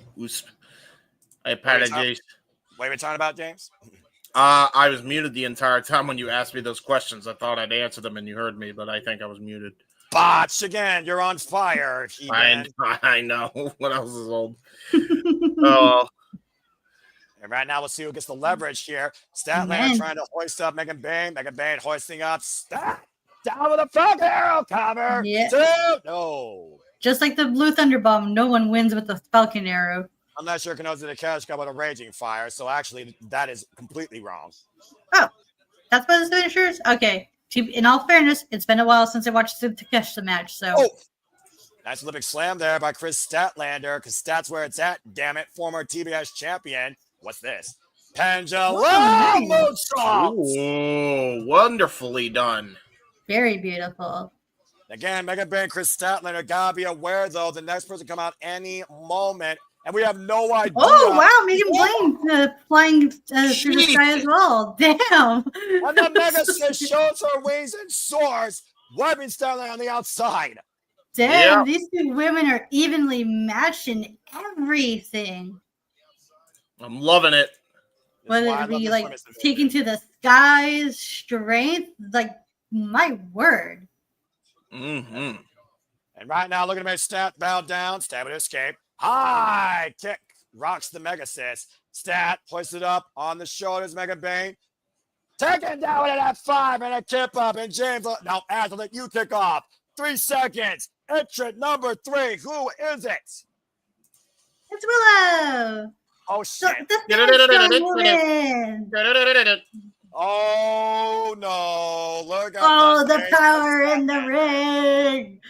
Let's go. Oh, boy. I think Biz just picked up here, guys and gal. The Statlander unamused. Just going right at her, and I don't blame Willow for doing so because these 2 got some unfinished business. Yeah, no. These 2 were involved in the most violent match last year in AEW's women's division at All Out. In that Chicago street fight, and Stat won. Ooh, wait for that split leg scissors kick, that falling cross body. You were saying, James? No, I'm all set. Pop up, planted, Buster. Again, Rose Statlander fruit. Now we got 3 of the most powerful women here in AEW. Looking for the Dr. Wily. Jesus. And the Mega Sis soars again with the flying lariat. Beautifully done by Megan Bayne, always. As usual. Former Stardom Tag Team Champion, of course, with Micah, the Divine Goddesses. And right now we got 3 women here. And now Megan Bayne and Chris Stat. What the hell? Oh, they hoisting up Willow. Choke slam. Wow. Megan Bayne and Chris Statlander are working as a duo. James, you're up next here in 1 second. Who's next? Oh, jeez. The minute you ask, it froze on me. That's all right.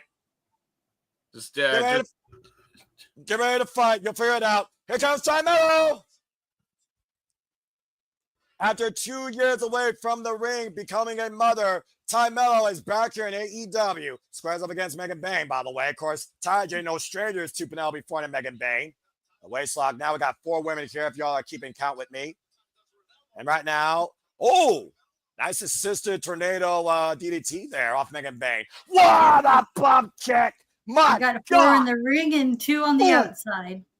And Megan Bayne showing off her proficient striking. Of course, has a Brazilian jiu-jitsu black belt. Looking to bow down. Nice counter. Nice armbar, like counter to the armbar there by Ty Mello, showing her martial arts background. Yeah, literally got Megan Bayne trapped here, down on the mat, both arms hyperextended behind her back. We all know how much Ty Mello does not like Megan Bayne. Penelope Ford, what's she doing in here? She's not a participant. I mean, is it no DQ? Well, yeah, I suppose that's true, but also, again, not in the match. Of course, again, like I said, Anna Jay and Ty Mello owe a tag team win over Penelope Ford and Megan Bayne. And now Penelope Bayne, wow, I did Finally, it, Anna Jay get involved trying to stop. fended off, and Penelope Ford, what the hell is this? And Harley Cameron's back! Fill the ref! Harley Cameron's back! Oh, man! Where'd she come from? Well, good to see Harley Cameron back. Oh, man! Double DDT takeover on Megan Bayne by Ty J. Feel the ref! Welcome back, Well, Harley she felt Cameron. it all right. Well, Harley Cameron got her nose busted against Team Mega Bad. Lest we forget. And now Anna Jay and Harley Cameron squaring up against Penelope Ford. Ooh, slap the taste off Anna Jay's mouth. You bitch. There you go. Well, that's one way to get Penelope Ford out of the match. Right? And Texas Bosley, as it's on you in 3 seconds. Who we got next? Damn. Uh-oh. Is this Tekla? She recently came over to AEW being fired from Stardom. Yeah, it's Tekla. Injected her venom in this women's division. Toxic Spider, Tekla. Oh, shit. One of the most unpredictable and intense athletes you will ever see in a ring. Unpredictable badass, in my opinion. Mm-hmm. And again, I dig this chick. And right now, Tekla, I love this women's division so much. And Ty Mello, coming a midsection kick. We're up to 5 women, by the way, for those that are keeping track. Up and around comes the draw, swing and a miss, takeover. T. Harris sends Will Nightingale first across the second rope. Running boot now, cross Will Nightingale.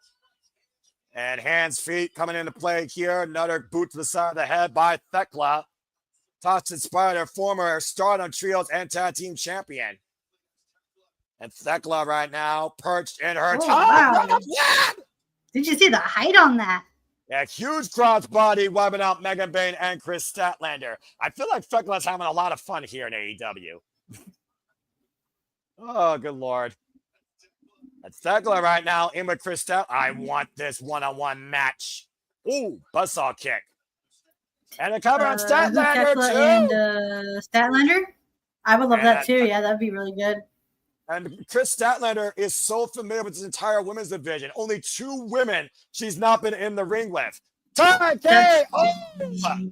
Tekla and who else? Mina Shirakawa. Oh, Mina, yeah. Do you think we'll see Mina in the match? I wouldn't surprise me. Meanwhile, Willow bit with the power bomb. Cover 2, and Chris breaks it up. And Statlander right now hoisting up Willow Nightingale. Look at this show stream. Oh, shit. Uh-oh. Don't get a voice from Megan Bayne. Holy shit.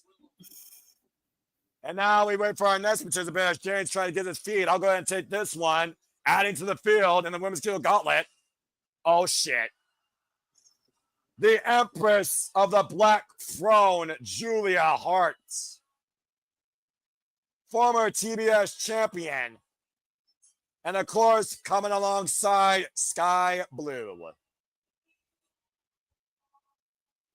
And also, of course, part of the Hounds of Hell. Very familiar with Chris Statlander, particularly, as it was that triple threat match at Full Gear. Statlander not involved in the decision, but Julia Hart beat Stat that night for the TBS championship. The Sisters of Sin. I like that name. Mm-hmm. As Julia Hart enters the field now, off the top rope. Then a moonsault takes down Statlander and Megan Bayne. You start going with my idea. I got to refresh my system, guys. It can't be helped. I'll be back. No worries, man. Just all right, no worries. Statlander wiped down the outside. Julia Hart right now with Megan Bayne. And walking the ropes, Julia Hart, one of the youngest athletes here in AEW. Oh, going old school on Megan Bayne. And a follow-up clothesline in the back of the head. And Sky Blue, PK, to your point, has no disqualification. Yeah. A little bit of double team there. Now Julia Hart up and around. With the arm The bar. Tommy. That's what it's called, yes. Carmelo right now. And look at the hookups. Uh-oh. Got Just God style power driver. Timeout on the counter. Julia Hart. Fat Club breaks it up. Good Lord. And right now, it's Thekla. Oh, just clocked Timello. Again, no disqualification. Uh-oh. There's the spider. Meanwhile, 6 seconds. I think, Ash, I'll give this one to you because I think I know who's next. Yep. Saw that coming. Oh, it's Queen Amanada. And we all know Queen Amanada hates spiders. Especially Thekla. Oh, yeah, these two got unfinished business and heat with each other as well. Oh, boy. Here we go. Here we go. Thekla right now and Queen Amanada. Ooh, went for the roll of the dice neckbreaker counter. Thekla, big elbow. Oh, I didn't even sound the headbutt. Damn, it was loud. Headbutt. And Thekla seemed to Thekla was not even phased by that shit. I told you, like, this is nothing new to me. Thekla is a violent, crazy bitch from Vienna, Austria. Right? Yeah. I love it. He was a mafia boss for a reason, right? And damn fucking right she was. And of course, we saw Thekla beat Queen Amanada in an incredible match on Collision. And Queen Amanada has been pissed off against Thekla ever since. Spinning so lot. Man, what a shot. For Thekla. Oh, what a right! That was a haymaker and a half. Oh, swinging neckbreaker. Damn, the torque on that. Oh, look at the position, Ash. And with Queen Amanada, Thekla off with her head. That driving boot. And the cover in the center, too. Santon broken up by Willow Nightingale. Good God. Just didn't see that move coming. Sure as hell felt it. Now we got Queen Amanada up on the top rope. And we got Julia Hart and Sky Blue, the Sisters of Sin, coming into play against Willow Nightingale. Of course, Willow beat Julia Hart for the TBS Championship. Meeting of the Minds. Julia Hart sent the top turnbuckle. A lot of different stories coming back here into play, Ash. Yeah, it's from the 6 women tag matches we've seen from Collision to personal feuds. There's like a bunch of intertwining stories that you love to see it. Especially in this women's division. Fucking hell, I love this. And now Julia Hart and Thekla, familiar territory. In opposite corners, Willow and Queen Amanada caught in their clutches. Spider superplexes. Look at this unique connection with Julia Hart and Thekla. Upside down. That's some really wild chemistry there, Ash. Right? All right, who's there next? She is. My heart. It's Nina. You want Nina?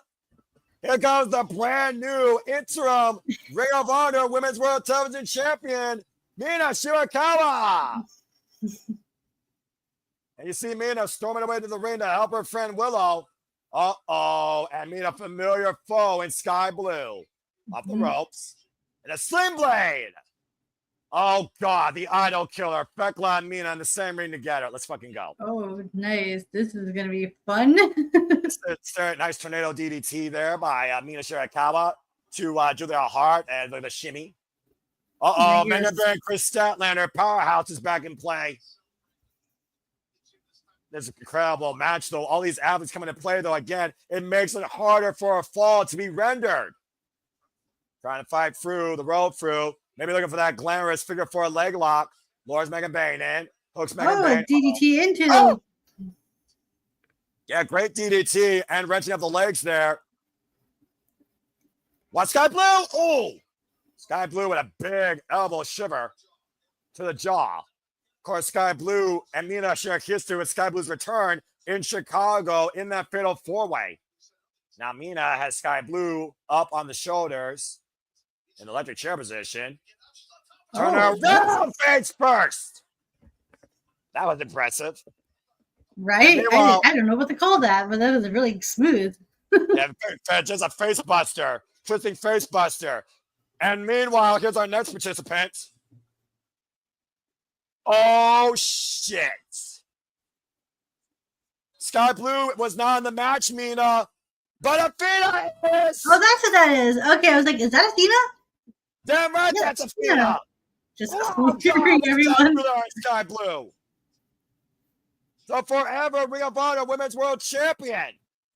And Pop-Up Powerbomb, who of course defended that title successfully last night against Thunder Rosa.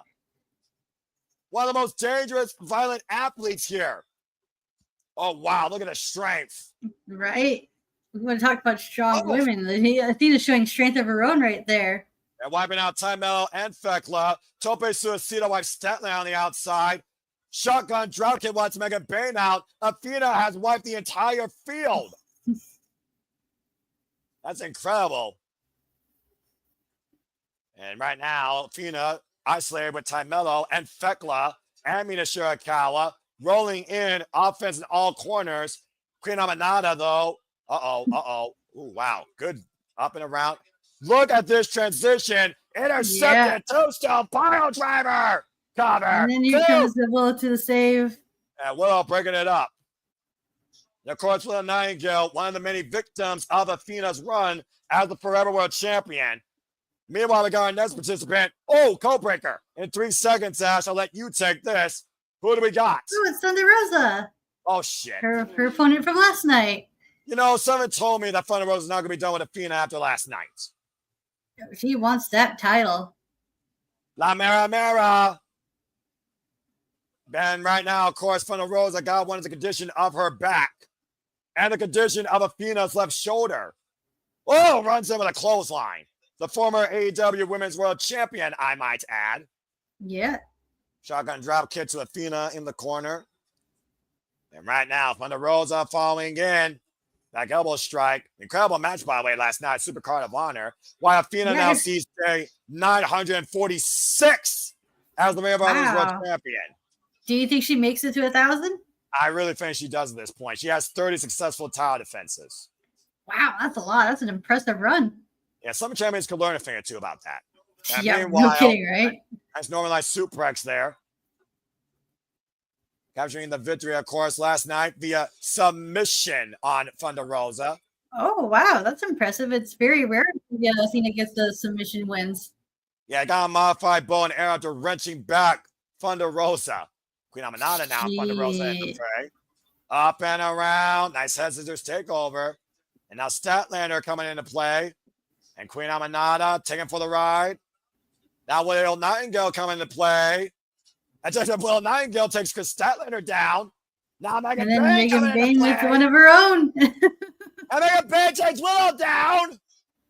2 seconds. Next participant who we got. Oh, shit. Oh, there she is. I heard she was signed. From Stardom. The former World Stardom and IWGP Women's Champion. A decorated champion. Nina's happy. Well, of course Nina's happy. And Were these two tag partners? She says it's going to excursion in the United States. Well, her tag partners is her God's Eye faction. Okay, that makes sense. I was about to ask. So they were tag partners at one point. So her tag partners are in Japan. She's seriously here by herself since losing the IWGP Women's Championship to Sarai. Oh, baby. Give me this match. Athena and Shuri locking eyes for the first time. Of course, Shuri learned karate at a very young age, transitioned from the world of MMA to pro wrestling, similar to Shayna Baszler and Filthy Tom Lawler. Now Mina back into play, spinning Sobot. Of course, sharing their time in Stardom, competed multiple times in the 5-Star Grand Prix. It was many times Club Venus face God's Eye. Oh, wow. Nice high kick. Got out of the way. I heard that there was rumors going around of an AEW women's tag team division, and these two would make for a good team in that division as well. Yeah, no kidding. But I think Shuri has her eyes on both AEW and Ring of Honor Gold, if you catch my drift. Oh, yeah. I've heard she wanted to go after Athena. That's who her That's who she has her eyes set on. Like, Well, I'll let you take this Yeah. next one, Ash. 2 seconds. Who we got? oh, it's Alex Windsor. Yes! The former Red Pro Women's British Heavyweight Champion, Alex Windsor, who just became All Elite, has arrived. And ironically enough, her last match in Pro Wrestling Eve was against Shuri. Hi, going with the intertwining stories of this match consists of. Absolutely. Alex Windsor, of course, who's been waiting for this opportunity, ready to go to work and start new work in AEW. Nice draping DDT. Oh my god. That drop suplex here. Hey, James, welcome back, bro. Kept up there by Alex Windsor. Of course, recovering, coming back from a knee replacement surgery. Alex Windsor, of course, that's the first time she's competed here in AEW, as we know. Competing against Timeless Tony Storm and Athena. And now tonight, she's officially signed to AEW. Cazadora, Bulldog takedown by Shuri. Look at the depth of talent in this women's division. Well, now I'm trying to end this match. Up and around. Windsor with the Blue Thunder Bomb. Oh, wow. And Thunder Rhodes had taken into play. And 2 people is pointing in the chat. You're right. That was Will Ospreay's wife, Mrs. Bruv. And one of the biggest names out of the UK. Was in Pro Wrestling Eve for years. And you can go watch, of course, Pro Wrestling Eve on YouTube. Shout out to Dan Reed and Emily, who do incredible work there. Of course, Sky Blue and Julia Hart will be part of Pro Wrestling Eve during Forbidden Door weekend. And now it's Shuri right now. Now it's Windsor, a rematch. Oh, nice German suplex. Rematch revisited from Pro Wrestling Eve. Alex Windsor back up to her feet. One of the hardest, stiffest strikers you will see. German suplex, nice deadlift. I'm loving this. So she's a hard-hitting striker as well. Man, her and Jamie Hayter should go at it. That'd be a fun match. A headbutt to the heart. Oh, my God. Caught her flush with that rising knee. Might be knocked down because the cover, too. And everybody breaks it up. Look at the amount of bodies in the ring, Ash. Right, look at the depth of this division. Internationally spread. Potential galore. Experience defined. This is a collision and a half. 2, 4, 6, 8, 10, 12. Incredible female athletes going all in tonight. Again, first pinfall submission. That is the guaranteed winner of this for a future AEW title shot. And the battle rages on. And we still might have more participants. Oh. Who else is left in the division that we haven't seen yet? I'm trying to think right now. I don't have a damn clue. You saw Harley Cameron and Anna Jam Penelope Ford fight back probably across the border. And we got Paul Turner, the only official here. Again, pinball is going to be rendered inside the ring. Let's keep that in mind. On the road, then Feckler right now squaring off. We got Julia Hart, Mina Shirakawa, Chris Statlander, Queen Aminata. Try saying all that in one word. Charges in. Julia with the tarantula on Mina. And Tekla went on her own pretty soon. I feel like Thekla and Julia Hart were a tag team meant to happen. And meanwhile, Queen Aminata, what the hell? I'm not even gonna. Well, that's one way to give somebody a facial. Yep. Oh yeah, get it, girl. I'm fine with it. Of course you are, James. You fucking idiot. Oh man, what a running boots. I can't. And then Stat and Megan are going at it now. The 2 powerhouses are going at it again. Bro, I can't get this thing back in sync to say. All right, well, again, just figure it out later and just keep up with us as we talk and talk about the women and talk about what we're talking about as we talk. You're good, bro. Coming forearm. And right now, Athena up on, Death Valley Driver, Jesus Christ, thinking she dropped her on her head. Good God. Rolling just took out Willow. Codebreaker by Stewart Odds Windsor. Time Mellow, big forearm shiver, knocks out Suri. Who the fuck's gonna win this? Man, Time Mellow's fired up. What's Mega Bane faking? Is she gonna clear out the entire outside? No way. No way. Oh, no never way. mind. Oh, There's dear God. Statlander. Statlander hooking up Oh Megan my Bang. What a power bomb to the outside. All women down. Absolutely incredible. Take a look at the replay here, Ash. Mega Sins falling like a meteor out of the sky, warming up the entire women's division. Courtesy of a powerbomb by Chris Statlander. Now back inside the ring, we got 2 women, excuse me. Thunder Rose, Mina Shirakawa. On the palm strike, changing levels. This right here should show you the potential of AEW, period. Mm-hmm. Oh, and Thunder Rose with her own little Latino heat shimmy. Running in with the elbow.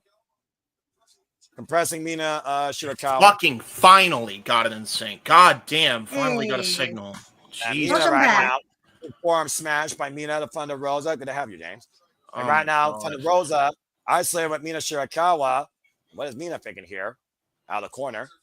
Oh! Reverse sling blade takedown. And rolling her away. Shirakawa wants to finish her. And, whoa, my God! Jesus Popped Christ! her.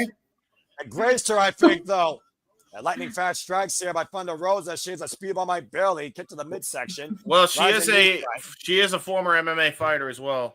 That's fair. Swing and a miss, though, with the roundhouse. And Mina rolling out all connects. And Jeez. again. Oh, the roundhouse. Great combination by Mina Shirakawa. And now Mina squaring up under Rosa. Bam! Jesus! The bitch connects. Oh no, here comes Athena. Oh. Oh, Athena in the shit. corner. She's going for the glamorous figure for a leg lock. Maybe a wear turnaround. Oh. Oh. Oh, my God! No way! Shit.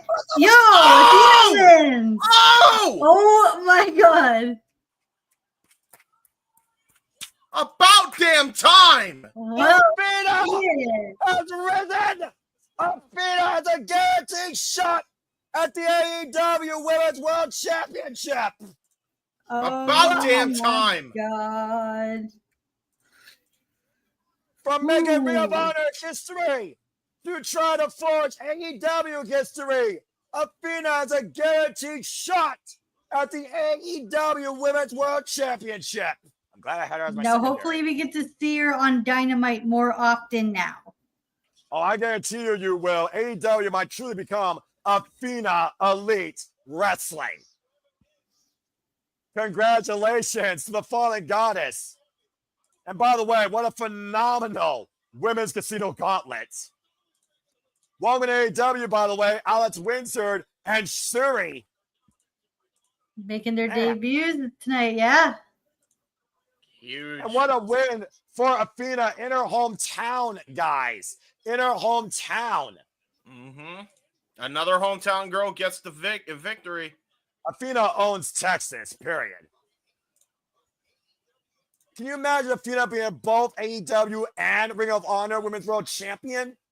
Oh, my wow. God. Athena 2 belts running both divisions. Well, you know Athena's going to be watching Mercedes Moné and Thomas Toy Storm extremely closely. Oh, for sure, yeah. Congratulations to the fallen goddess, the winner of this year's Women's Casino Gauntlet match. After got a moment to breathe. Woo! I think I like that one better. I think I like that one better than the men, if I'm being quite honest. Hopefully, I don't lose signal again. That's all I hope. Because Yeah. I'm just glad I got to see Athena get her moment. That's all I give a shit about. Right, that was good on her. Woo-wee. Well, I'm not sure who got hurt during that match, but James, while your signal might be hurting your feelings, let's see if the Hurt Syndicate can get revenge and hurt 2 tag teams. Action rolls on as we prepare for the triple threat for the AEW Tag Team Championship. The Hurt Syndicate with FTR on commentary defend the gold against JetSpeed and the Patriarchy. Mm-hmm. All right, Oh my excuse me for a God. second. I'm just going to go get myself some more coffee. I'll be back in a bit. You're not caffeinated enough? Nah. Who the hell No. is caffeinated enough? No. Dang, I will be too. Oh, All right, it won't be too long. I'll be back in a bit. All right, sounds good. Well, first off, James, I mean, was Athena one of those people that you've been wanting to see rise for the longest time? You, of course, have a deep connection with her. And, of Yes. course, you met her at her lowest point. Now she's at the highest point of her career. Yeah, and I'm fucking stoked for her, man. I'm so stoked for her. Let's make it happen. Oh, man, that was awesome. That was so good. I'm so happy for her, man. Congratulations to the Fallen Goddess and phenomenal showcase of the incredible talent grooming in this AEW women's division. Yes, indeed. Oh, anyway. Indubitably. For those that are wondering how long I've been going on today, 4.5 hours, along with about 5 hours yesterday. This is day 5 of 5 state days of streaming for me. But thank you all for tuning in. Yes. Yeah, We Noah hurt Noah people. becoming the hardest working man yet again.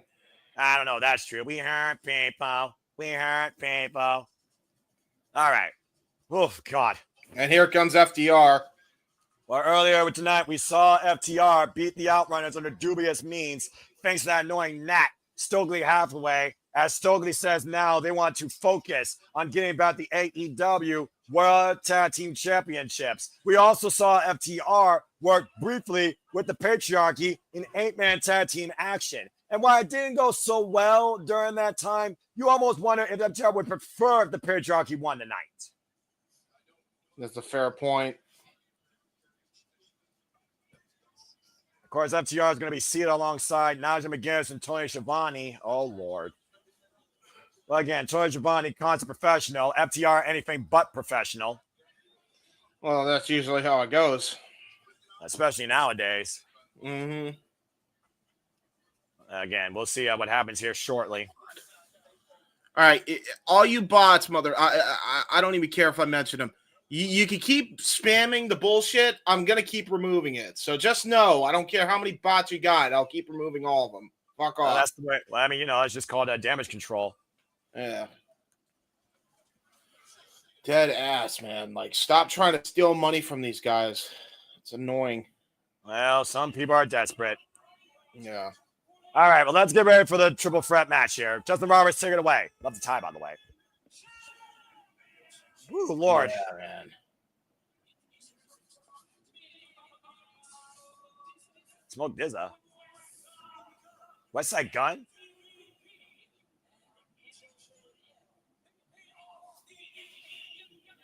Huh.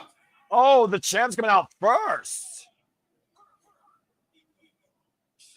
Okay.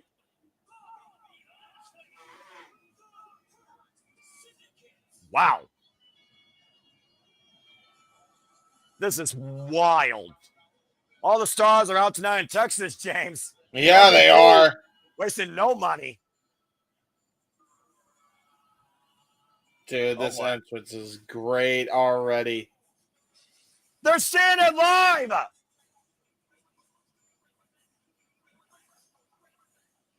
Were they the offers of the Her Syndicate's fame? I believe they were. West Side Gun and Smoke Dizzy. And there is the Hurt Syndicate. And let's not forget, James, MJF now has a guaranteed WWE title shot. This is huge, man. The Hurt Syndicate look like a huge unit right now. We hurt people. We hurt people. We hurt people.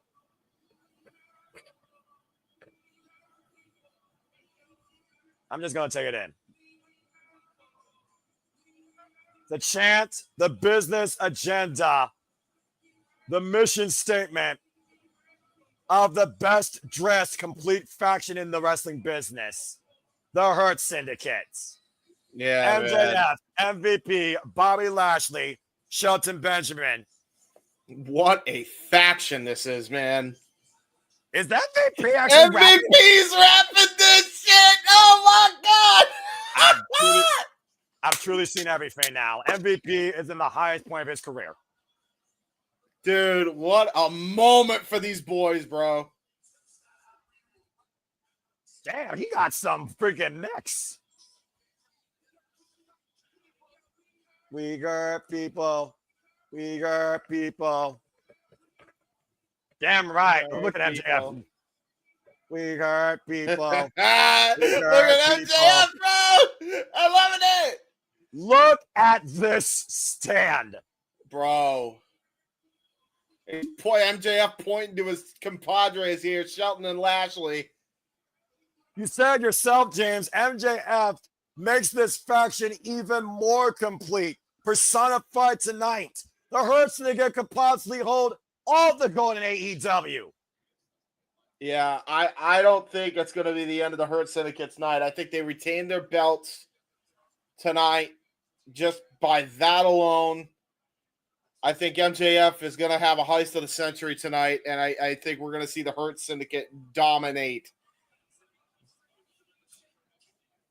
Of course, we've seen this unique connection, though, with the Jet, Kevin Knight, and Speedball Mike Bailey on a 3-match winning streak as a tag team. Of course, we also saw the Hurt Syndicate hurt JetSpeed beyond belief 3 times over in one night. But we also saw Kevin Knight pin Shelton Benjamin. Mm-hmm. And of course, Kevin Knight is no stranger to tag team gold under non-traditional circumstances. Remember, earlier this year at Wrestle Kingdom, they entered a ladder match as the IWGP Junior Heavyweight Tag Team Champions. Of course, they're going to jet setters, Kevin Knight and Kushida. Kevin Knight knows what it takes to win tag team championships. Yep. Yeah, that's a thing here, and you got to keep in mind also when DPW actually teamed up with your boy Jake. You got to do the gimmick. Something! Hey, there you go. For the DPW tag team titles too. So to your point, neither guy here is a stranger to winning tag team gold. And of course, Speedball Mike Bailey, previous challenger, of course, to the AEW National Championship, still looking for a gold, of course, in AEW. Speedball literally saying, you're going to have to kill us. You're going to hurt us, but you're going to have to kill us. You're going to stop us from pursuing you. Oh, God, and here comes this crook. The father of the year. That is the biggest crock of shit I've heard. But he also is a very accomplished tag team specialist. Christian Cage, Nick Wayne, and Mama Wayne and Kip Sabian in tow, the Patriarchy. Oh, boy. Of course, Nick Wayne still the Ring of Honor World Championship champion after being T-Time with the help of Kip Sabian, as Christian Cage is now selling a mission for him and Nick Wayne to become the first father-son team to win the AEW World Tag Team Championships. That's a fair point. I mean, he's of course, not Nick Wayne's actual father, but he went. No, yeah, but adopted, it works. Of course, assuming the role of father, and I will say this for what it's worth, James, the influences of Christian Cage have only paid dividends for Nick Wayne. Oh, absolutely. Oh, my God. This is who he's got to deal with, all 3 of these guys? Oh, boy. MVP, MJF, and Stokely, and FTR. Thank goodness he's a professional, 50 years strong. We also got to consider this, while the Hurt Syndicate looks stronger than ever, they did get hurt by Patriarchy and JetSpeed. Remember, Christian Cage and Nick Wayne concerto Bobby Lashley's leg 3 times. That has to come into play here, James. Yeah, 100. You're not wrong. Yeah, you see referee Stephon Smith holding up the AEW World Tag Team Championships. Of course, the Hurt Syndicate. Whoop! Well, I mean, I guess they didn't forget about that punishment now, did they? No, they did not. Here we go. Bell rings are underway. The Hurt Syndicate immediately on the attack. You see Shelton Benjamin putting the boots to Christian Cage. Of course, Christian Cage and have so much history. And you see Bobby Lashley targeting, I believe, JetSpeed. And of course, to a front match, Chim is not to be involved in the decision. There are also no counts and no disqualifications. But titles can only change hands via pinfall or submission inside the ring. You got to consider MJF and MVP also looming. You aren't kidding. Yeah, that's going to be a big factor here. And look at MJF, to your point right now, already rigging the eyes of Speedball Mike Bailey. All right. Of course, the referee can't do anything about it. You can try and maybe restore some order in the Jet people, but at the end of the day, all that matters is the titles. And Yeah, Speedball that's a good standing point. still ring steps. And meanwhile, Shelton, oh no. Oh, God. Hoisted up into the bumper across the barricade. At one point, the Hurt Syndicate. Now you hear MVP John Jack and Kevin Knight. You remember what the Hurt Syndicate? You remember what the Hurt Syndicate said? Oh, Jesus Christ. That's an Irish whip to the barricade. Go ahead. Is Ash not here? Where did Ash go? She went to go get coffee. Remember? That's right. She did go to get coffee. Got a brew. Oh, God. Damn. And now the Hurt Syndicate just tossing their opposition all over the place. And you see right now that the Patriarchy are regrouping, and the Hurt Syndicate have put their focus on the most annoying tag team, I would say, for them, JetSpeed. You saw JetSpeed take the AEW Tag Team Championships on Son of Benjamin's 50th birthday. It's only further incited this faction. But of course, also, they're wearing down their opponents here with all this assault on the outside. And of course, right now, we have Speedball and Mike Bailey set inside the ring. I imagine only 2 men are legal at the same time. I'm not sure. Yeah, that's what I'm starting to think. And now here's Bobby Lashley just brutalizing Speedball here. Notice the bandaged up right arm of Bobby Lashley also, James. Yep. Fair point. Remember what the Patriarchy did. Yep, they weakened the bigger man here. It's hard to believe Bobby Lashley might be looking stronger than ever here. Yeah, I was about to say, if he was weak, if he was feeling weak, he sure as hell don't look it right now. Look for that one arm, but Speedball able to escape. Now Speedball, those lightning fast kicks, of course. Yeah, those are going to be. Yeah, those are going to be debilitating if Bobby gets hit with any more of those. And Bobby Lashley immediately stopping that with a clothesline in the corner. See, my thing is, if I'm the coach here. Oh well, Christian just got tossed in. What were you saying? I was about to say if I'm Bobby Lashley, I would have tagged in Shelton Benjamin to combat the speed of Speedball Mike Bailey, but then Christian Cage got brought into the mix. Nick Wayne saving his father. Jesus Christ! Well, and Speedball Mike Bailey to a place to the seat on the outside. Pump kick.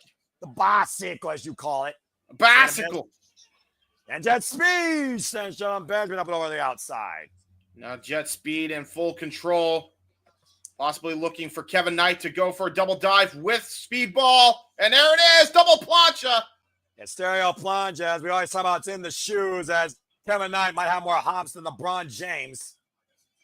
And you see Kim Saban right now, George and MJF and MVP. MVP not afraid to swing that cane here. And we see right now, of course, it's good that we're focusing on the competition and not the annoyances in commentary. Yeah, the commentary, and then you also have the issues between the Patriarchy and the Hurt Syndicate. It is crazy here.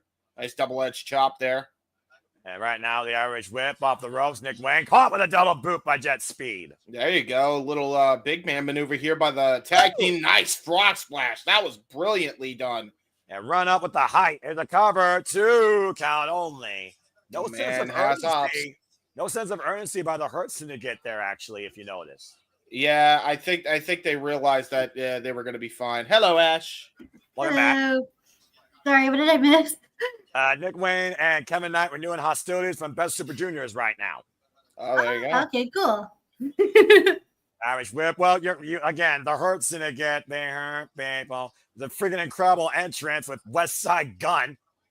Oh, nice. Oh, my God. Oh, my God. Well, they definitely hurt people there because Bobby Lashley just chucked Kevin Knight out, and now they're going to go back to hurting people, doing what they do best. I think Bobby Lashley and Shelton Benjamin picked their first target. Oh, God. What the hell? Pop up. Oh, God. Oh, no. Pop up, and he just lands face first into the stairs. I could break a nose. Good Lord. Face first, jaw first, nose first, possibly. This is absurd, bruh. Well, again, they hurt people. The Almighty. Take a look at the replay here, Ash. Look at the height. Ooh. Dang. Right on the nose. Yeah, literally right on his snout. Oh, and Nick Wayne, though, trying to take advantage here against Kevin Knight. Of course, Nick Wayne's probably been fired up to get back at Kevin Knight ever since beating him at the Best of Super Juniors, looking to get that win back. Yeah, but Nick Wayne and Christian are not going to be spared of the wrath of the Hurt Syndicate. I'll tell you that right now. They have unfinished business with them. Double Irish whip into the hip toss. Christian Cage now legal cover. 2. No. Shades of Edge of Christian right there, actually, with the double hip toss. But yeah, you say that, James. It's kind of unique that you say that because I would argue Shelton Benjamin and Christian Cage have the most experience in tag team wrestling. They know how to get it done and hold the titles. Yeah, 100%. I mean, you look at Shelton Benjamin, the multiple tag titles reigns he's had with the likes of Chad Gable and Charlie Haas, and then you look at Christian Cage, the amount of partners he's won tag gold with, including the likes of Adam Copeland and Chris Jericho. Nice double drop kick. And of course, Shelton Benjamin, 50 years of age. You might as well say he came from the fountain of youth at this point, Ash. Right? Does not look like he is aged at all. Or lost a single step in that ring. Speedball. That too, yes. Well, speaking of steps. Speed kicks, yeah. Speedball with those lightning speed kicks. There you go. Speedball ready to fight as if he was a living video game character, spinning soul lock, axe kick. I love Speedball. I love this, man. Give me Speedball, Mike Bailey versus Kota Ibushi in a strike off. Oh my God! Yes, please. No. I'm just saying, Continental Classic matchup potential there. Oh yeah, definitely, especially for this year as well. Yeah. Well, we saw Kota Ibushi earlier in the Casino Gauntlet. To your point, it's entirely possible. Of course, we know the Casino Gauntlet. Oh, excuse me. We also know the Continental Classic folks will be coming back again this year. So stay tuned for more information on that. By the way, I do love that he's got a speed racer aesthetic going on for Speedball. And now it's in a Jesus Christ, buddy! Oh my God! And an in-one ankle lock. Shades of his time in Team Angle. World's greatest tag team to your point. Oh, there goes Mama Wayne. Yeah, by Kip Sabian. There goes Christian Cage. Rising knee strike. Shelton Benjamin cleaning house. Oh, and a high kick. Bobby Lashley, though. Oh, that was Kip Sabian. I thought that was Mama Wayne. My bad. No. I mean, you can't tell with the hair. I'll tell you that. Brandon! Jesus Christ. Goddamn standing O. Choke bomb. But do we see Mama Wayne get involved somewhere? Oh, yeah. I imagine if the Hurt Syndicate have a chance to hold on to the titles and there's a sense of urgency, probably. Now, Shelton Benjamin looking for that German suplex. Oh, God. God. Just got steamrolled by Bobby Lashley. And now here comes German. Just chucked him on the ring on everyone. Gravity. Yeah, we hurt people. What a display of strength there. Deadlift German overhead, face first from the inside to the outside. Take a look, bro. That was so clean. Holy shit, that was great. Incredible. Yeah. We hurt people. Unparalleled strength of Shelton Benjamin. Dude, that was so many bodies getting bodied. It's not even funny. The Hurt Syndicate definitely. And you're laughing. Yes, I am. Yes, I goddamn am. Because I love me some Hurt Syndicate. Tag to Lashley. Like I said, I don't do the games of compare and contrast, but this right now is my preview of the year. Oh, without a doubt, for sure. Yeah. The shoulder blocks now by Bobby Lashley to Speedball Mike Bailey, the former TNA and WWE World Champion and MMA fighter. Mm-hmm. You're here right now, the MVP who has had better business than ever. Nice snap German. Ooh, not even regular snap suplex. Whoa. Shades of the Dynamite Kid by Lashley. There you go. You could tell there's some MVP influence there. Well, MVP being the inaugural IWGP Intercontinental Champion and honestly has been both competitor and manager, one of the most notorious United States champions. MVP knows how to manage people, especially Shelton Benjamin and Bobby Lashley. Yeah, and keep in mind, too, the Hurt Syndicate goes way back to the days of New Japan Pro Wrestling. Believe it or not, tag team champions of Shelton Benjamin and MVP as Black Dynamite in New Japan Pro Wrestling. So there's a little history there for you guys. And Shelton Benjamin, former member of Suzuki, going to your point, these impressive scoop slams, seamless on Speedball Mike Bailey. Just wear your opponent out. That's all you got to do. Yeah, that's exactly what they're doing right now. Back body drop on Speedball. Number 2. No. And this is all the Really game is. Notice how Shelton Yeah. Benjamin just keeps himself calm, cool, and collected because he knows at the end of the day he's exerting his energy with every Yeah, kick out, with every move. You were saying You gotta that. do what you can to slow down the speedy man. Mm-hmm. Of course, one of the greats from Canada, who, of course, at one point couldn't even come wrestle here in America. Sent face first in the second turnbuckle. Yeah, I mean, they hurt people for a reason, man. There was no doubt about that. And now look at this. He's going to set up for that running knee strike. Oh, no. Oh, no. He's going to come in like a bull. And whoa! He just smashed his knee off the turnbuckle. High kick. Right. You got a high kick there to the chest. Now it's a big moment here for Speedball Mike Bailey to make the tag to Kevin Knight. And the tag made of Bobby Lashley, though. Yeah. Oh, no. Immediately cutting off, sending Kevin Knight off the apron. And now here comes the Ramp. Dominator. Full throttle. Cover by Here comes Bobby. Christian for the save. I'm about to say, you almost wonder for perseverance. Would it be wise for Speedball to tag in Christian Cage for a moment? Oh, he's gonna go in there for that spear. Looking for the opportunity here. He's scouting. Bobby Lashley. Got Oh, no. overhead military. No Speedball. Oh! Comes off the legs with Bobby. Watch out. Oh, my God. And now everyone's down. Yeah, no Dude, kidding. they almost just crushed Bobby Lashley with that dog pile, inadvertent dog pile. You see right now, MJF trying to will on the Hurts today. Again, this AEW All In. Triple threat for the AEW World Tag Team Championships. Kevin Knight legal now with Nick Wayne. The only two man left standing at the moment. Yeah, MJF has made history at this event too. Whoa. So if anybody knows how to get the big victory here, Oh! it's definitely MJF as he defended the world title here against Adam Cole.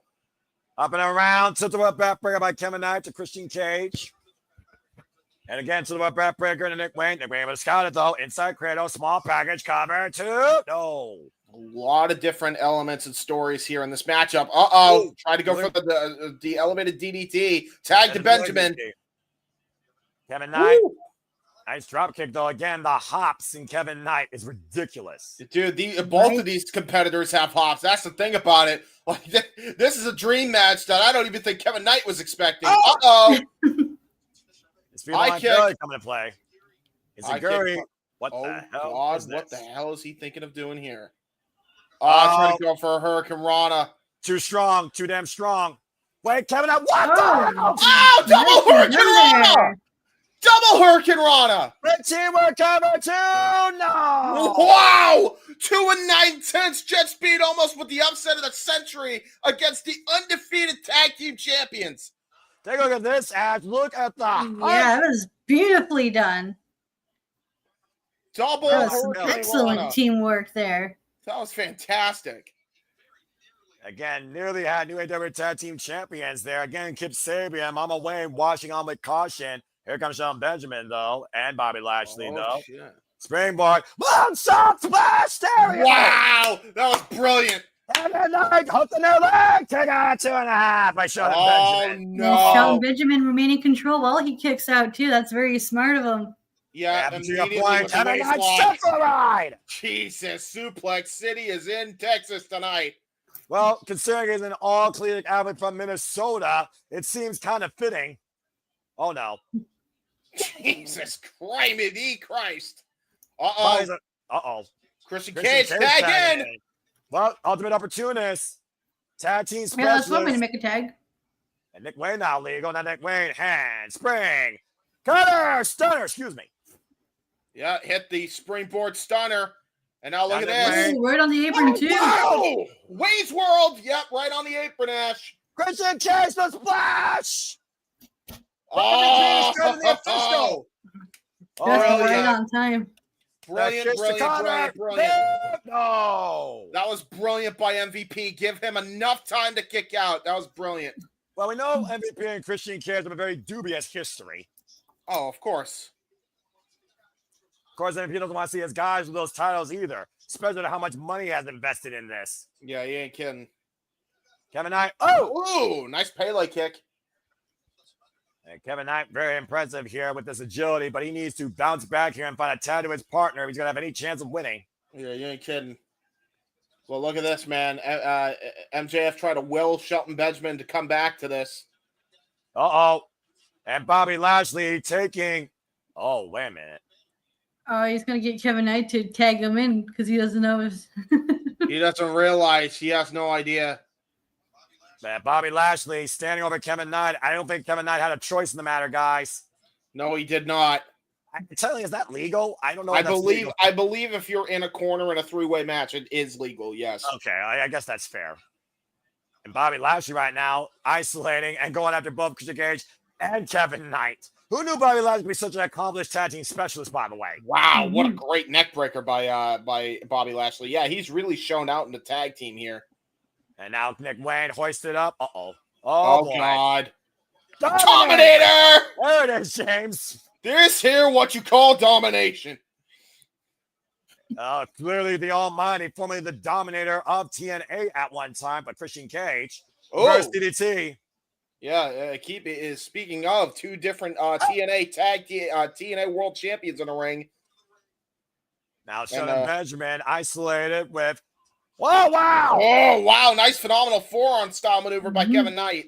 Look more like a springboard lariat, but I think you're more right there. Now Kevin Knight up in the second rope.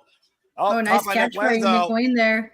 Jesus. Well, again, the familiarity with Nick Wayne and Kevin Knight goes all the way back to Nick Wayne's real father. It was Kevin Knight that got Nick Wayne to wrestling in the first place.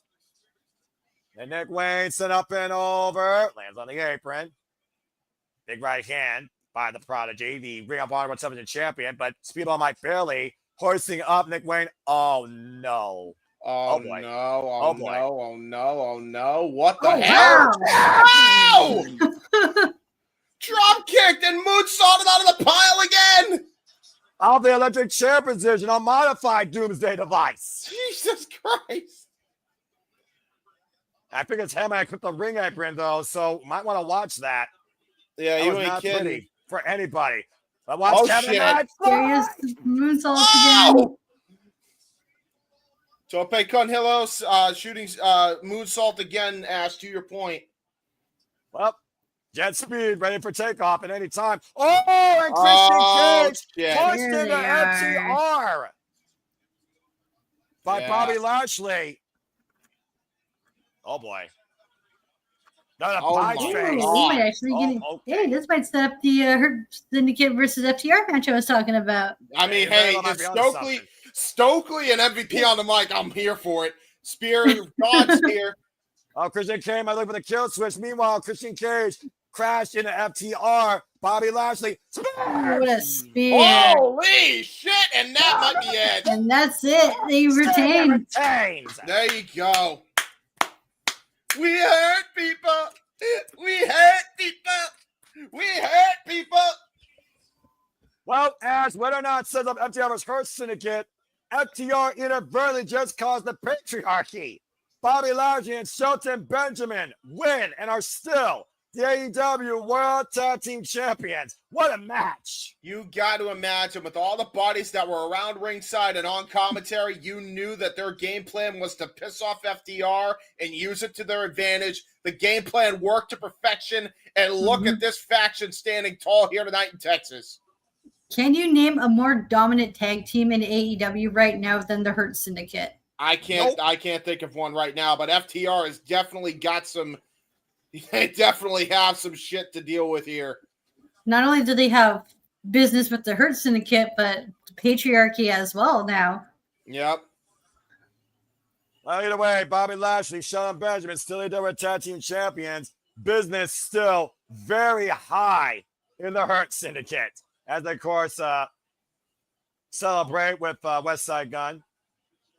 We heard people he got his contract. You He's love got his it, contract man. in hand. Business done. Hurt Syndicate 2-0 tonight. Perfect run. Dude, it's amazing. It might be 3-0. You never know. I mean, again, they're winners, James. That's the bottom line. MVP literally has everything right now in AEW. Looks like FTR might want to give oh, wait a minute. Nick Wayne trying to come to the aid of his father, keeps Sabian with a chair. They're trying to run interference right now, and this is a very unique face-off. Oh, boy.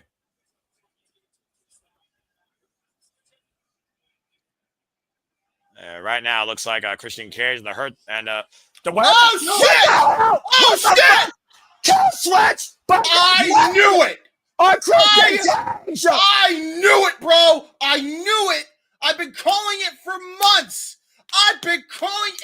months! Kip Sabian and Nick Wayne have been setting up Christian this entire time. And look at Mama Wayne. She's happier than a pig in shit right now. Was this match made you a break for the Patriarchy? Yes. Yes, it was. Nick Wayne just dropped his father. And FTR apparently are like, okay. I don't think FTR has any beef for Nick Wayne. But I also think Nick Wayne is tired of being in the proverbial shadow. Christian get oh no. Wait, what's going to happen here? This is definitely a payback here. They wanted to do this.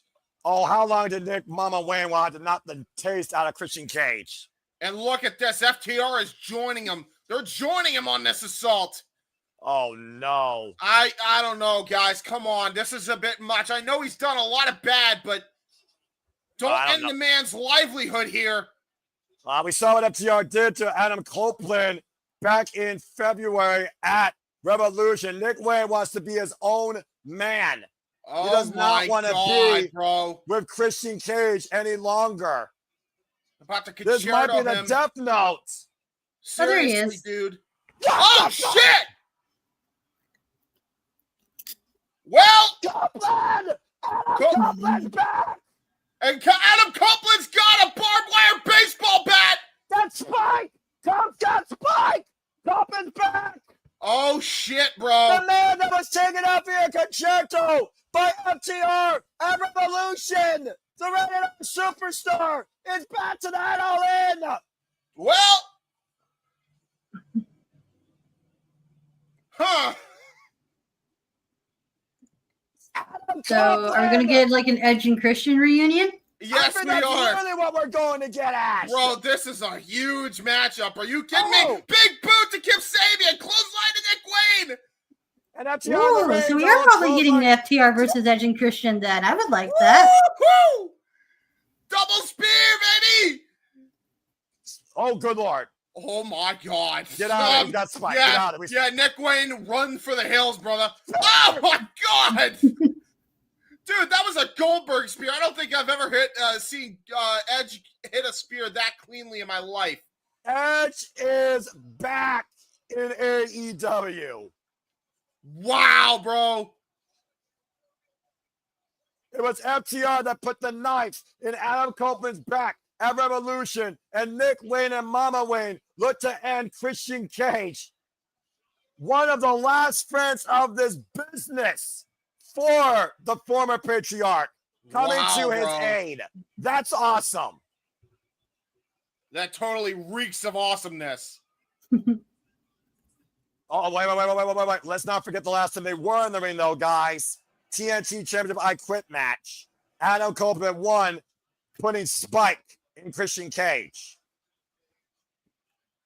Yeah, there's still some bad blood, you gotta admit. Well, can they bury that past? Oh. He drops Spike. Cope raising Christian Cage's hand. Both men eye to eye. Go. Find yourself. Oh. Whoa. Huh. Well. He spared him. He spared him there. No kidding. But unique words. Remember the first words Christian Cage said to Cope? Go fuck yourself. Yeah. Look at where we are now. He said, go find yourself. Cope knows who he is, but can Christian Cage figure out who he needs to be?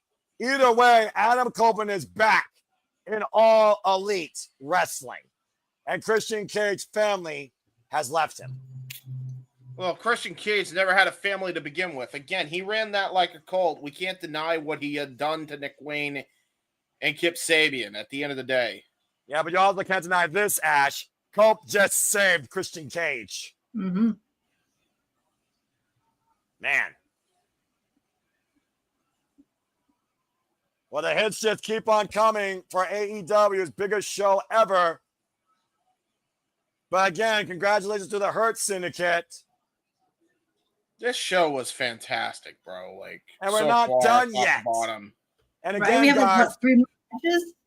that's correct. Yep. Our triple main event is all that's left. But also, if you all enjoy this triple threat panel covering AEW, we love doing this. We love doing this for All Things Wrestling. And the next time we'll do this for AEW will be next month when once again we open the Forbidden Door London, Sunday, August 24th in the O2! In the O2, baby!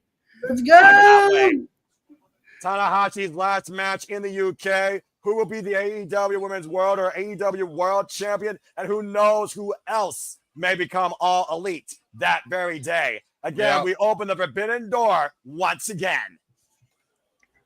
No doubt. No doubt. Man, I can't wait to watch it. It's going to be so good. And let's not forget also during that time, they will be in Glasgow, Scotland for the first time ever for Dynamite. Yep. Oh, that's going to be fun. Hey, we're gonna be in my family's neck of the woods because that's where my family originated from Scotland. Well, it's time, guys, to get serious. Time for the first of our 3 triple main event matches. Spotlight, please. Timeless Tori Storm versus Mercedes Moné for the AEW Women's World Championship.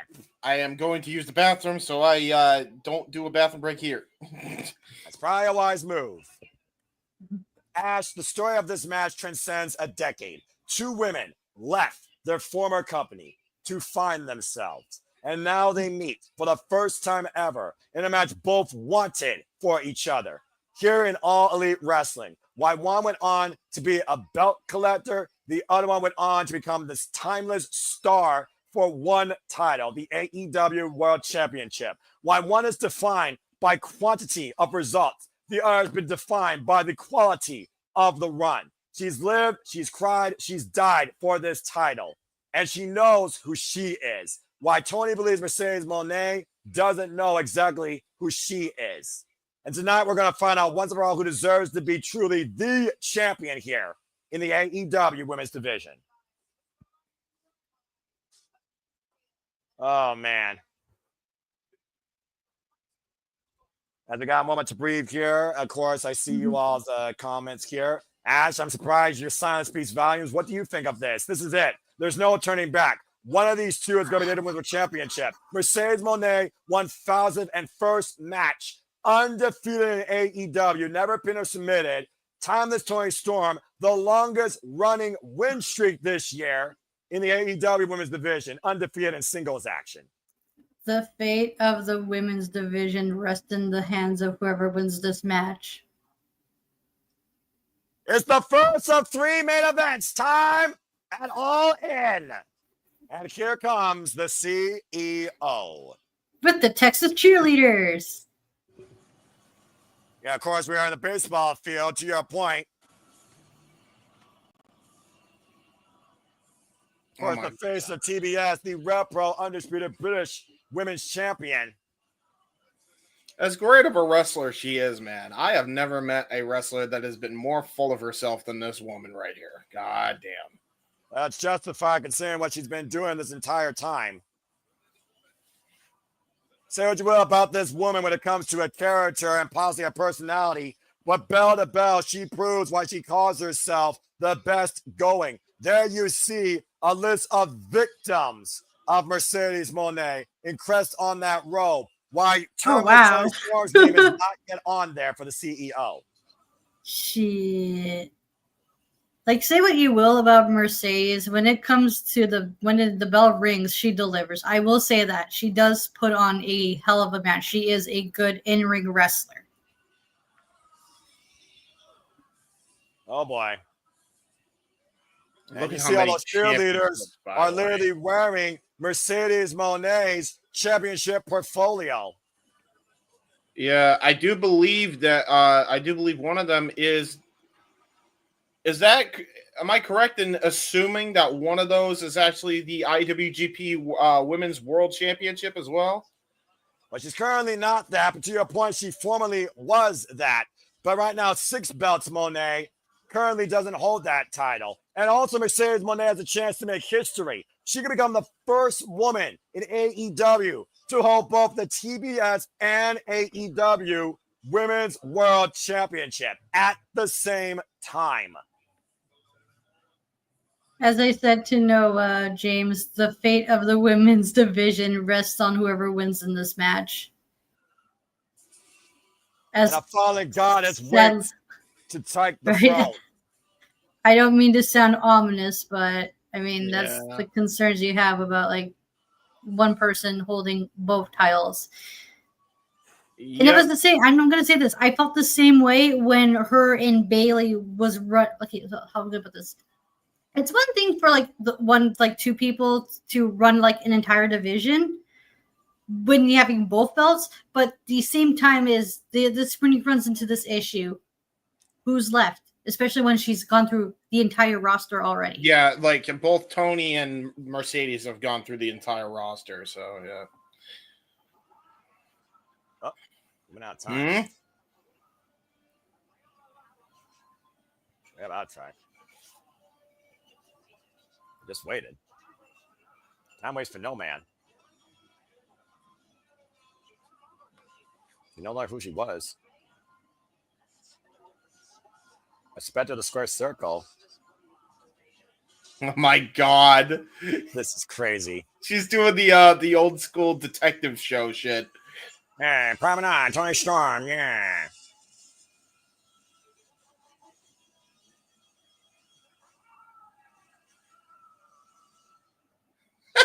You just entered the timeless zone. That was a Twilight Zone parody. Nice. Of course it is. And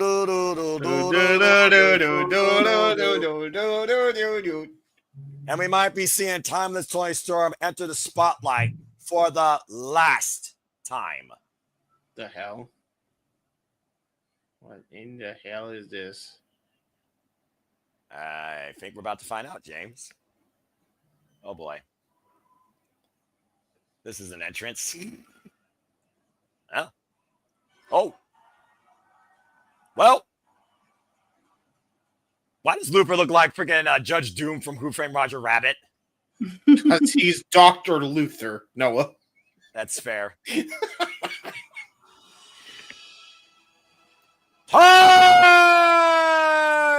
Timeless! Dude, the red filter with the gray effects is crazy.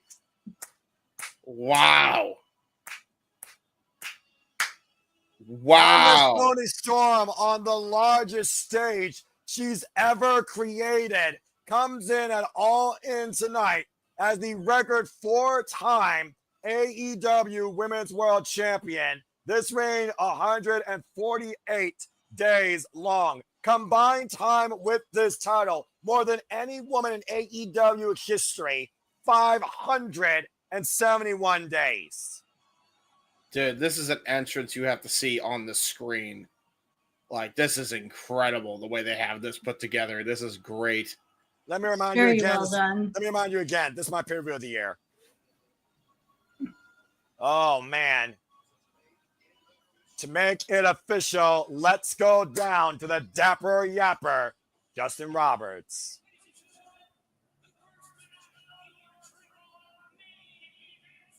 This pay-per-view actually justifies triple main events. You'll notice that Justin Roberts has a red, white, and blue bow tie. Well, we're in Texas, the Lone Star State. Challenger from Boston, Massachusetts. Hi, that's my town. I'm sorry, James. Yeah, I know. Mercedes Moné, 33 years of age, involved 14 years in the game, and is the, of course, 2025 Women's Owen Hart Foundation Tournament winner to have earned this opportunity. Accompanied by Lufa. Warner Brothers Studios still representing. I'm not sure I can define her age, honestly, but I'll try.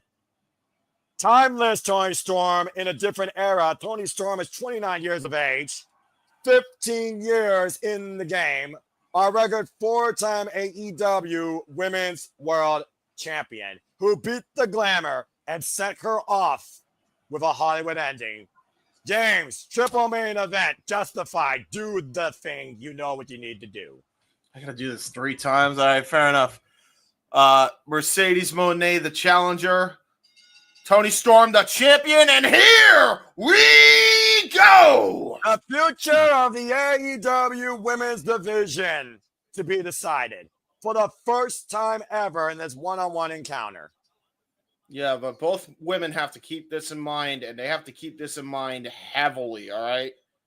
There is Athena waiting in the wings, and this is Texas. So you got to imagine that's in the back of these women's mind as we get the first collar and elbow tie up here. You see right now how Mercedes Moné and Timeless Tony Storm been squaring up. Of course, we've seen these games of one-upsmanship, verbally and physically, Ash, over the last few weeks with these two women. Mm-hmm. The filling out process here in the early going crowd is absolutely fucking electric, and I love it. Right? We got Let's Go Tony CEO chants battling each other. You see Timeless Tony Storm, Mercedes Moné squaring off in the corner. While one believes she's never figured out herself and is ashamed of what she was, the other one believes that she doesn't know what she needs to be. Builds this identity as a belt collector. Why Timeless Tony Storm only need one title to define her. Mm-hmm. Carnival type here once again. Timeless Tony Storm goes into her 4th defense tonight after beating Megan Bayne and Mina Shirakawa after ending Mariah May. Look at that. Both women try to just win the test of strength here. And neither woman given an inch here, it looks like, in this Carnival tie-up. Both women up on the apron now. And of course, since Mercedes Moné arrived in AEW last year at Big Business to go on to become the TBS champion, Singapore World Women's Champion, Rev Pro Undisputed Women's British Heavyweight Champion, she has never been pinned or submitted in AEW. Tony Storm doing her taunt here to just piss Mercedes off a little bit more. Marilyn Monroe and Betty Boop are rolling in their graves. I wouldn't say they're rolling in their graves. I wouldn't say that. I wouldn't go with that. Considering Tony Storm rolled, that's an unintentional pun. I appreciate that. Sorry. Up and around the schoolgirl, the cover by Monet gets a 1 count. Referee for this contest, Aubrey Edwards, of course. All women's co-showcase Betty Boop's a shout. I love that cartoon. Yeah, classic. You know, I'm a Tex Avery guy. I'm an old school guy. I'm a simple man, but I respect the Whoa! generation. Statement maker. Statement maker. The script, though. Looking to end this match early.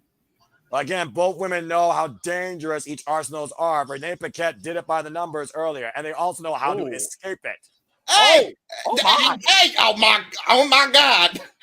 Oh my God! Well, to say Mercedes Moné doesn't need discipline would be an understatement. I'm not sure to go that far. She got a goddamn spanking for all the bullshit she caused. Mercedes Moné right now a little bit thrown off by that. The drop down, misdirection by Timeless Tony Storm, hits her with a drop kick, sends her to the outside. Yeah. That's vintage Tony Storm, and I ain't talking about her being in black and white. Despite the fact that's her gear color tonight. We're going to take flight, possibly. Oh, he's doing the dance.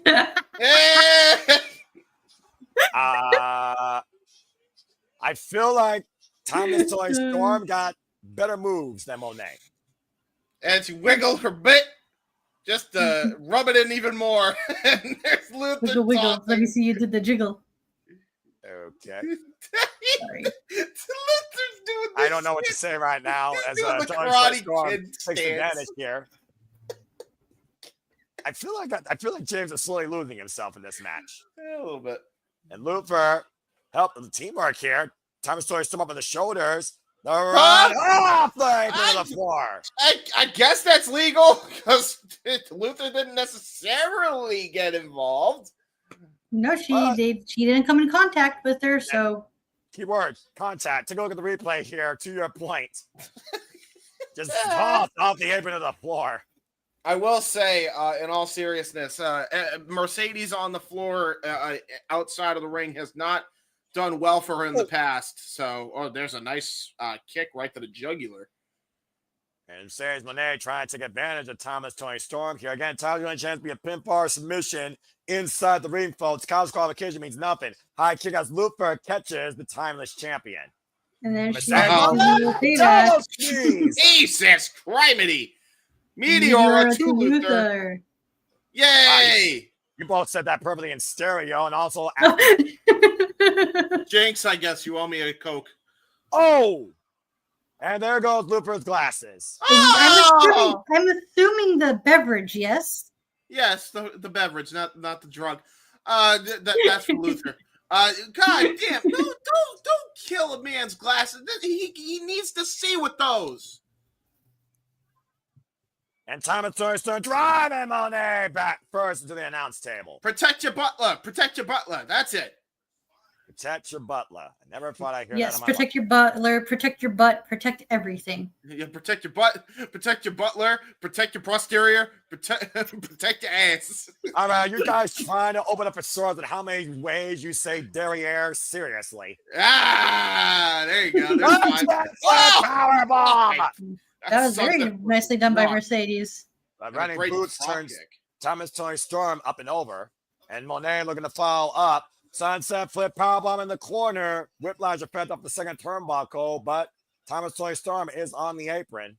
Yeah, she's trying to get herself back into contention here, and Mercedes is almost shocked there. Oh no! Mercedes Another slips up one. underneath. And it got her a hook. Right onto the floor. Bomb on the floor. Jesus Christ! Pause for like a second. By the way, you're a little bit ahead of the main guy. Oh. Yeah, you're fine. Right. There's Monet, of course. No, you're fine. This is perfectly fine. Now, Yeah, Monet, I have to leave it playing or else it's going to like severely buff her. Exactly. I'm saying she's fine, Okay. James. She's fine. She's like one Oh, second no, fine. she's doing the taunt now. Oh, wait, I thought she was. Never mind. I think what she she is was doing the earlier. taunt. No, Yeah. she's definitely doing the taunt. Yeah. That's what she was Okay. doing earlier. No denying. Okay, fair enough. Yeah, Monet knows that she cannot win via count out, but Aubrey is starting her 10 count. Yeah, Tony Storm absolutely got a stinger because look at the way she's holding her arm there. Oh, no, that's not good. Well, Yeah. the wear and tear of a timeless champion, who knows how bad their body is or how much it could take. Jesus, just stomping a mud hole in Tony Storm as Mercedes. Choking her with her boot. And listen to that audience, by the way. Good Lord. Listen to those fans, 25,000 plus strong here in Globe Life Field. Oh my God, and now hair mares. The whiplash with the hair mare, if you will. And now Mercedes Monet follows up, running Meteora, hook of the leg, 2 count only. You saw Tony Storm literally slipping out as Mercedes Monet only had one leg locked. Exactly, and I mean, this is why she is the most decorated champion in all of women's wrestling. This is exactly why she knows how to absolutely wear you down, beat you down, exhaust your energy. She's a veteran of the game for a reason. And Tony Storm in different eras, former World of Stardom champion, NXT UK champion, Progress Women's champion. You see how dangerous Tony Storm can be, though, with those German suplexes. Nice counter there with Mercedes Monet. And now, German suplex. Mercedes gave one of her own. Yeah, well, let's not forget that Mercedes Monet's idol is Eric Guerrero. Yeah, that's true. Yeah. Will we see 3 amigos from her, perhaps, followed up by a frog splash? Possibly a 2 count only off the running knees again, braced up against the bottom rope.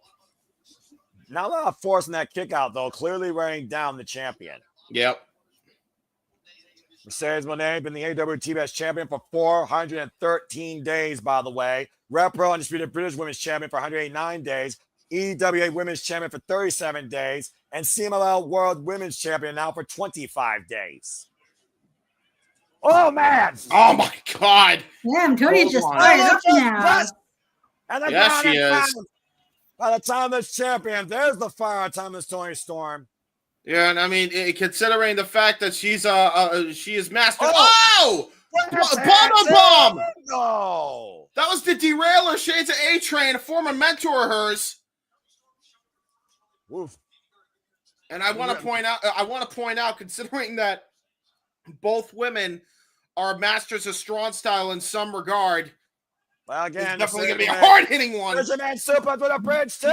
Count only. We're seeing that rage come out of Thomas Tony Storm here, Ash. Oh, yeah. She can't get too flustered because it might cost her the title. Take a look at the replay here. Look at this powerbomb. Planted. Good God. Derailer Shades of Matt Bloom, again, a former mentor of Tony Storm's. Good counter there. Mercedes Monet working that left arm now. Yeah, divorce court arm separation move there. Assisted out of the corner. Tornado DDT to the arm, particularly. There's a cover. Flower press gets a 2 count. Immediately. Oh my God. Brilliant transition into the Fujiwara armbar, too.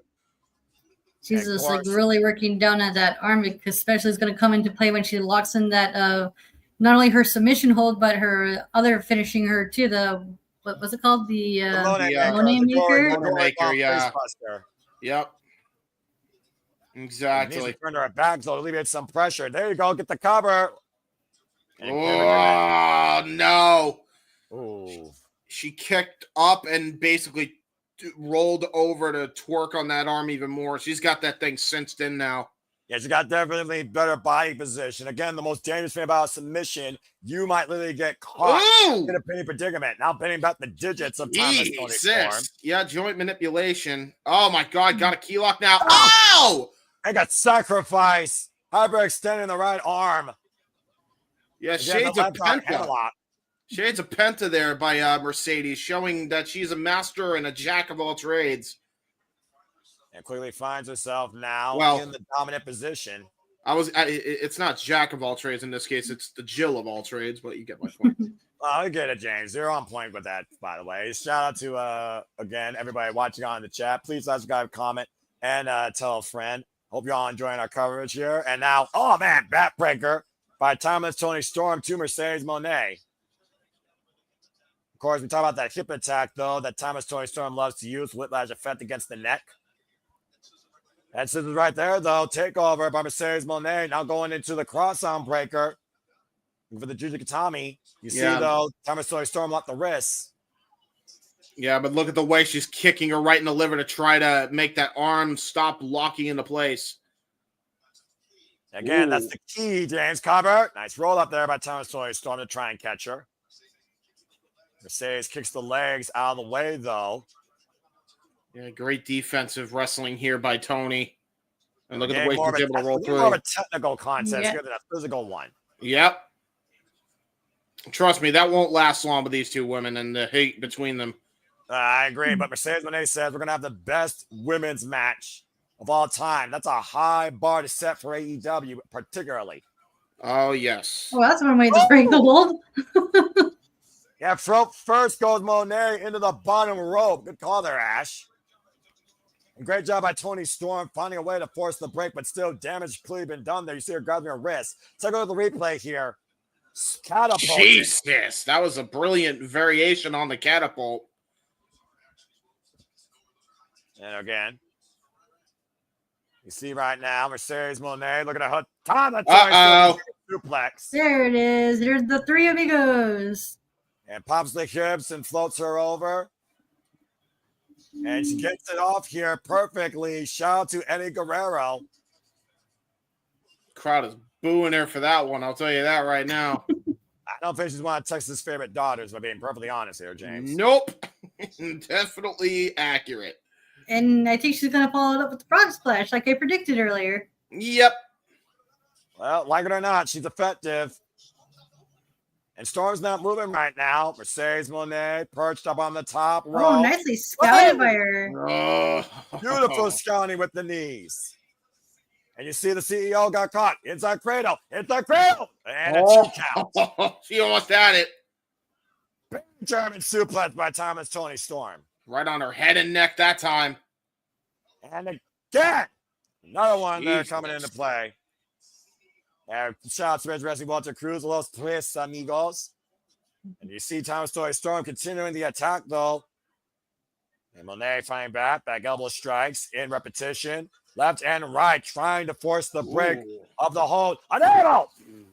Yeah, I don't think she was able to get the point of the elbows to the jaw, which allowed Tony to hit that German off. Uh-oh. Lights, camera, action. Jesus! Ouch! Flip attack on her hood. Yeah, just spiked her. Cover, that's gotta get two. No. That was close. Just barely was able to get the shoulders up Mercedes. All that matters is that the shoulder leaves contact with the canvas to stop the count. Again, big whiplash effect against Mercedes Moné with that hip attack and dropping her on her head, compressing her body. Sat in the cover, and Sama Moné did grace the right shoulder off the mat for the 3. You see Thomas Tony Storm right now, still continuing on the attack, hoisting up Mercedes Moné. Positive with a clutch ring. Oh! Down, body grapevine. Oh, shit! Hello. And it's in the center of the ring. I was not expecting anything like this by Tony Storm. She might try to make her pass out for a submission win here. Right? Because I rarely see Tony do submissions. You see Moné desperately, though, binding Thomas Tony Storm's arm to force the break. Well, I mean, any means necessary. That was brilliant by Mercedes. Love it or hate it. I mean, it works for what it's worth. I mean, it really shows the rules, but it still keeps you in the match. Oh, Moné. shit. Uh-oh. Now, counter. Oh. Moné's got put by Thomas Tony Storm. But what the hell? She bit V and taken down by the ankle. Now, Mercedes now in the driver's seat. I can't believe I just said that. James, you're starting to speak volumes. Well, that had to have like really hurt, and now she's got an ankle lock applied. All right. Well, either way, this tramp is still the champ for the time being. Mercedes Moné, though, literally wrenching back hard on that ankle, literally looking to break a leg of Thomas Tony Storm. Thomas Tony Storm trying to roll through, though, and does so. Sends Moné into the top rope. The waistlock applied. Now Storm again eats a forearm shiver. I think the technicalities are just about over now. I think we're about to have a Donnybrook. Both women just fought the most dirty I've seen them fight. I think we're about to get a slugfest now. Yeah, I think you're on point here here. It comes. And Thomas Tony Storm trading fists. Oh, rising knee by Moné. Oh, and a hammer to the heart. Both women down. Jesus Christ. Good Lord. I call it the Glasgow kiss, but that was an Aussie kiss. A timeless kiss, I would call it, James. As both women are down after that exchange. A timeless Aussie kiss. Timeless Aussie kiss. You know what? That's fair. Take a look at this. Rising knee strike. Bam!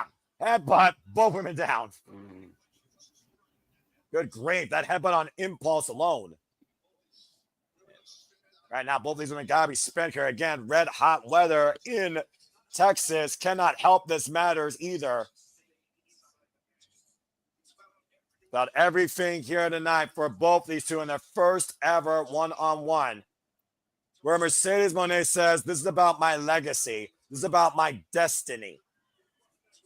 Trying to go for a German. Uh-oh, got countered. Leg, roll over. Uh-oh, transition. Cover needed here. Crucifix. Oh! Cover two. Holy shit, almost got her in the seatbelt pin. Right now, Storm trying to counter here, though. Taken up and over by Moné. 1, 2, pushed off. Tony Storm able to escape.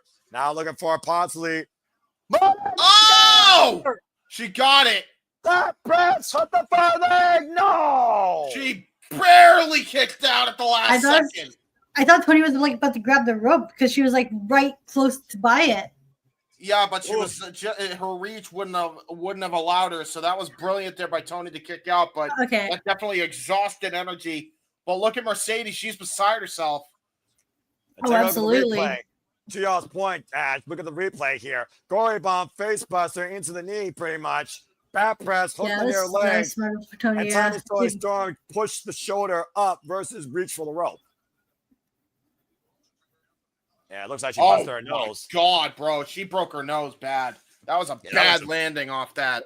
And pointed the knee right on the face of the nose.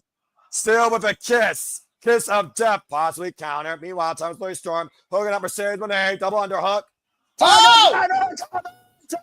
No! Old school Storm Zero from back in WWE when she won the NXT UK Championship, still didn't get it. See frustration pouring out of both these incredible athletes here. We're both champion and challenger gotta be questioning, what do I need to do to beat the other? And I feel like Mercedes Moné still is in advantage. Thomas Tony Storm needs to end as quick as possible because she's losing blood now. Oh, shit. Guillotine. Oh, my God. She's got a variation of Eddie Kingston's submission maneuver to stretch plum here. Yeah, you see the arm hammerlock behind Thomas Tony Storm's back. And not in a double wrist lock necessarily, though, but wrenching back also on Thomas Tony Storm's neck. Guillotine applied. You see Mercedes Moné, though, being carried by Thomas Tony Storm. And pushed in the corner, forced the break. Yeah, she whipped her head into that fucking top turnbuckle. Uh-oh. Face first in the second turnbuckle. That could change the complexion of this match. Yeah, and she already has a bad nose here. And looking for the knees. Thomas Tony Storm able to scout it. Hook and Moné. Oh! Reverse snap near judo takedown. No! She planted her on her face, and that still wasn't enough. I don't even think I've seen Tony do that in years. She only did that one other time against Rico to beat her to hold on to the title in a previous run. But on all the stops tonight, all in. Yep. Of course, that was like a cutter instead of a choke. Shades of Suzuki-gun. Minoru Suzuki. Great transition over the headlock takeover into a face buster. That was like a judo toss, basically. That's what that was. Yeah, modified judo toss into literally face first in the mat. And once again, counter, up in the back, backstabber, roll through. And once again, with the statement maker applied. Oh, but look at this. Though, raise her body off the mat, though. And look at how her arm is pushing on that shoulder to alleviate pressure off that hold. But still, though, that S grip braced across the jawline of Thomas Tony Storm. That's got to be excruciating. Yeah, but the way she was able to counter out of that. And look at it! Into her own crossface. Yeah, center of the ring, also, Moné is down flat on her body. Dude, that was brilliantly done. The way she was able to transition out of that. Great defensive wrestling. You see her trying to roll through. You see her trying to roll through, though, and does so. Jackknife takeover. Oh, shit. Oh, there's the pile driver. Yeah. Oh, she's not done.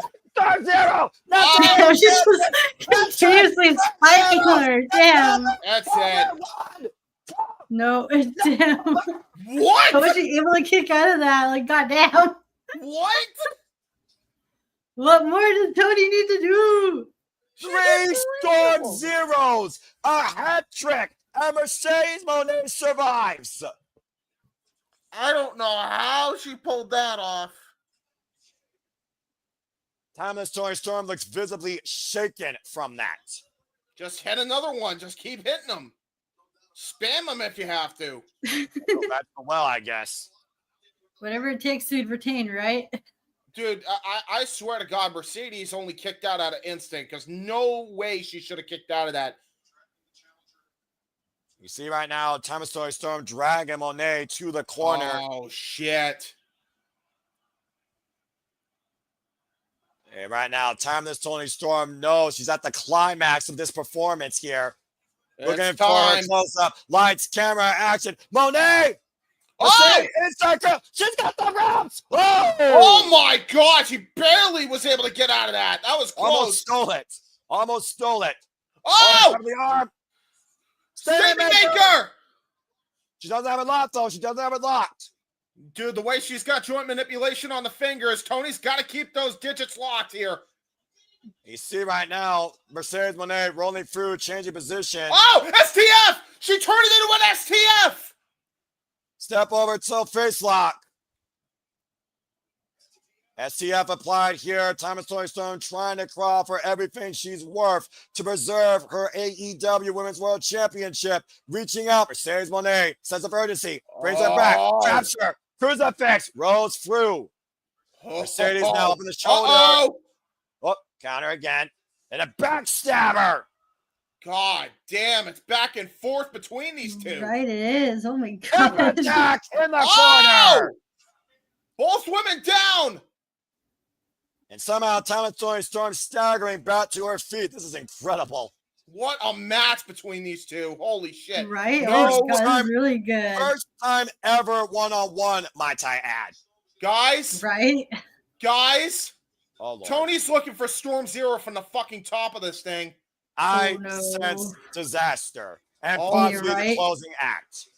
Wait a second. Mercedes Moné fighting back, though. Headbutt takes Thomas Toni Storm off for the moment. Now Mercedes Moné up to the top rope again.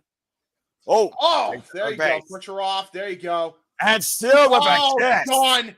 It's done. Oh, I'm Lord. telling you, this What is the it. hell? Oh, no. Mercedes Moné hooked. Avalanche tornado! Oh, thank God, I fucking love you, Tony Storm, you bitch. Chains! Oh, think fuck you on you, bitch. Fucking love Bah! you. What a match. Holy crap, what a match, dude. Wow. Timeless Toni Storm has finished this act. Still AEW Women's World Champion and has handed Mercedes Moné her first defeat. Well, I don't know where that stands as far as the greatest women's wrestling match of all time, but it's definitely up there in one of my top 5 in AEW. What a performance and an effort. This is really good. Oh my God. Congratulations to Timeless Toni Storm, still AEW Women's World Champion. The CEO has fallen. My God, my heart was fucking racing throughout that damn match. Yeah. I mean, it's easy to understand why Mercedes hasn't lost until now up to this point. Right? Like I said, guys, it's not about quantity, it's about quality. And the quality of a champion is unmatched in AEW when it comes to Timeless Toni Storm. The belt doesn't make the woman makes the belt, and Toni Storm is proof of that. Mercedes Moné is not even moving right now. You see Doc Hebert checking on her. The AEW Women's Division remains timeless. And hopefully Mercedes Moné is okay, though. What a match. She's actually checking on her as well. Toni Storm showing a hell of an amount of respect to Mercedes. And you got to give it to her, man. She put up a hell of a fight. Yeah, you can't deny. And again, she challenged Eddie Guerrero. She tried to cheat. She tried to steal. It still wasn't enough. Timeless Toni Storm prevails. Oh, whoa. Check out the stat someone put in the chat. Oof. From Which one? Sandy. The one about April 2023. That's right. Oh, The biggest ever stage to date in AEW. Timeless Toni Storm wins. And Mercedes Moné eats her first defeat. Incredible. Congratulations to Timeless Toni Storm. Brava. Wow. Well, again, I hope that you all continue to follow us along here at AEW, which has to be, in my point, again, pay of the year. But James, Ash, it's time. Oh, man. Legacies to be unified. Oh, Kenny Omega, Lordy. Kazuchika Okada, the Cleaner versus the Rainmaker, the best bout machine versus the best of New Japan. Winner takes all. Unified title. Oh, man. Now, James, I tried to ask more about the women's match. We know the timeline. We know the history of this match. But talk to me about what you feel the scope of this match represents, which what could be the last time we see these two share a ring together. Dude, this is the first time on American soil these two are going to be fighting in their amazing feud. And we have already seen what both men are willing to go to. At the end of the day, Kazuchika Okada and Kenny Omega, we are getting the Rainmaker. We are getting the best bout machine tonight. I have no doubt in my mind they're going to outdo their last classic. But to that point, Ash, there's a big difference here.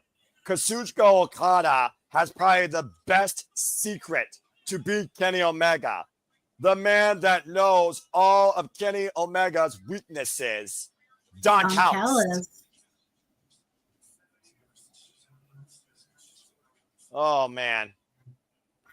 One final time for everything. Why Don Callis looks to leave Kenny Omega as a footnote in history. Again, Ash, we talked about it a lot, but again, give your thoughts towards this, the implications towards this.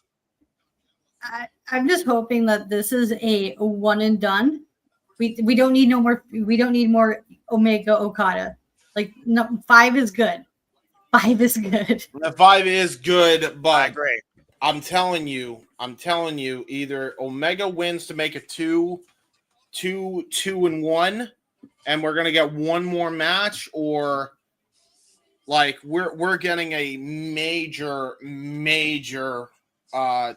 defeat here for Kenny. I feel like, especially after this assault, this is a different Rainmaker than we are used to seeing, dude. That was a vicious assault on Kenny.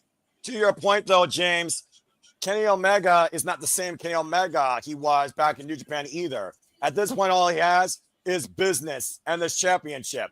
And then he made it personal, attacking his golden lover, Kota Ibushi, the only real friend that Kenny Omega may have left in this life that's not a cat. And while Kazuchika Okada says he is now willing to go to lengths to kill Kenny Omega, to embarrass him on his home turf like he did in Japan, is Kenny Omega willing to go even further tonight to not only beat Kazuchika Okada, but once again, stick it to Don Callis? It's a point of no return. This has to be the end of one of these two men as far as this rivalry goes. May the best wrestler win. If Kenny wins this match, does that make him a Grand Slam champion? I would say yes. And of course, a match of this implication could not be without the voice of professional wrestling that has inspired me to become my own voice here. Good old JR, Jim Ross. I'm going to just say this as well, by the way, and I'm so glad to see JR, man. I'm so happy to see him. So the thing with all of this is the modern day Mitsuharu Misawa Kawada feud here. And that's why I'm saying, like, these guys are not going to go easy on each other. They're going to pull all the damn stops. I mean, honestly, good luck to Hangman and Mox for trying to even follow this. Right? Look at the Black Dawn on Okada. Speaking of which, Mega! Mm-hmm. The reigning and defending Continental Classic and Continental Champion, Kazuchika Okada! Living embodiment of Antonio Inoki and Inokiism. Good to see good old JR on the commentary booth. Again, Don Callis has found another way to get himself involved in possibly a career-defining moment, aligning with Kazuchika Okada. And again, the biggest common denominator for Kazuchika Okada was when he had a manager by his side. He has that once again in Don Callis. And I think this makes him the most dangerous individual right now in this matchup, honestly. There's a very real chance that Kenny Omega may lose everything tonight just because of this combination here. Mm-hmm. Okada Advantage. and a manager, they make for a deadly combo. Mm-hmm. Again, this is a lethal combination. If we're being quite honest here. With Kazuchika Okada, you said yourself, James, you call him the best worker since Ric Flair, and his AEW resume backs that up. It's funny how worlds collide when you least expect it over time. I never thought I would see this match again, and now we're calling it for the first time ever in America, and what could be the last time ever in this business. When this first was announced, or first tease, I should say, I was just like, okay, we don't need a fifth one. Why are we having a fifth one? And now it's like, oh, cool, I'm happy we're having a fifth one. Please, no more. I'm telling you, the reason why they're doing it, Matt, is because the last person to hold 3 championships at one time was Eddie Kingston, who Kazuchika dethroned. I'm telling you, he wants to get his get back. So I don't think it's over by long shot. Now, when Eddie Kingston's cleared to come back, we'll see. But oh boy, let's see what entrance we get for Kenny Omega, the final boss, the wrestling god. Oh, here we go, Final Fantasy fame. oh, shit. 2 of the greatest to don the boots. Wow, look at this. Got a druid chorus here. This is so fucking epic. One-Winged Angel rise in the battle, possibly for the final time against his greatest rival.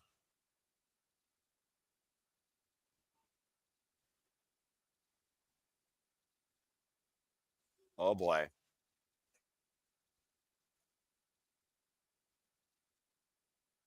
Ooh. Oh man. Aura. Goosebumps. I'm so fucking ready for this shit.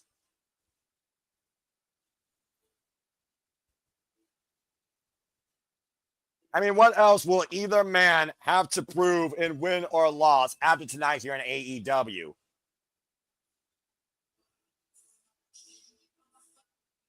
Oh, the actual singer of the song. Live performance. Of course, Kenny Omega coming back from diverticulitis. Had 2 feet of his intestines removed and got a new leash on life. But he also knows that time is not on his side when it comes to this business. This could literally be Omega's end game here tonight. Of course, coming in as the reigning AEW International Champion. Damn. Look at that entrance. James, your silence speaks volumes, man. What's going through your head? Just absolutely brilliant here. Like, I got goosebumps, dude.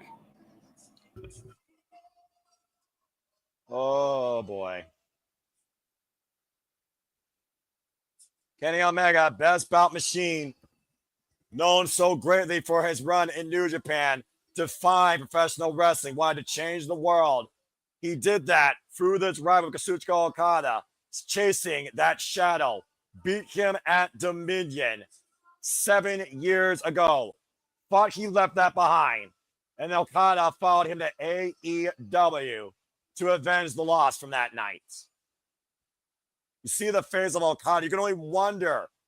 I think there's a sense, Ash, honestly, of desperation on the Rainmaker. We call him the strongest mental player in the game. But literally, Okada has to realize if he doesn't win tonight, he may never, ever beat Kenny Omega. And thank you, by the way, for that, of course.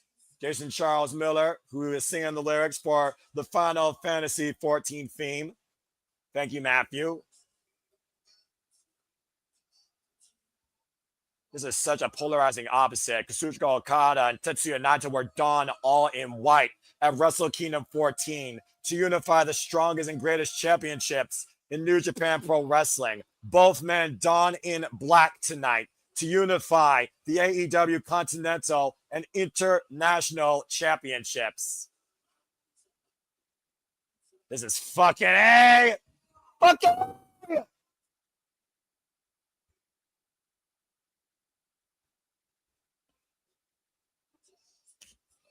Oh, man. Wow. Live performance by Jason Charles Miller. Let's go down the ring. Justin Roberts, take it away.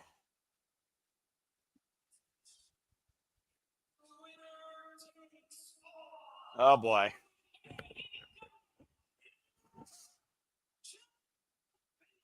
Look at that beautiful title and those side plates.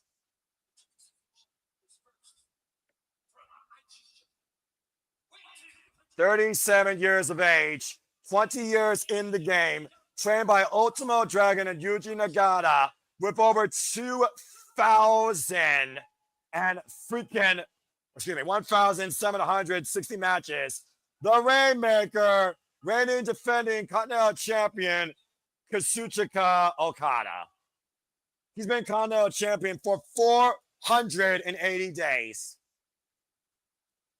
I'm having video issues again. I'm gonna have to go off screen. You're gonna have to do the "here we go" thing, Noah, because I got you. Don't can't worry be about it, helped. bro. I got you. Don't worry about it. And the other challenger, Ash, you are a Canadian friend, but this might be one of the greatest Canadian wrestlers on the planet. Oh, absolutely. 25 years in the game, 41 years of age. He is the best bout machine. He is the cleaner, trained by Bobby Ray and Vince Nevada. Kenny Omega, reigning AEW International Champion. One of pro wrestling's many final bosses. Legit. And he's been a national champion for 126 days. Referee for this contest, Bryce Rensburg. And look who's in Omega's corner as he hoists the AEW Unified Championship. Two legacies of a legendary rivalry will unify tonight to create history. Kazuchika Okada, Kenny Omega, 5. First and possibly only time in America. Kota Ibushi in Omega's corner, Don Callis on commentary for Kazuchika Okada's corner. Here we fucking go!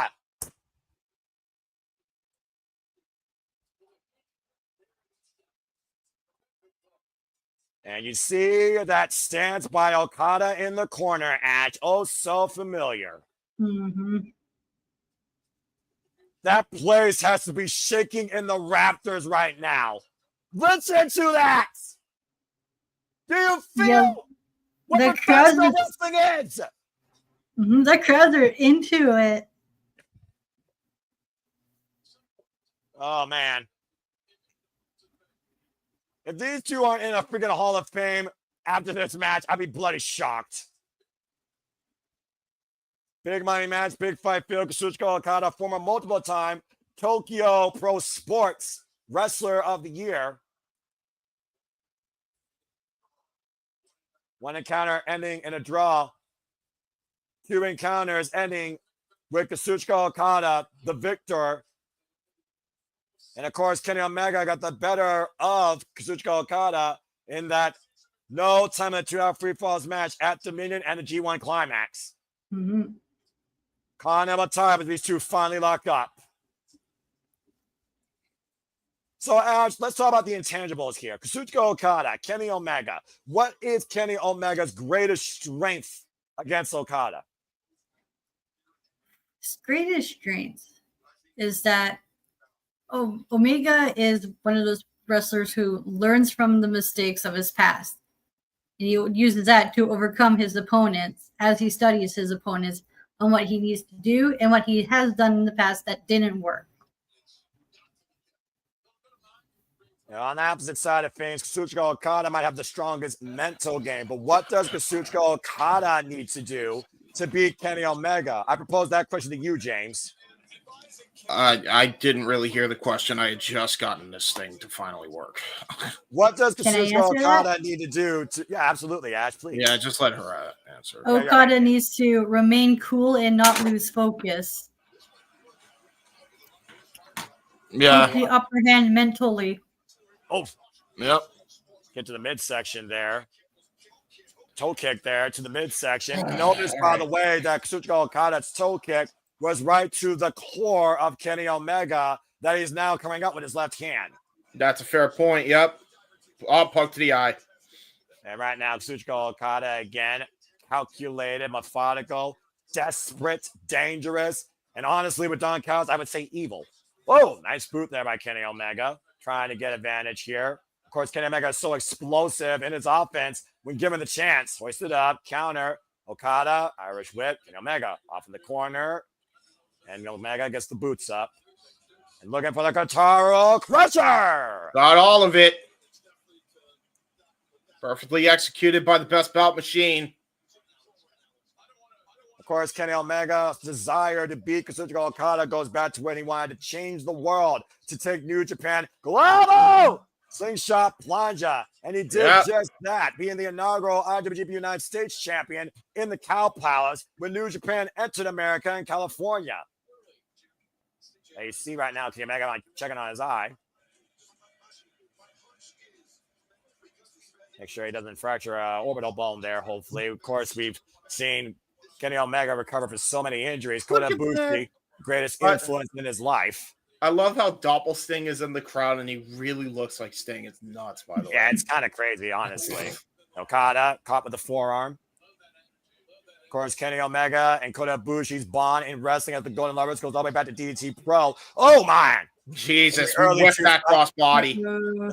In the early 2000s, and again, landed on his core. Yep. Yeah, Okada is definitely going to be attacking that. And again, Kenny, AEW National Champion. Kenny Omega, former second longest reigning AEW World Champion. Former IWGP Version 4 Heavyweight Champion. Elbow drop by Okada to Kenny Omega. And again, Ash, everything about a wrestler's strength involves your core. So Kenny Omega is already fighting an uphill battle. Drops the elbow again. Mm-hmm. Yeah, and Right you want to talk about that mental game of Okada, he's going to use that to his advantage. Of course, Kazuchika Okada's greatest offense is the Rainmaker, that ripcord layer that's broken through baseball bats. Kenny Omega's greatest weapon, the One-Wing Angel, that involves his core. Hoisting up Okada up on the shoulders. You can't escape. Okada with the steamroller, the kip up. Again, though, grabs in that midsection, spinning off the second rope. And moonsault, no, into the knees. That split second gave Okada enough time to capitalize. And again, Okada focused attack on the core of Omega. Ooh. Yeah, overhead shot there. Those heavy right hands. Let's not forget that Kenny Omega is also formerly involved in MMA.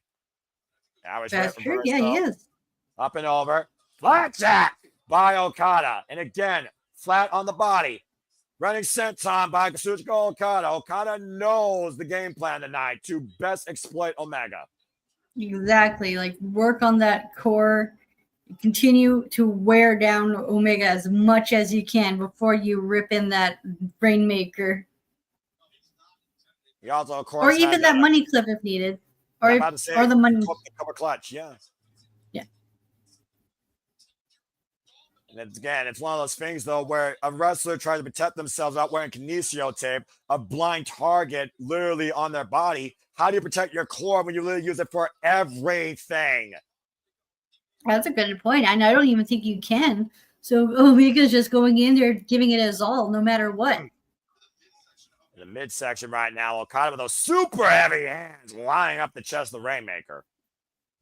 And again, you see the way that Omega with each chop winces, though, because his body torques with him. Yeah, dude, he's getting destroyed in the gut. Oh, there's Kenny Omega showing his athleticism now. Uh-oh. Drop kick! Got all that. There he goes. Argue with me, a more better picture perfect drop kick in the business than Okada. No, can't think of one. I was waiting. Yeah, I was about to say the only one that could probably rival it is Orton. Orton's had his fair share of back problems. You can make a case for that, yeah. You know, you might have a point. Now, Okada, again, very cerebral here, very strategic, attacking Okada on the outside, and now brings the back against the barricade. Good grief. This is not good for Omega, man. He cannot afford shit like this, I'm telling you. Oh, look at Don Callis. This pathetic Oh, God parasite. damn it. Literally tearing down the headset to get those cheap shots in. What is wrong with this man? He's as dastardly as they come. There's someone more dastardly than this man in the wrestling business, in my opinion. And unfortunately, that makes him very dangerous here. We saw the Don Callis family go butt kiss in the Casino Gauntlet, in the Ring of Honor World Championship, and in the TNT Championship. Oh, this no. is Don Callis' last chance. Oh, yes, James. I see what you mean. Oh, no. This is not going to end well, I think. No, he's going to land him right on the. Yeah. Oh, Jesus Christ. I thought he was going to land him on his stomach, not his head, but damn. Well, keep in mind, Kenny Omega has a history of neck issues on top of his diverticulitis. Oh, yeah, He that's is a right. Yeah. beaten down warrior. Yeah, take a look at the replay here on that winning partition. Bam! On the Spanish announce table. Christ. You saw Omega was pointing towards his head, to your point, James. Yep. And about to say, I don't know if he cut open from that shot. A blunt force trauma right to the head. Kota Ibushi right now checking on his friend. Bryce Rensburg checking to see, again, no one wants to see a screwy finish. People want to see legitimately the right person win. Okada, though, he just wants to beat Kenny Omega. He's been wanting this since 2018. You see right now, Bryce Rensburg starting his jumping 10 count. And remember what they said. It don't matter, I don't believe, a count out or DQ. There must be a winner, and whoever wins becomes the unified champion. So Okada's playing it smart here. Not to mention, James, to your point, they become the first ever AEW unified champion. Yep. Right now, Okada, once again, DDT! Yeah, brutal DDT. Just spiked him again. Just a half, hit the far leg. Kick out at 2 by Omega. Yeah, barely kicked out, though. The formula for the stories tonight. Go ahead, James. I was about to say, this is exactly what I was talking about. Okada is so dangerous now because he's got the advice of a manager who knows how to go over strategy and game plan. I mean, again, who knows Kenny Omega better than himself, Ash, possibly than John Callis? Exactly. Well, there is another person, possibly Kota Ibushi, but he's on Omega's side. But to that point, Ash, do you think Kota Ibushi knows Kazuchika Okada enough? Let's not forget, Kota Ibushi lost this man when it came to the IWGP Virgin Flyweight Championship at WrestleKingdom 14. Oof. Jesus, that's true. Bro.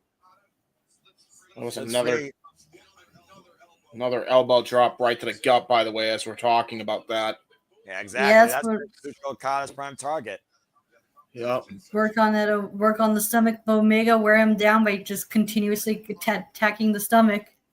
It's been the formula of the night that we've seen a lot of strategy involved in these matches before these people have gone out like a blaze of glory and went all in on a frontal hell assault. We saw it in the tag match. We saw it in the Women's World Championship match. We saw it in every match tonight. I think all you did. Yeah, I don't think this is smart by Okada. Yeah, we know how dangerous Omega is when he goes to that zone. If anybody can match that Enochiism flame, it's definitely Omega. And again, Omega is not going down without a fight. And knife edge chop. Again, I would say that Kazuchika Okada has the heavier hands versus Okada. Heavy hitter right here. Omega with those flat hand strikes in the chest. Oh, kitchen sink knee to the core. Again, just brilliant, masterful work by Kazuchika Okada. And no doubt about that. Now Okada, lateral press, cover 2, and notice the way he forces Okada to push up with his core. Yes. Pushing up Okada's weight to prevent the fall. Yeah, that's brilliant. Again, he's just wearing down Omega. He knows that is a prime bullseye target. Especially with how speedy Omega is as well. You gotta slow him down as much as you can.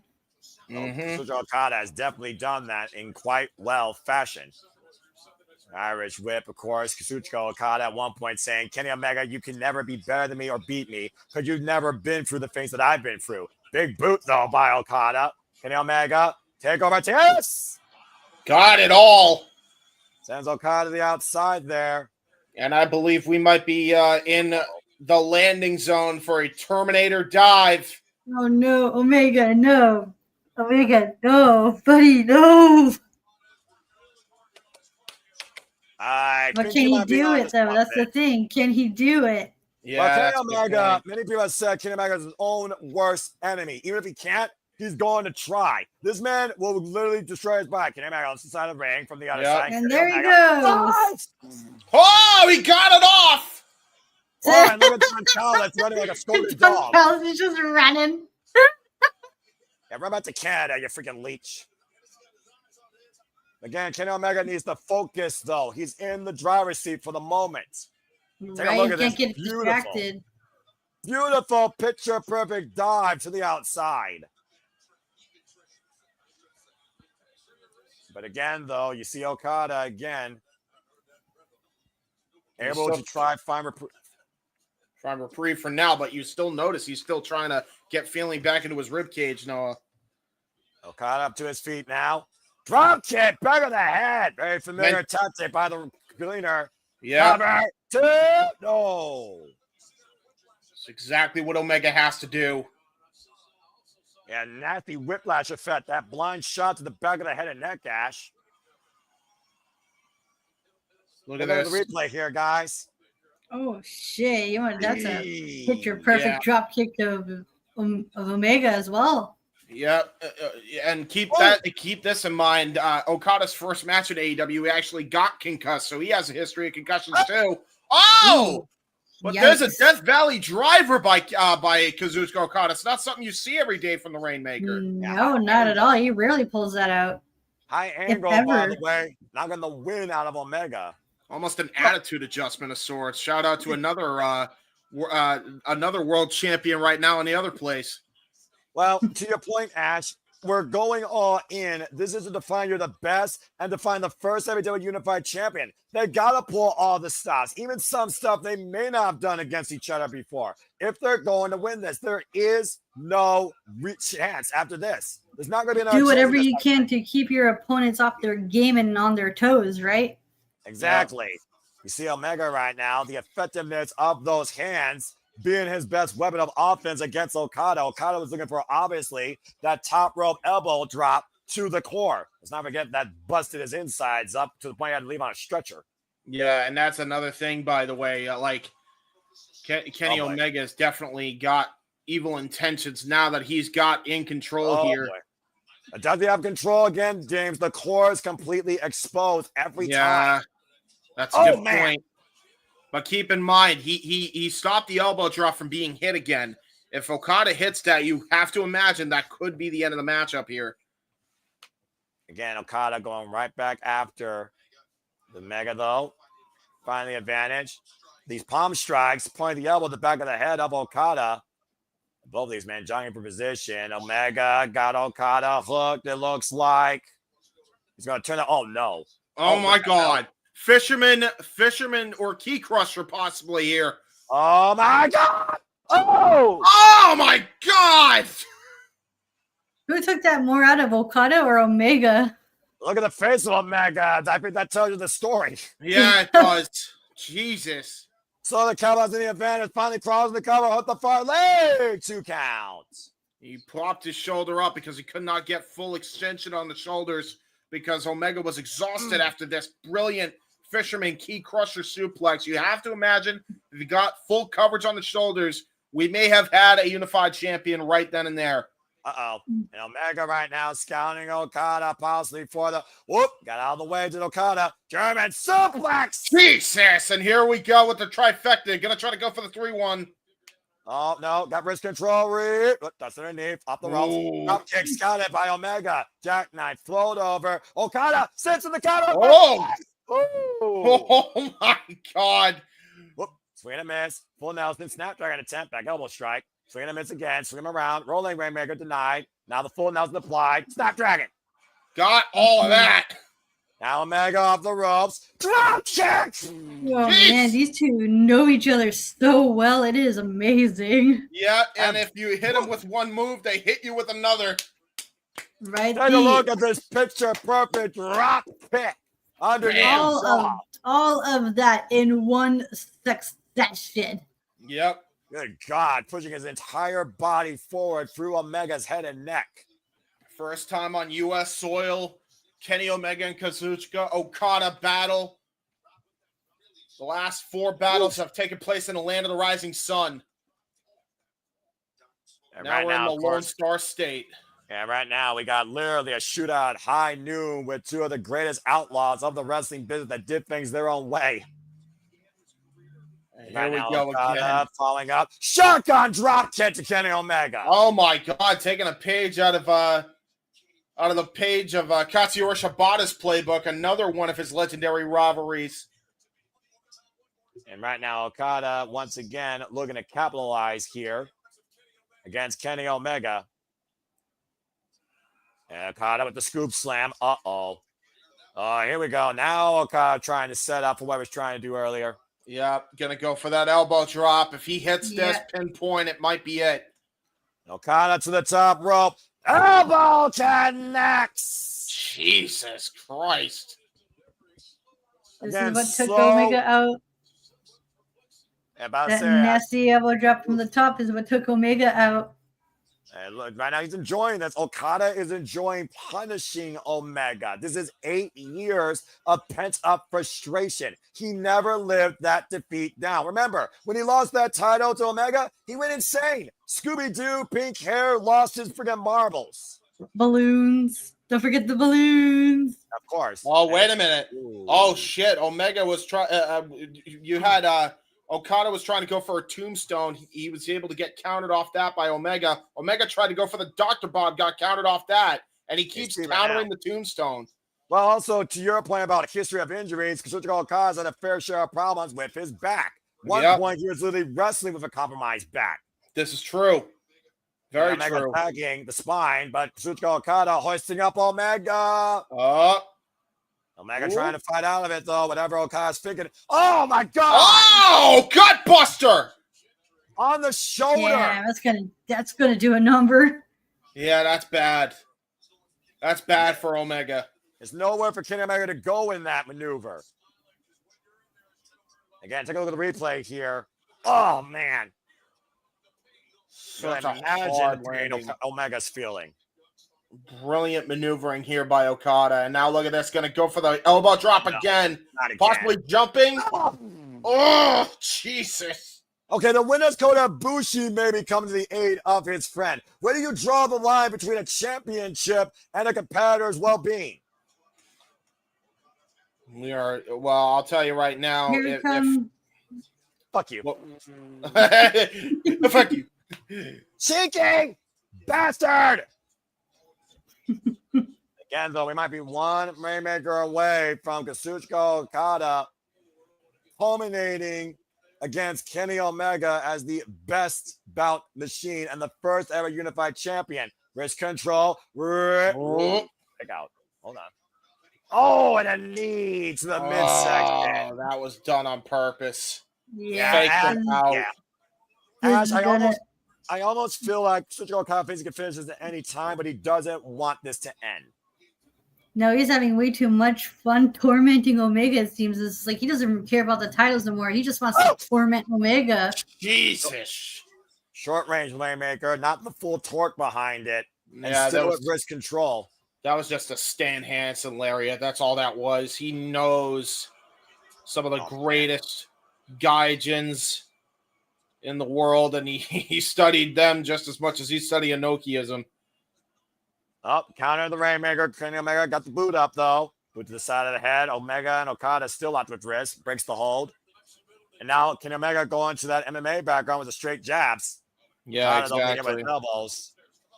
And Yeah. V-trigger! He got the V-trigger off. Damn, he just floored him. A sudden V-trigger there, but again, Kazuchika Okada taken down for a moment. Kenny Omega unable to capitalize, still grabbing his midsection, trying to hoist him up. That's a nice Power powerbomb. bomb! Damn. Rolls him through, off the ropes. Bang! V-trigger! Got all of it. All he has to do is go for the cover. No! Jesus Christ. Good Lord. Omega, Uh-oh. bang!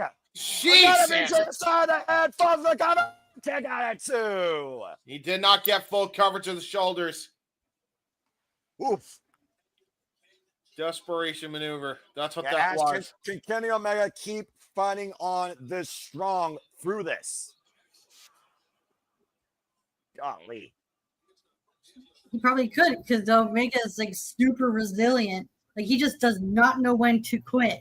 Like the word quit is not in his vocabulary. You can say the same thing about Okada for that matter. And it looks like Okada, Kenny Omega scouting the Rainmaker. Bang! Big trigger! Back of the head! Yep. Back in the day, that's exactly what Omega did, was try to target the back of that head.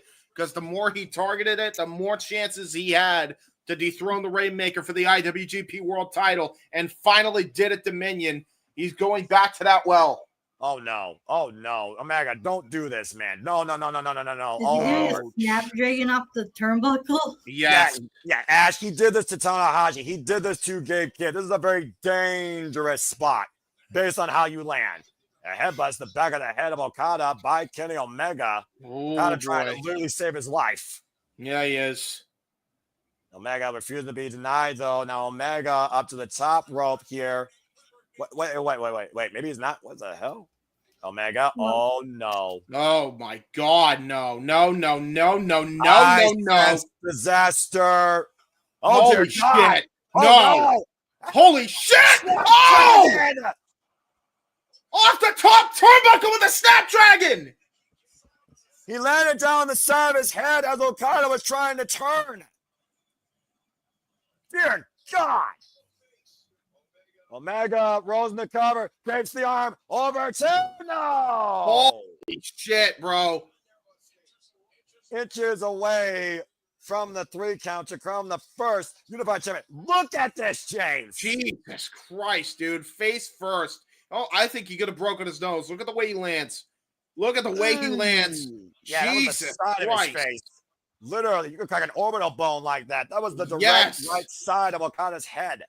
That was horrific. Ash, there you go. I was like, where'd you went to? And right now, Kenny Omega scouting Okada another. Jesus, what a V trigger. Did you see that Snapdragon off the top, Ash? I did. That was wicked.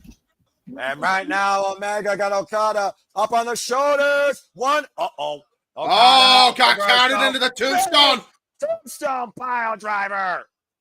It might be now, Okada, he knows that's not enough. Turn him in. Spinning Rainmaker. Jesus, discus variation. No. What the hell? That's a long fucking 2 count there. Take a look at this. Bam! Jesus almighty Christ. And he landed right on the back of his head, by the way. That was rough. That was full body on body impact. Kenny Omega thrust his body forward through Omega. And Rainmaker, of course, is Okada's greatest weapon. Bring him in, ripcord, swing and a miss. Okada, up on the shoulders of Kenny Omega. Kenny hook the head, though. And Okada fighting back, though, transitioning. What in the hell? Whoa, boy. Oh, shit. Omega. And straight jacket German. Front trap, but he couldn't bridge. Mainly because of his diaphragm. You're right. Hook the net. Check out that too. Yeah. If he could have gotten the bridge, he might have won it there. Again, that core strength coming into play or lack thereof, unable to bridge, and only could back press and hook the near leg. Now Rocky Romero, what the hell is he doing here? All right, Rocky Romero, part of the Don Callis family, trying to get involved, and there's Kota Ibushi to run interference here. And Rocky sent into the barricade. Oh boy, well, while this is going on though, Don Callis trying to get involved here. Oh, wait a minute. Watch Okada. Try to take advantage. Brings him in towards center. Rainmaker denied. Swing him around. Up and over. Bang! Omega has a knee strike. Got Okada up on the shoulders. Oh, he got it!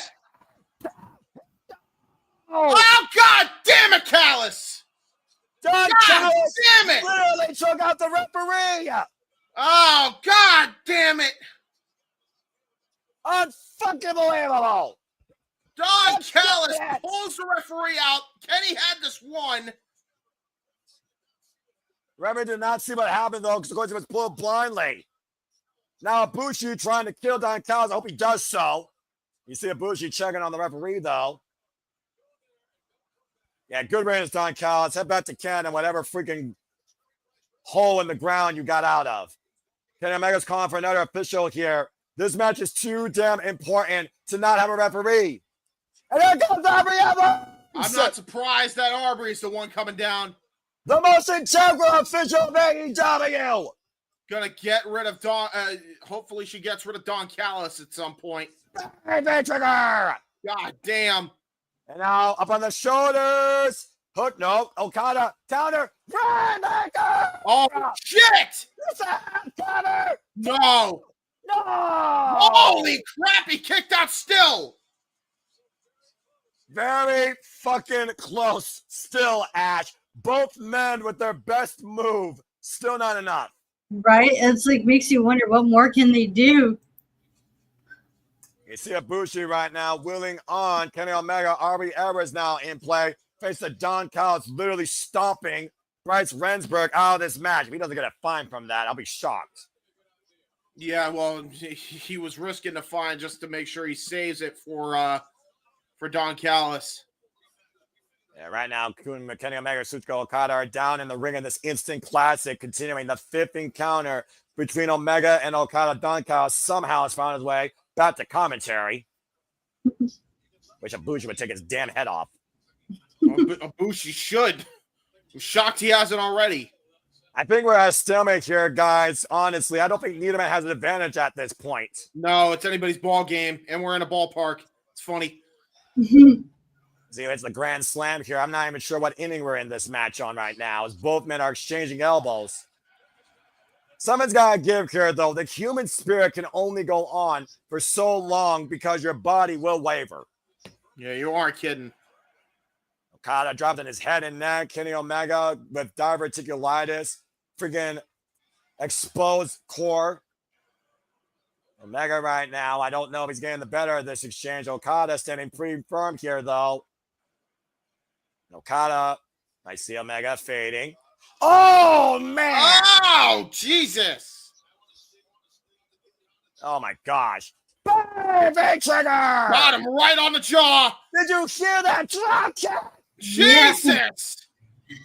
And once again, Rick, no counter. Inside oh! Inside kid on two. Oh, my God. Oh, my God. How close was that? Arrow explosion by Okada. Holy now, shit! first control. Damn it, man! Oh. Holy shit! Okada did it! Holy hell! Wow! Sudden finish, sudden impact. Kazuchika Okada has finally beaten Kenny Omega. Kazuchika Okada is the first AEW Unified Champion. Wow. Emerald Explosion. I called it, and I can't believe it. Emerald Explosion got the victory for Okada, basically, into the Rainmaker. He pulled out a move from Mitsuharu Misawa. And Kazuchika Okada will now find himself in the history books. Not only can he call himself better than Kenny Omega, he can call himself the first ever AEW Unified Champion. Let's take a look at the replay here, guys. This stretch was crazy. That rising knee, that V-trigger, hoisted up on the shoulders. One wing angel connected. Nobody's ever kicked out of that. But Don Callis saved the match. Omega had to win there, Ash. There was no denying that. He did, absolutely, yeah. They're definitely going to run this back. Wasn't for that sneaky Don Callis. Yeah, and he's final Rainmaker after a shot to the core still was not enough. Okada couldn't believe it. Still unwavering. A third emphatic Rainmaker, high stack, and Okada creates history. A conclusive 3 count in what has to be the end game of this rivalry. What a fucking match. Congratulations to the Rainmaker.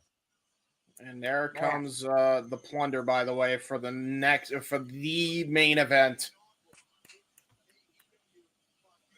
And we'll see what's next for the new AEW Unified Champion. Don Callis' family hits the jackpot with Kazuchika Okada. Man. Well, you did mention, James, that we do have another match because, of course, we do have a triple main event because this literally might be Hangman's last chance. Will we see redemption, or will the Death Riders still ride high, holding AEW hostage? Give me everything or give me death. Heyman and Page, John Moxley, AEW World Championship, Texas Death Match. Oh, God. Well, first off, Ash, what did you think about that match and that result? That was fucking crazy. That was a solid match. Again, it didn't need to go 60 minutes. It didn't even need to go 30 minutes, but there was enough history, animosity, drive by both to be the absolute best, to give everything one last time. And Kazuchika Okada just had a little bit more than Kenny Omega. Well, I don't even know where to start with this match at this point, guys. We saw the AEW Women's World Championship not change hands, and we know Athena will pick a time to face the timeless champion here some point in the future. As far as the World Championship goes, MJF has a guaranteed shot anytime he wishes to do so, with a man that he already beat for this very title versus a man that goes back to day one with MJF concerning this championship.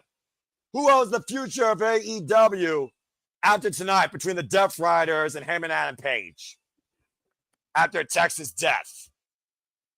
It all depends on who comes out as champion.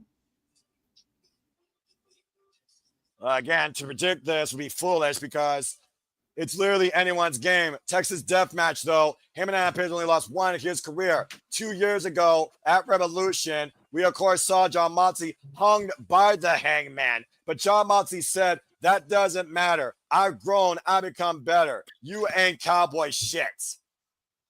Our main events finally arrives here tonight at AEW All In. Ooh, what is this?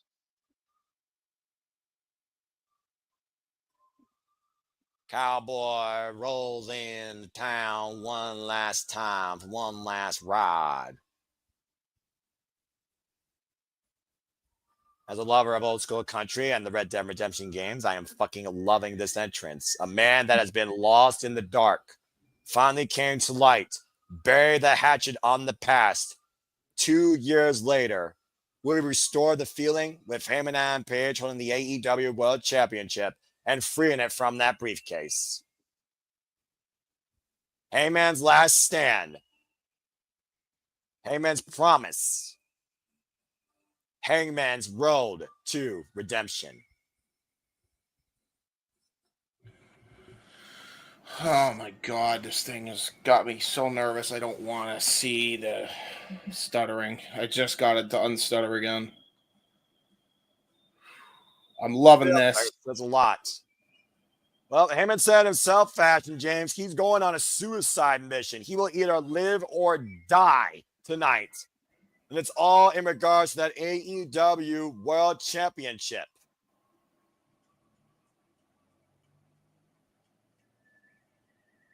Oh boy. That was very beautiful, by the way. Very subtle. Here we go, folks.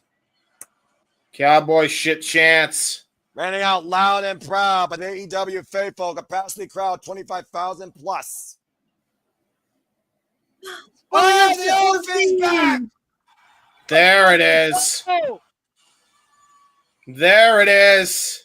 Talk about a man cleansed of his sins and purged of his past. Oh, man, he did right on the fucking chorus. Lame. Heyman and Page walks into a renewed man the way he began in AEW. Hey, we got the new old team back. Let's go. God damn, did I miss hearing that. Yeah, you and me both, Ash, personally. It just, I don't know. It just fits him. fits Hangman so well. Like, It you want to brings- talk about themes fitting the character? This is a good example. Like, Hangman you want to look Page. at examples of AEW having themes that fit the character and characters going on an overlining story arc for like many months. Hangman's that example. Yeah, we've seen Sorry, this one man's more. journey. We've seen his rise. We've seen his fall. We've seen his darkest times come to life, Ash, to your point. Finally brought back to light after winning Double or Nothing, the 2025 Owen Hart Foundation tournament. He is one win away from finally getting back to where he belongs, not just as champion, but truly as himself. Hangman Adam Page. What an atmosphere. It feels like it has to be his night. It really feels like it has to be his night.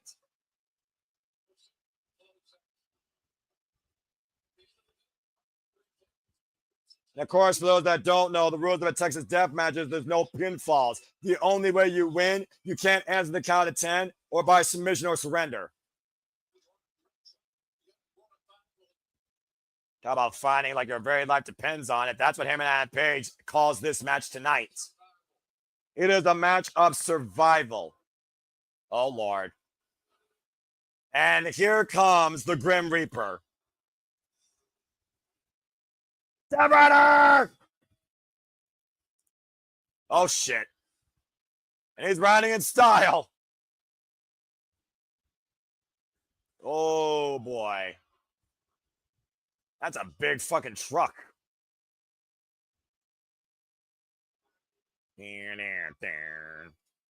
For those that are just tuning in, allow me to bring you up to speed. Hudson retained the tag team championships. Adam come a turn and save Christian Cage from a concerto as Nick Wayne as Patriarchy left him. Casino Gauntlet winners were Athena and MJF. The Young Bucks are no longer EVPs thanks to the win by Swerve Strickland and Will Ospreay. The Ops are still Trios champions, but Samoa Joe was taken out with a stomp with a chair around his throat by Claudio. And now we come to this. After Kazuchika Okada became the first ever unified champion, the Death Riders ride in full one last time with the AEW World title on the line. And Thomas Tony Storm had Mercedes Moné, her first defeat, and is still the AEW Women's World Champion. You know, you can say a lot about Jon Moxley and his run with the title, never showing it, but you can't argue how important he made this championship when it came to procuring it. Is the belt even in that briefcase, though? That's the real question. Marina Shafir is the protector of the position. She is the holder to the possession. There's a reason why that briefcase has followed Jon Moxley and Shafir. It is a symbol of if you want this back, you have to take it from me or give me death. And Hangman Adam Page asked for that himself tonight. One of these men is going to die in pursuit of holding this title. And they're willing to sacrifice everything for it. Mm-hmm. Of course, as Jon Moxley said, I will have no regrets. I will have no apologies. Hangman Adam Page, you better get your shit together. Texas death awaits you. 273 days, by the way, Jon Moxley's had a stranglehold over the AEW World Championship since giving Bryan Danielson a Warrior's death last year at Wrestle Dream. Yep. And it has been a hellacious number of days as a result of this. Oh, good Lord. Look at all that barbed wire. Let's see what Jon Moxley has in store tonight in Instruments of Destruction against him and Adam Page. But the one thing that you got to consider here, folks, as I said earlier, Hangman Adam Page has a Texas Death Match victory over Jon Moxley. He hung the man with a chain and forced Jon Moxley to tap.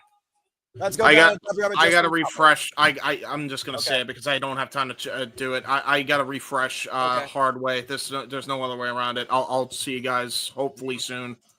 This is starting to aggravate the living shit out of me. Just keep yourself together, James. Technology. Honestly, if it starts again, I'm probably off, and you guys are probably gonna call the main event because I'm Okay, never that's fucking fine. doing this shit again. Just like I said, you gotta get the money, man. You gotta purchase it. I'm sorry, but it is what it is. Oh boy, here we go.